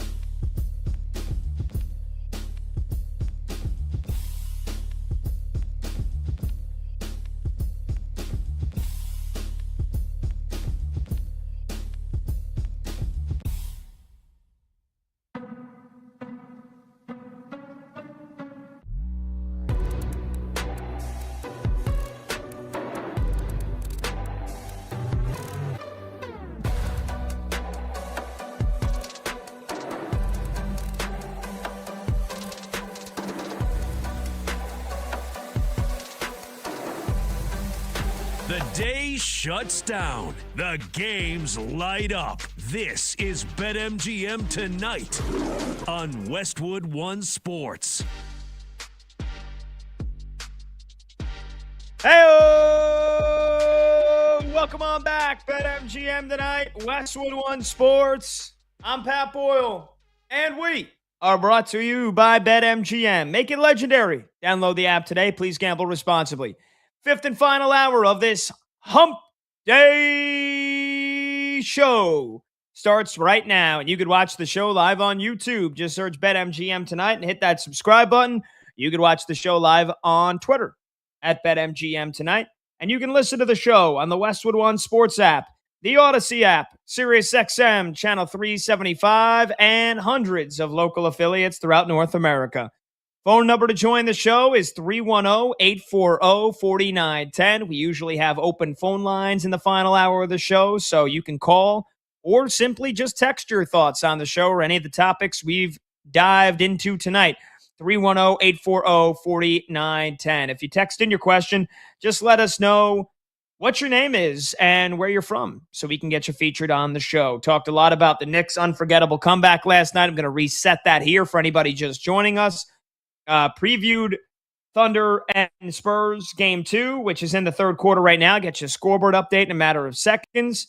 We'll get you an update on our Let's Go Streaking game that we play every night as well. Aaron Rodgers officially calling it quits after 2026, so he's got the farewell tour going on. A couple of great guest interviews, Antoine Staley and Anthony Castro, Vince, in case you missed either. Make sure you download the BetMGM Tonight podcast wherever you get your podcasts. So before I get to that Knicks win last night and how I'm still in a state of euphoria because of it, let's get you a scoreboard update here and some very important injury news in this Thunder Spurs game. There was important injury news before it started. Spurs starting point guard De'Aaron Fox ruled out for the second straight game with a sprained ankle. But now the Thunder are down a piece as well. And it could be for the rest of the game. I don't think they've ruled him out yet, but it doesn't look good. J-Dub, Jalen Williams, second best player on the defending champion Thunder, left hamstring injury, went to the locker room, has not returned to the bench, has not returned to the game, did not play in the second quarter. He played just 7 minutes so far, 4 points, 2 steals, but they actually just showed it, I think, for the first time on the broadcast, walking in the locker room with what looked like an ice pack or a pad covering his left hamstring. And that is the same hamstring that he strained against the Phoenix Suns in the first round of the playoffs, and it caused him to miss games 3 and 4, and it caused him to miss the entire second round series against the Lakers. It is the different hamstring than the one that he was injured with for most of the regular season. That was the right hamstring, but this is the left, which is the most recent injury. So A-Dub, not on the floor, not on the bench for the Thunder. They had a double-digit lead at halftime. It was 62-51, and just like that, a quick 12-4 run to start the third quarter for the Spurs. It's back to a one-possession game. 66-63, 8:42 left to go in the third quarter. SGA's got 15 points and 5 assists for the Thunder. He's the only double-digit scorer. Cason Wallace is the next leading scorer. He's got 9 points on 3 triples. After having the game of his life in game 1, Alex Caruso with 7 points to go with a steal. But it was a slow first half for Wemby. He's picking it up here in the second half. 12 points, 7 rebounds, and 3 blocks. Although it's been a big game for Stephon Castle. 16 points and 4 rebounds. And how about Dylan Harper? Brad took him to score 15 points, which was this morning more than 2-1. It came down to basically even money by the time we started our show. I think a lot of folks were probably thinking that De'Aaron Fox was going to get ruled out. I was on his over points plus rebounds. Dylan Harper, 10 points, 2 rebounds, 3 assists so far. Having another great game. The 20-year-old rookie from Rutgers. And he's a +5 in the box score, which is the best on the entire Spurs team here. So I actually have a friend who's a Thunder fan, and not just as of 2 years ago. He's a big KD fan, and I'm a big KD hater, so we go at it all the time. He still defends Kevin Durant, even to this day. But he literally just texted in my one group chat and said, bleeping hammy all year, shaking my head. He's done. So that's the one Thunder fan in my life on Jalen Williams. Oh, wow. And Grant Leader is running the board tonight. I think they've already ruled him out. Yeah, out for the remainder of game 2. Oh, boy. And the fact that they're ruling him out this early, that might be the last of Jalen Williams you see in the entire postseason. That's massive developing news right now. That's massive breaking news. Jalen, as you hear my dog realizes the severity of the news. He's barking. He's going nuts downstairs. Jalen Williams out for the remainder of Game 2 for the Thunder. And I'm not a doctor. I'm not going to play team doctor for the Thunder, but I got to imagine the left hamstring that cost him the rest of the series against Phoenix, the entire series against the Lakers, probably aggravated the injury in Game 1 and tried to play through it here tonight in Game 2 and gets taken out in the second quarter or before the second quarter begins and is now ruled out already for the rest of this game. I would find it hard to believe Jalen Williams plays again this series. That's just an educated guess. Maybe I'm wrong. Maybe I'm dead wrong, and he only misses the next game, and he's back in Game 4. Hell, maybe he's back in Game 3. I find that hard to believe. I would venture to say, educated guess, J-Dub's not going to play again the rest of this Western Conference Finals. And that is a gigantic blow to the Thunder's chances of winning this series. It's a gigantic blow. I mean, hell, they were up by double digits, and now this lead is down to 3. There's a chance they could lose this game tonight. And if you don't realize how big of an impact Jalen Williams has on this team, I mean, all you had to do was watch the NBA Finals last year. The Thunder have nearly the exact same team. Jalen Williams in the NBA Finals against the Indiana Pacers averaged 24 points per game with 5 rebounds and 4 assists. He had a 40-burger in one of those games in Game 5 that without him, the Thunder maybe aren't the reigning champions. And he's been hurt for most of this regular season. When he plays, though, he's their number 2 scoring option. He's a great defender, and he's one of the best defenders in the NBA. Like, I don't know, comfortably, he's a top 15 defender in the league. As a matter of fact, I think Jalen Williams has been all defense. Last year. He was all defense. I think he was second team, if I'm not mistaken. Yep, he was second team all defense last year. So, one of the best defenders in the NBA, the second scoring option on this team, is out for the game. And there's a decent chance he's out for the season. And Wemby just drilled another long 3, and it's an 11-0 run, and we got a tie game here in the third quarter. You got an answer from Jalen Williams, the other Jalen Williams, the center Jalen Williams, who comes off the bench. But that's big news. I got to be honest. I picked the Thunder to win the finals. Even as a diehard Knicks fan, as confident as a Knicks fan as I am right now, I got to be honest, I still probably would lean OKC if not for this J-Dub injury. And I've been the guy that's been pumping the brakes and saying to slow the hell down on the Wemby glazing and everything else about this Spurs team. If J-Dub don't play again this series, the Spurs are going to win it. It's as simple as that. It's as simple as that. If J-Dub does not play again the rest of this series, and who the hell knows what's going to happen. But if he does not play again the rest of this series, Thunder aren't going back to the finals. The Spurs will win the West. The Spurs will win this series. That's a massive injury. That is a massive, massive injury. 310-840-4910. All right. Before we get to the Knicks, let's actually get to a phone call here. Because, again, big football news of the day. Aaron Rodgers officially confirming that this is his final season.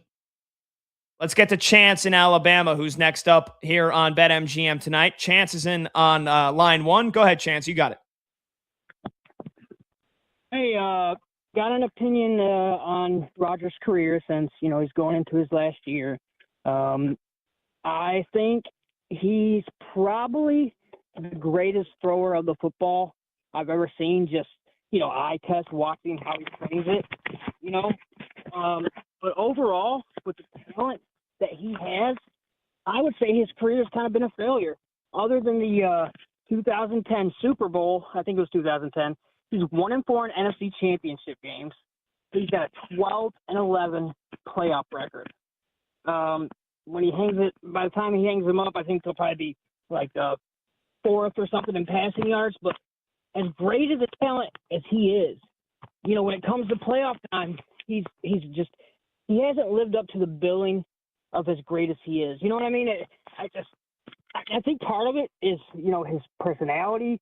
He's a diva. He's hard to get along with. I put some of it on Mike McCarthy. They should have at least got one more while, he was with Rodgers.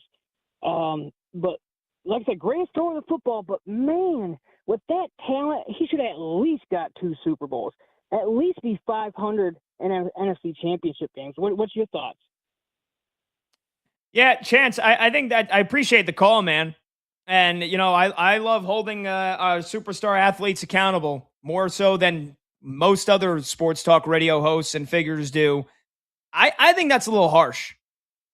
I think it's a little harsh to say that Aaron Rodgers is kind of a failure for only having 1 Super Bowl. Now, again, you got to remember, how many freaking Super Bowls does Tom Brady have?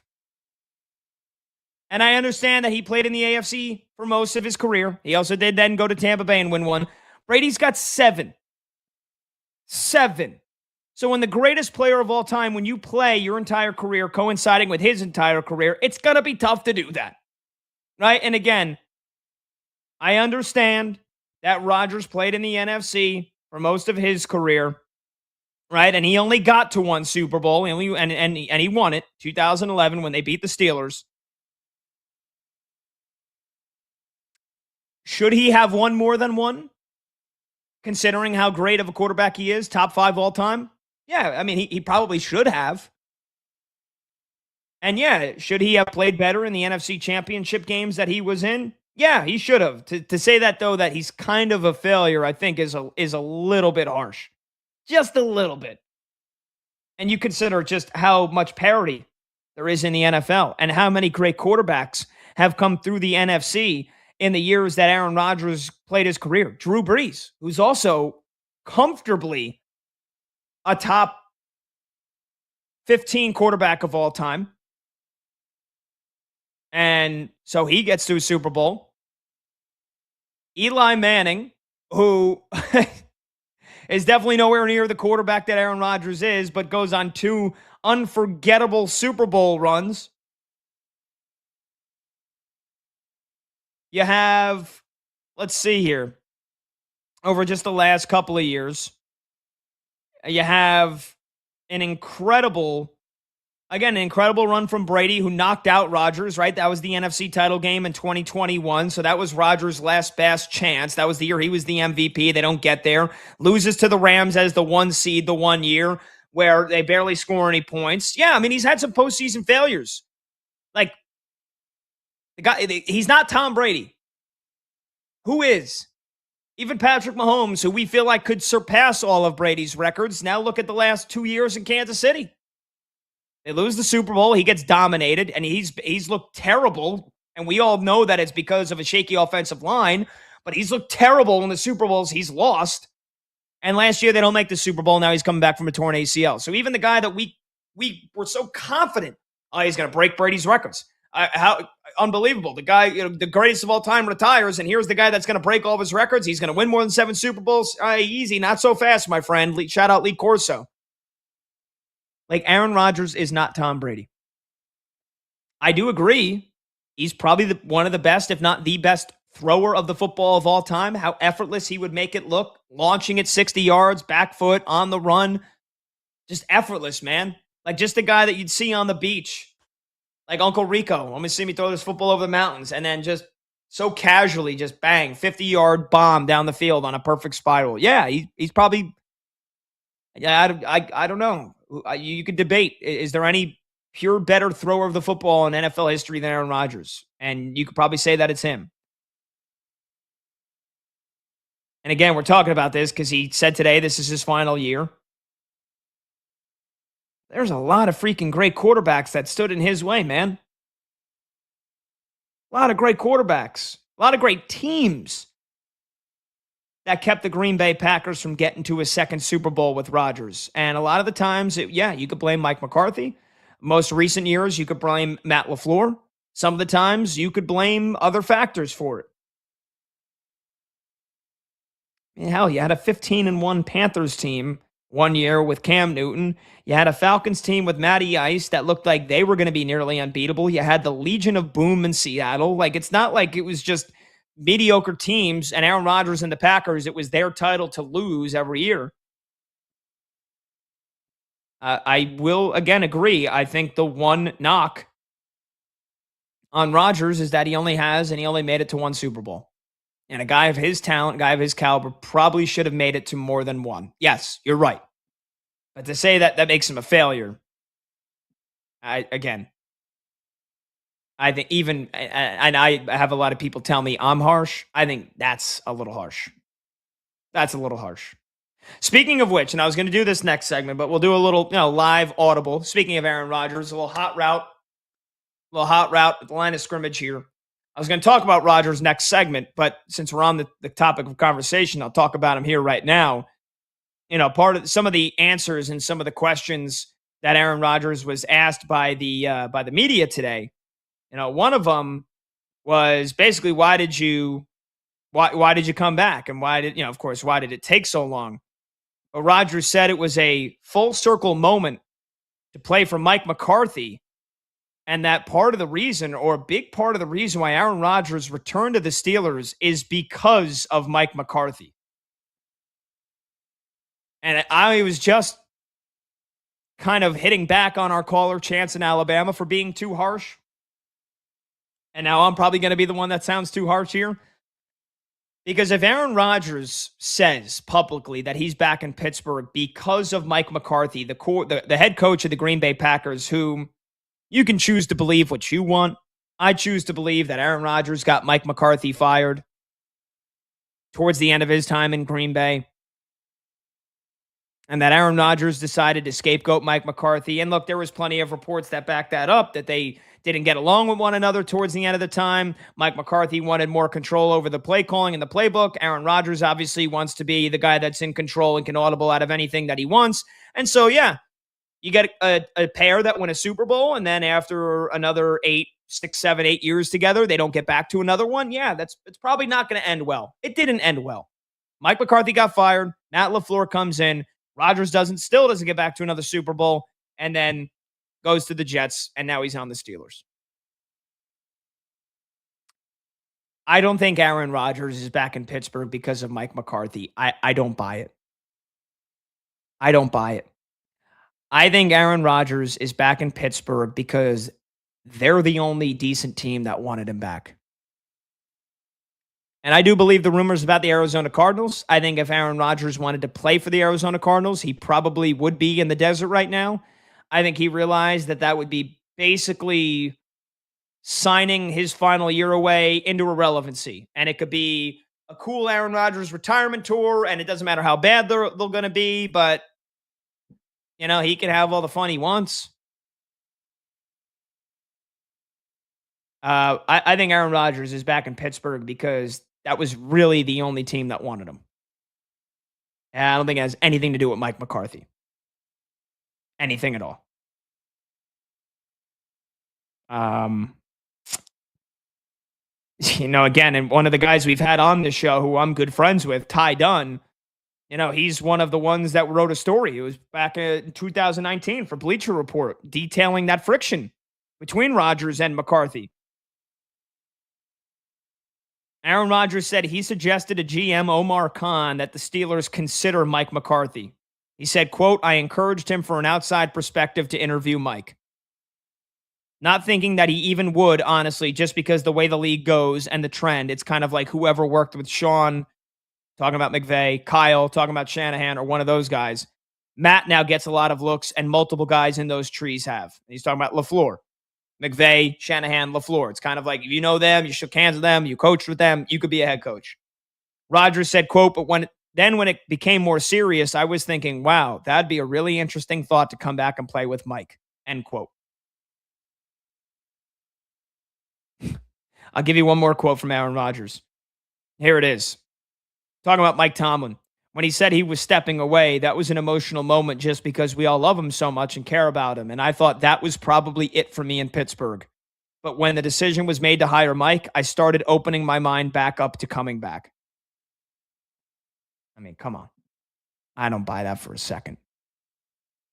I don't buy it for a second. I don't think Aaron Rodgers wanted to play for Mike McCarthy. I think that's a whole bunch of BS and baloney. So you're telling me that Aaron Rodgers thought that when Mike Tomlin was stepping down, that was going to be it for him in Pittsburgh. But then he reached out to the GM Omar Khan and told him to consider Mike McCarthy. But again, but Rodgers said he thought that was it for him. But then after they hired Mike McCarthy, then Aaron Rodgers had opened his mind up to coming back to play for the Pittsburgh Steelers for Mike McCarthy, who, again, multiple stories, including very, very good reporters and storytellers like Ty Dunn, reporting on 2018, 2019 at the end of McCarthy's time in Green Bay that him and Rodgers didn't get along. And I think Aaron Rodgers got Mike McCarthy fired. And that opened up your mind to coming back to Pittsburgh, Mike McCarthy being hired there as the head coach? Come on. Yeah, you can't fool me. And I got nothing against Rodgers. I've defended him, really, for the last couple of days here on this show. And I've said the Steelers are going to be a playoff team this year. But I don't believe Aaron Rodgers is back in Pittsburgh because of Mike McCarthy. I think he's back in Pittsburgh because that's the only team that wanted him. Plain and simple. So Rodgers can try to control the narrative, talk highly about Mike McCarthy, try to rebuild that relationship, and they have to. I mean, you want this year to be successful, you've got to get along with your head coach. And that's going to be a big part of whether or not they succeed this year, is how good of chemistry Rodgers and Mike McCarthy can quickly rebuild. I mean, it's part of the reason I think they will be a playoff team, because I think that is possible. Mike McCarthy realizes, hey, this might be my last shot at a good head coaching job in the NFL. Right? I mean, there was a little bit there where I think we kind of thought as football fans, is Mike McCarthy ever going to get a head coaching job again? He's 62. He's not 50. He's 62. He has this job for 2, 3 years, 4 years. All of a sudden, he's in his mid to upper 60s, and that might be it for him. This is probably his last shot. And this is Rodgers' last shot for damn sure. He just told us today. So you got two guys, just like last year, Rodgers and Tomlin. Both knew it was kind of the end of the road for them, or right near the end of the road. They got to a playoffs. They won the division. Now, they didn't get further after that, which has been the same old story for Pittsburgh, but I think that same kind of elbow grease, perseverance, courage, veteran grizzledness can get Aaron Rodgers and Mike McCarthy back to the postseason once again. 310-840-4910. But they're going to have to fake that relationship until they make that relationship. All right, when we come back, we'll reset the Knicks and Cavs. Just an unforgettable game one. I still got so many thoughts and details and X's and O's ideas that I want to put out there for you guys. If you want to join the show, you can call, you can text 310-840-4910. We'll also get you a scoreboard update as well when we come back. I'm Pat Boyle. This is BetMGM Tonight here on Westwood One Sports.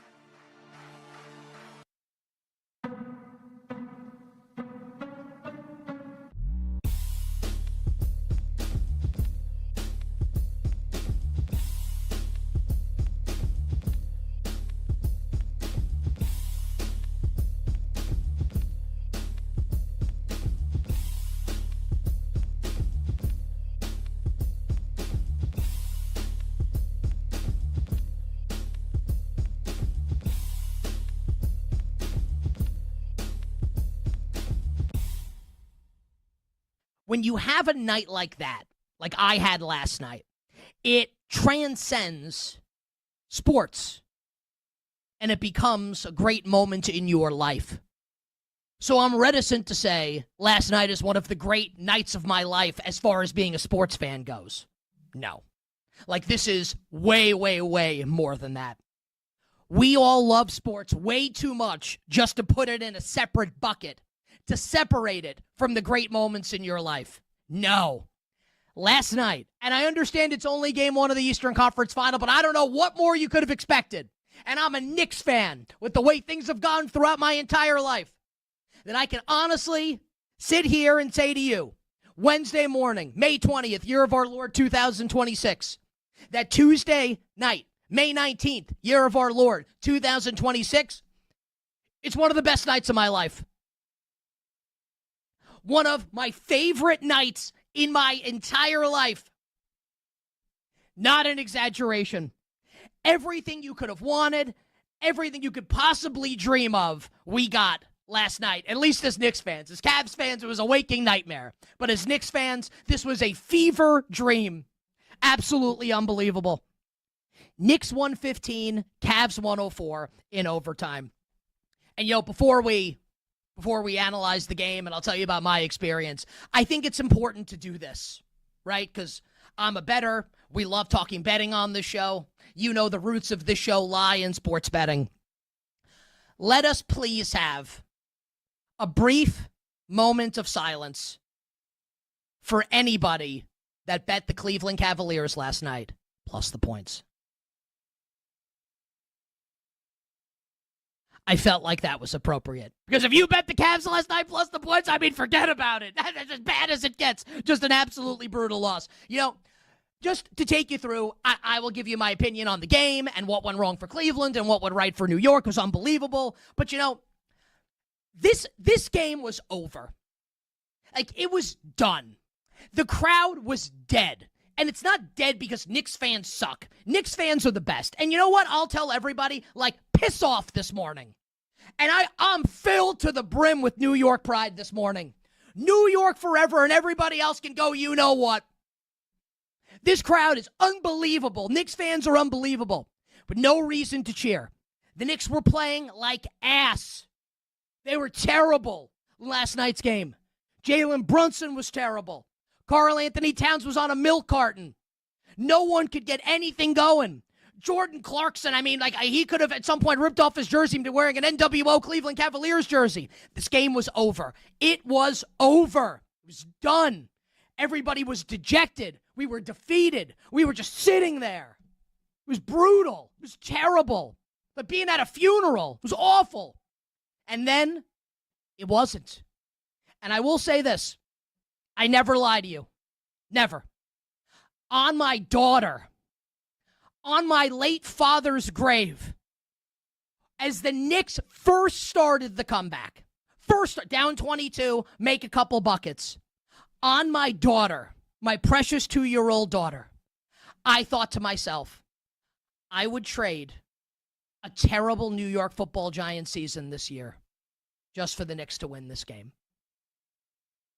So I apologize in advance to all my fellow New York Giants fans. Because I think, like Danhausen cursed the Cleveland Cavaliers, I may have cursed the New York Football Giants, who are my favorite team overall. But I've seen the Giants win Super Bowls.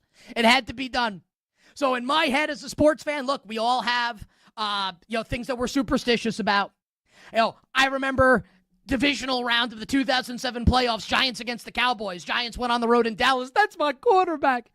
And my mom was in the bathroom when the Giants had a defensive stop. I was still living at home at the time in early 2008. And I made my mom go and stand in the bathroom every single time that the Giants were on defense during the game. After that, we all have our superstitions. We all have them. And, and that's 20 years ago, just about here. Even at the age of almost 43, I turned 43 in 2 weeks. I still got it. I still got them. And that's the beauty of sports. That's the beauty of this whole thing, is it reduces you down. And reduce is the wrong word, because reduce makes it sound negative. No, this is great. It transforms you.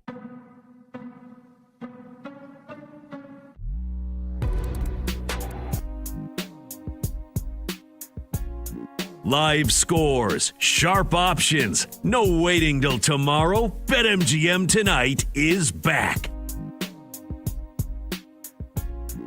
All right, welcome on back. BetMGM tonight, Westwood One Sports. I'm Pat Boyle. Phone number to join the show, 310-840-4910. I got the multi-view working here, so quick playoff scoreboard update. 11:20 left to go in the third period. We got a big surprise here to start the Western Conference Finals in the Stanley Cup playoffs. The Golden Knights lead the Avalanche 3-1 in Denver. Colorado out shooting Vegas, but Carter Hart standing on his head, and even without their leader, Mark Stone, Vegas 11 minutes away from taking a 1-0 series lead in the Western Conference Finals. And then on the hardwood, they're headed to the fourth quarter in Oklahoma City. Injuries becoming a big factor in this game. The Thunder trying to even up the series at a game apiece. They lead the Spurs 96-88. They've been trying to pull away a couple of times here, and every time it looks like they're going to, San Antonio gets right back in this game. Oklahoma City led by 13 early in the second half. San Antonio then tied the game. Then Oklahoma City went back up by 10, and it is a 6-point game now to start the fourth quarter, or after the first possession of the fourth quarter. San Antonio just got a bucket. So 96-90. Again, big injury news going into this game. De'Aaron Fox, San Antonio starting point guard, ruled out for the second straight game with a sprained ankle. And now during the game, Dylan Harper, the Rutgers rookie, who had 12 points, 2 rebounds, and 3 assists in 25 minutes, he gets ruled out because of a hamstring injury, as does J-Dub. Oklahoma City set player Jalen Williams.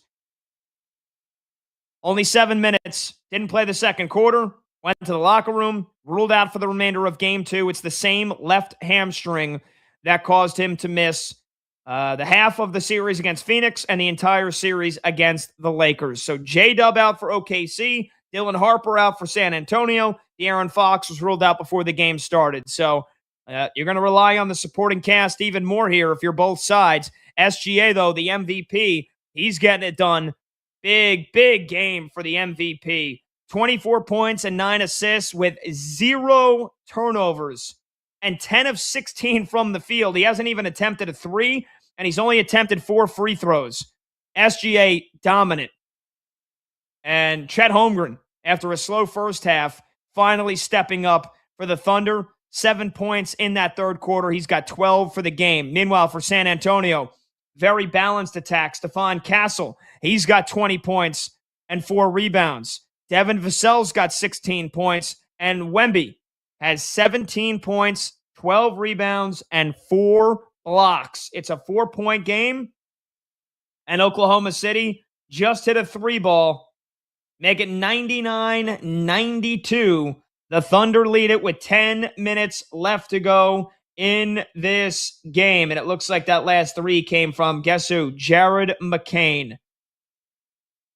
Wow. Again, Daryl Morey, we thought we were selling high. Yeah, you sure were. 9 points and 5 rebounds for Jared McCain off the bench. Cason Wallace has 9 off the bench. AJ Mitchell's got 8. And Caruso, after his incredible game 1, Alex Caruso, who, I will say it again, I would give up my unborn first child if he could be on the Knicks. Alex Caruso with 13 points and a steal. All righty. I got more thoughts on the Knicks game 1 win last night. And just to reset, in case you missed me and Brad talking about it in the beginning of the game, some history here for you. Teams. Let me just try to get my head on straight here. At one point, the Knicks were down 22 in the fourth quarter. That's when things changed. 93-71 down with under 8 minutes left to go. The Knicks had a 0.1% chance of winning, according to ESPN Analytics. In those instances, teams were 1-594 in the last 30 years. The Knicks not only win the game, they win by double digits, and they covered. And I think this was way more of a Cavaliers choke job than anything else. And this is coming from a diehard Knicks fan. I think the Cavs choked that game away. I think Kenny Atkinson choked that game away. Not calling timeouts. He didn't call a single time. It was 93-71. The Knicks went on an 18-1 run in the span of over 4 minutes before Kenny Atkinson finally decided to make this symbol with his hands and call a timeout. Imagine watching a 22-point lead get down to 15 and not calling a timeout. And then get down to 12. And then get down to 10. And then get down to 8. And then finally you call a timeout when it gets down to 5. I hate when people overuse this, a fireable offense. That's about as bad as it gets for a guy that's been coaching for a long time. Not only that, Kenny Atkinson choked this game away by leaving James Harden on the floor as the Knicks put him in 21 on-ball screens and got him in ISO 9 times and got 1.9 points per play off those 9 possessions. Basically a bucket every time. And Kenny Atkinson left James Harden out there on an island to get done to him what's going to happen to millions of burgers and wieners and chicken this weekend. To a crisp on the grill. He got cooked. Thank you. I'll be here all week. How Kenny Atkinson didn't call a timeout and simultaneously left James Harden on the floor while the Knicks and Jalen Brunson destroyed him and got back into this game is beyond me. I don't know if Cleveland Cavaliers fans will ever forget it. I don't know if they should ever forgive him for it. And I like Kenny. He got shafted by that loser Kevin Durant and the Nets when they got him fired to bring in Steve Nash, so Steve Nash could do TikToks with his wife and basically just sit there and stand there while Kevin Durant and Kyrie Irving ran the team into the ground in Brooklyn. So I thought Kenny Atkinson got shafted in Brooklyn, but I mean, there's really no excuse for him for what happened last night. There's no excuse. Donovan Mitchell becoming a ghost. You know, they call him Spider. Might as well call him Casper after what happened last night. That's a choke job. That's a star player who had 29 points midway through the fourth quarter and then decided to basically not touch the basketball the rest of the game. Donovan Mitchell hit a 3 with 8:19 left to go. He only took 2 shots the rest of regulation. One was a missed 3 5 minutes later, and then another was a missed 2 with 1:52 to go. As the Knicks came back from 22 points down, the guy who a lot of people thought was the best player on the floor in this series, Donovan Mitchell, took 2 shots, missed them both, and had a turnover. That's unacceptable. The Knicks outscored the Cavaliers 44-11 to end the game. And James Harden, he's the one guy I probably wouldn't blame because I don't care how decently he played defense against the Detroit Pistons in the last series. He's a bad defender. He's not a good defender. And so he is what he is. That's on Kenny Atkinson for leaving him out there. He also didn't do much offensively to end the game. You know, Harden and Mitchell combined to go 1 for 10 from the field to finish the game. Jalen Brunson single-handedly went 8 for 10. And just one more shout out of love and flowers and adoration for Jalen Brunson from the Knicks side of things. 38 points last night, carried the team back from the dead. It was another Brunson burner masterpiece of which he has already generated a large catalog of. How about this for a wild stat?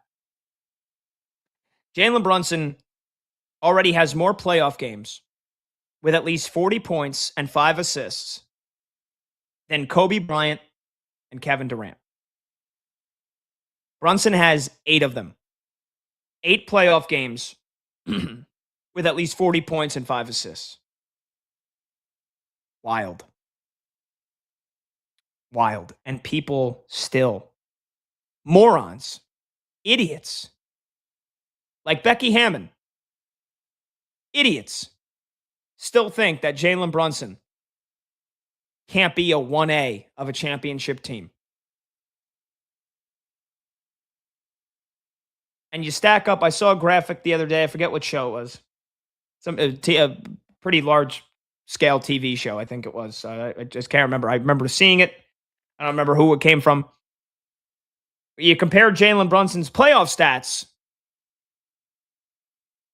in his career to SGA's, and they're pretty similar.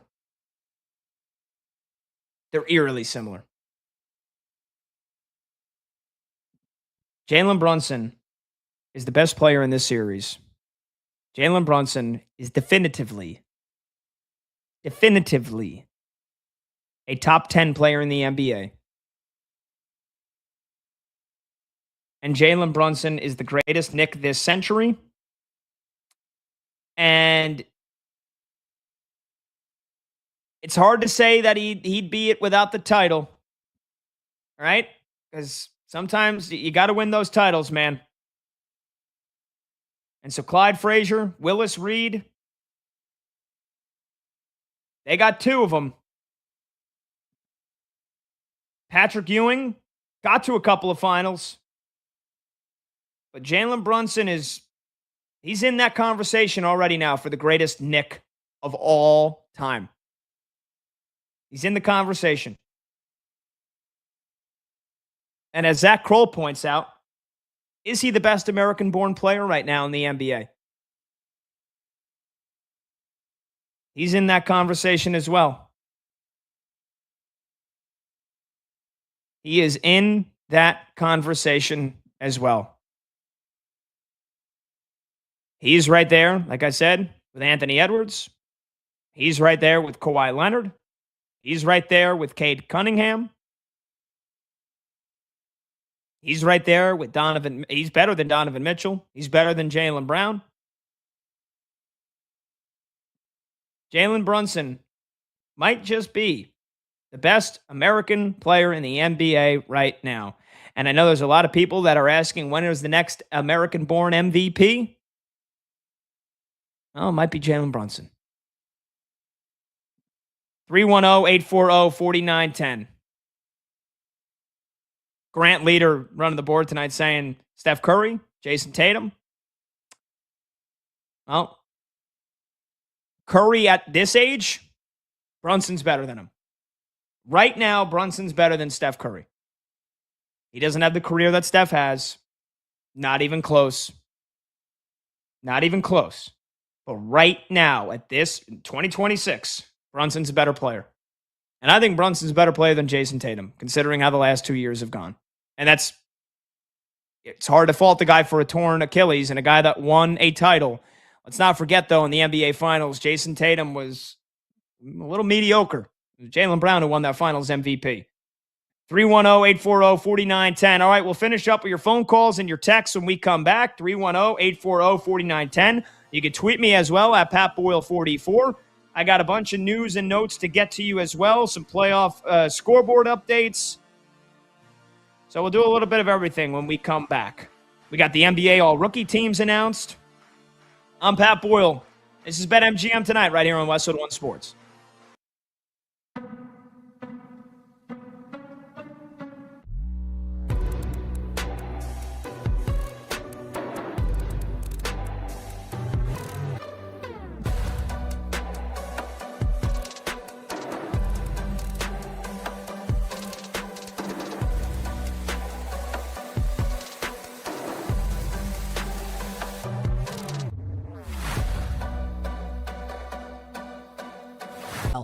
June 1st, right around the corner.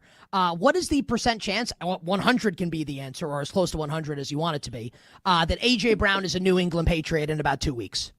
Yeah, 90 to 95. Now, look, if it has been agreed to and put in a drawer and, do not open till June 1st, no one's told us that, right? And not that they would, but, you have these conversations with people who are like, no, we just, we made a run at it. Both sides did back in March. It didn't come to fruition. Now, at the time, New England's picks were on the back end of each round, right? So now that's going to change. Now it's like we don't know where this first, second, third round pick is going to be slotted next year because that season has to play out. So I think that complicates things a little bit. It makes the Patriots, especially in a draft that next year that everybody is saying is going to be so strong, a little bit more reluctant to say, hey, we're going to be parting with a high pick So the Eagles got to come back and sort of reboot this thing. They did have conversations with the Rams. It got very close with the Rams. It got closer with the Rams than it got with the Patriots. Would Devontae have been heading back in that trade, presumably? I don't know about heading back or not a part of the Rams, because I don't, that part I don't know. But I do know that he wouldn't have been on the Rams. So whether they would have had to release him or whatever. Which is why I don't think it's going to be the Rams now, because now you're committed to Devontae. Now you've made a payment, or they had the guarantee in March that triggered, or whatever it was, roster bonus, if I'm recalling correctly, because it had to happen before that for the Rams. Otherwise, they would have been committed basically to him. There's also, and there's nothing to say that the Eagles can't say, well, we'll take on a certain amount of money to facilitate this now, because for the Rams, they're going to say, well, we're going to have to keep both. How are we going to pay both? We've got so much other stuff that we have to pay for as well. So, but in the meantime, too, there's the Puka Nacua factor, because at the time we didn't realize what was happening with Puka off the field, and we don't know for sure. We wish him the best. He's a great player. I love watching him. I think he's terrific. But how's that going to be a factor with the Rams moving forward? Hey, we may need something else at that position now. So I wouldn't be surprised if they at least have a conversation with Philly about it. I don't know that he winds up with the Rams. I still think it's more likely the Patriots, but the Eagles have to do something to create some leverage for the Patriots to think that they're not just bidding against themselves here. So that's the only complicating factor. So I put it at 90 to 95 that he's gone. Now, how he's going to, that's the other leverage, is how he's going to be able to say, well, I don't have to Can I ask trade you him. this? Can I interject to ask you this? Because Sure. my follow is going to be, let's say A.J. Brown is not a New England Patriot. Yeah. So you gave us 5 to 10% chance that's not the case. Is there a chance he's back with the Eagles next year, or is it, in your opinion, if it's not the Patriots, it's somebody else in like 30 seconds? Yeah, I think it's still back with the Eagles, and because everything that they Can you added. imagine that? No, I can't. No, and I covered that team last year, saying all along the way that these two can't coexist. This is it. Like, there's no way you can bring both of them back. And obviously, they weren't trading the quarterback at this point. So I still think that he's gone. I still think most likely he's a Patriot. But it's May 20th, and we've got 11 more days till we really find out, huh?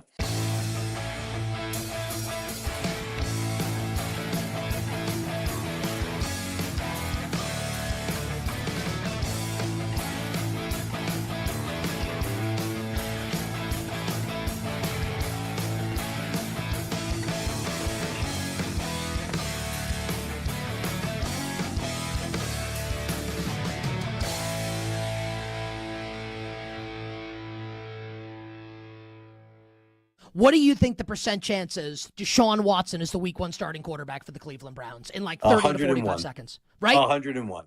Yeah, I've no felt matter that the what whole way. happens, as long as he's healthy, he's going to start. I mean, if he looks horrendous in camp and preseason, right, which I don't think he will, but no, I've said, I think I phrased it back in March that he's in the pole position. Everything I heard out of the combine, Senior Bowl week, I remember talking to a guy and they were like, look, Deshaun Watson's going to start for this team. You guys know that, right? But there'll be a competition for it to play out. But I think in the end, Deshaun Watson, I know Deshaun Watson's going to start for this team.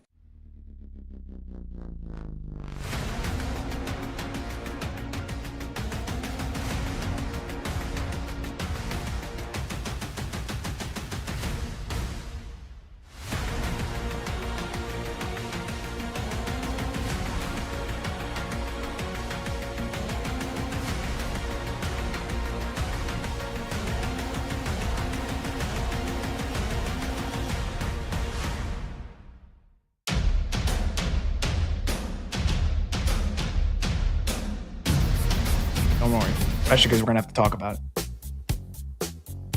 Live scores, sharp options, no waiting till tomorrow. BetMGM Tonight is back.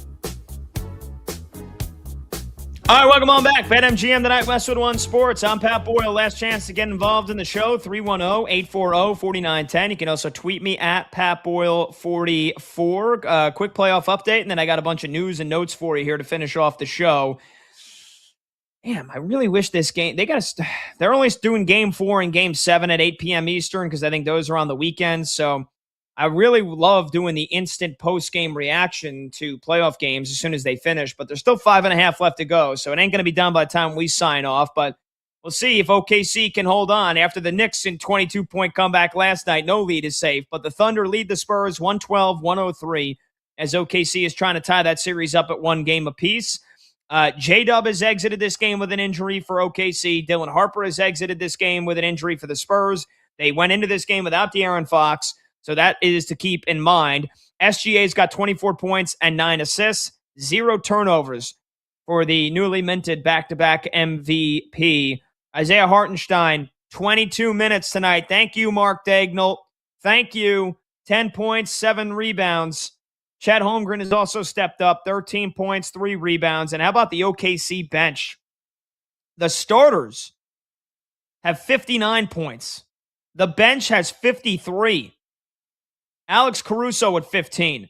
Cason Wallace with 12. Jared McCain with 12. A.J. Mitchell with 8. And the other Jalen Williams with 6. Meanwhile, for San Antonio, Stephon Castle, 25 points. He does have 8 turnovers, though.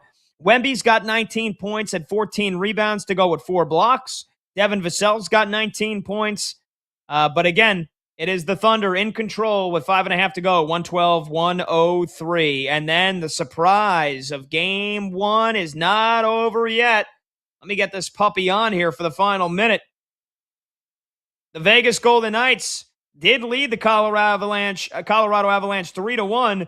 The Avs have made it 3-2.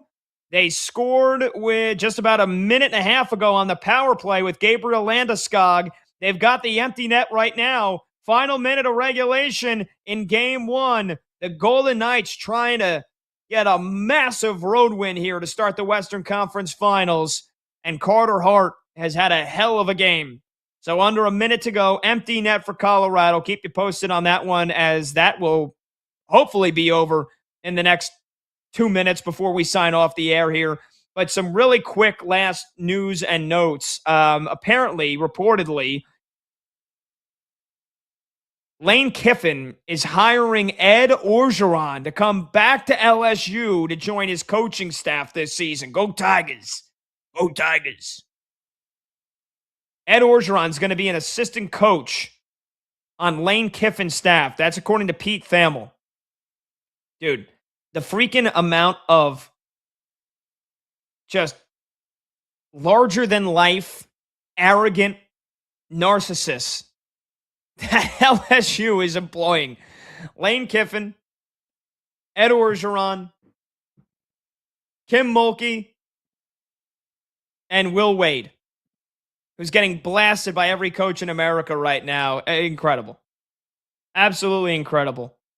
And then finally, you had the NBA all-rookie teams announced. And let me see if I can just pull that up here really quickly. I know the guys on our crew put it in the show chat before, but it was a while ago. All right, so here you go. First team, Cooper Flagg, Con Knippel, VJ Edgecombe, Dylan Harper, and Cedric Coward from the Grizzlies. And I got no problem with probably just about any of that. Cedric Coward would be the only one. But again, I'm assuming they did a lot of this according... Actually, I don't know. Do they do the All-NBA rookie teams according to position anymore? I know they still try to stick to the All-NBA teams as close as possible as they can. The only qualm I would have, instead of Cedric Coward, it probably should have been Derek Queen from the Pelicans. He was second team alongside Maxime Renaud, Jeremiah Fears from the Pelicans, Ace Bailey, and Colin Murray-Boyles. But I got no problem with 4 out of the 5. Again, the only thing is you want to alternate Cedric Coward with Derek Queen. That would probably be the only qualm I have. But those are the All-NBA rookie teams. You got the All-NBA teams coming out in a couple of days. And you got an empty netter from the Vegas Golden Knights. So they're going to win it. They're going to win Game 1. Stunner. A stunner in Game 1 of the Western Conference Finals. All righty.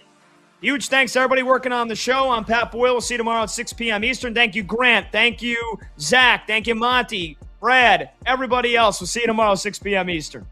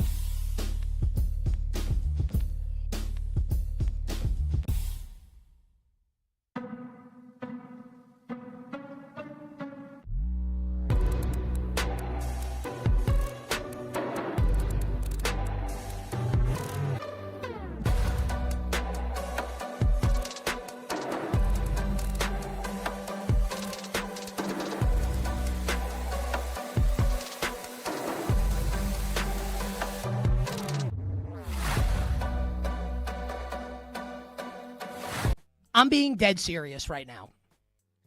You know what? Like I said leading into break, this isn't a hot take. I mean, it is because they would never, ever, ever do it, nor should they. And I wouldn't do it if I were the Cavs.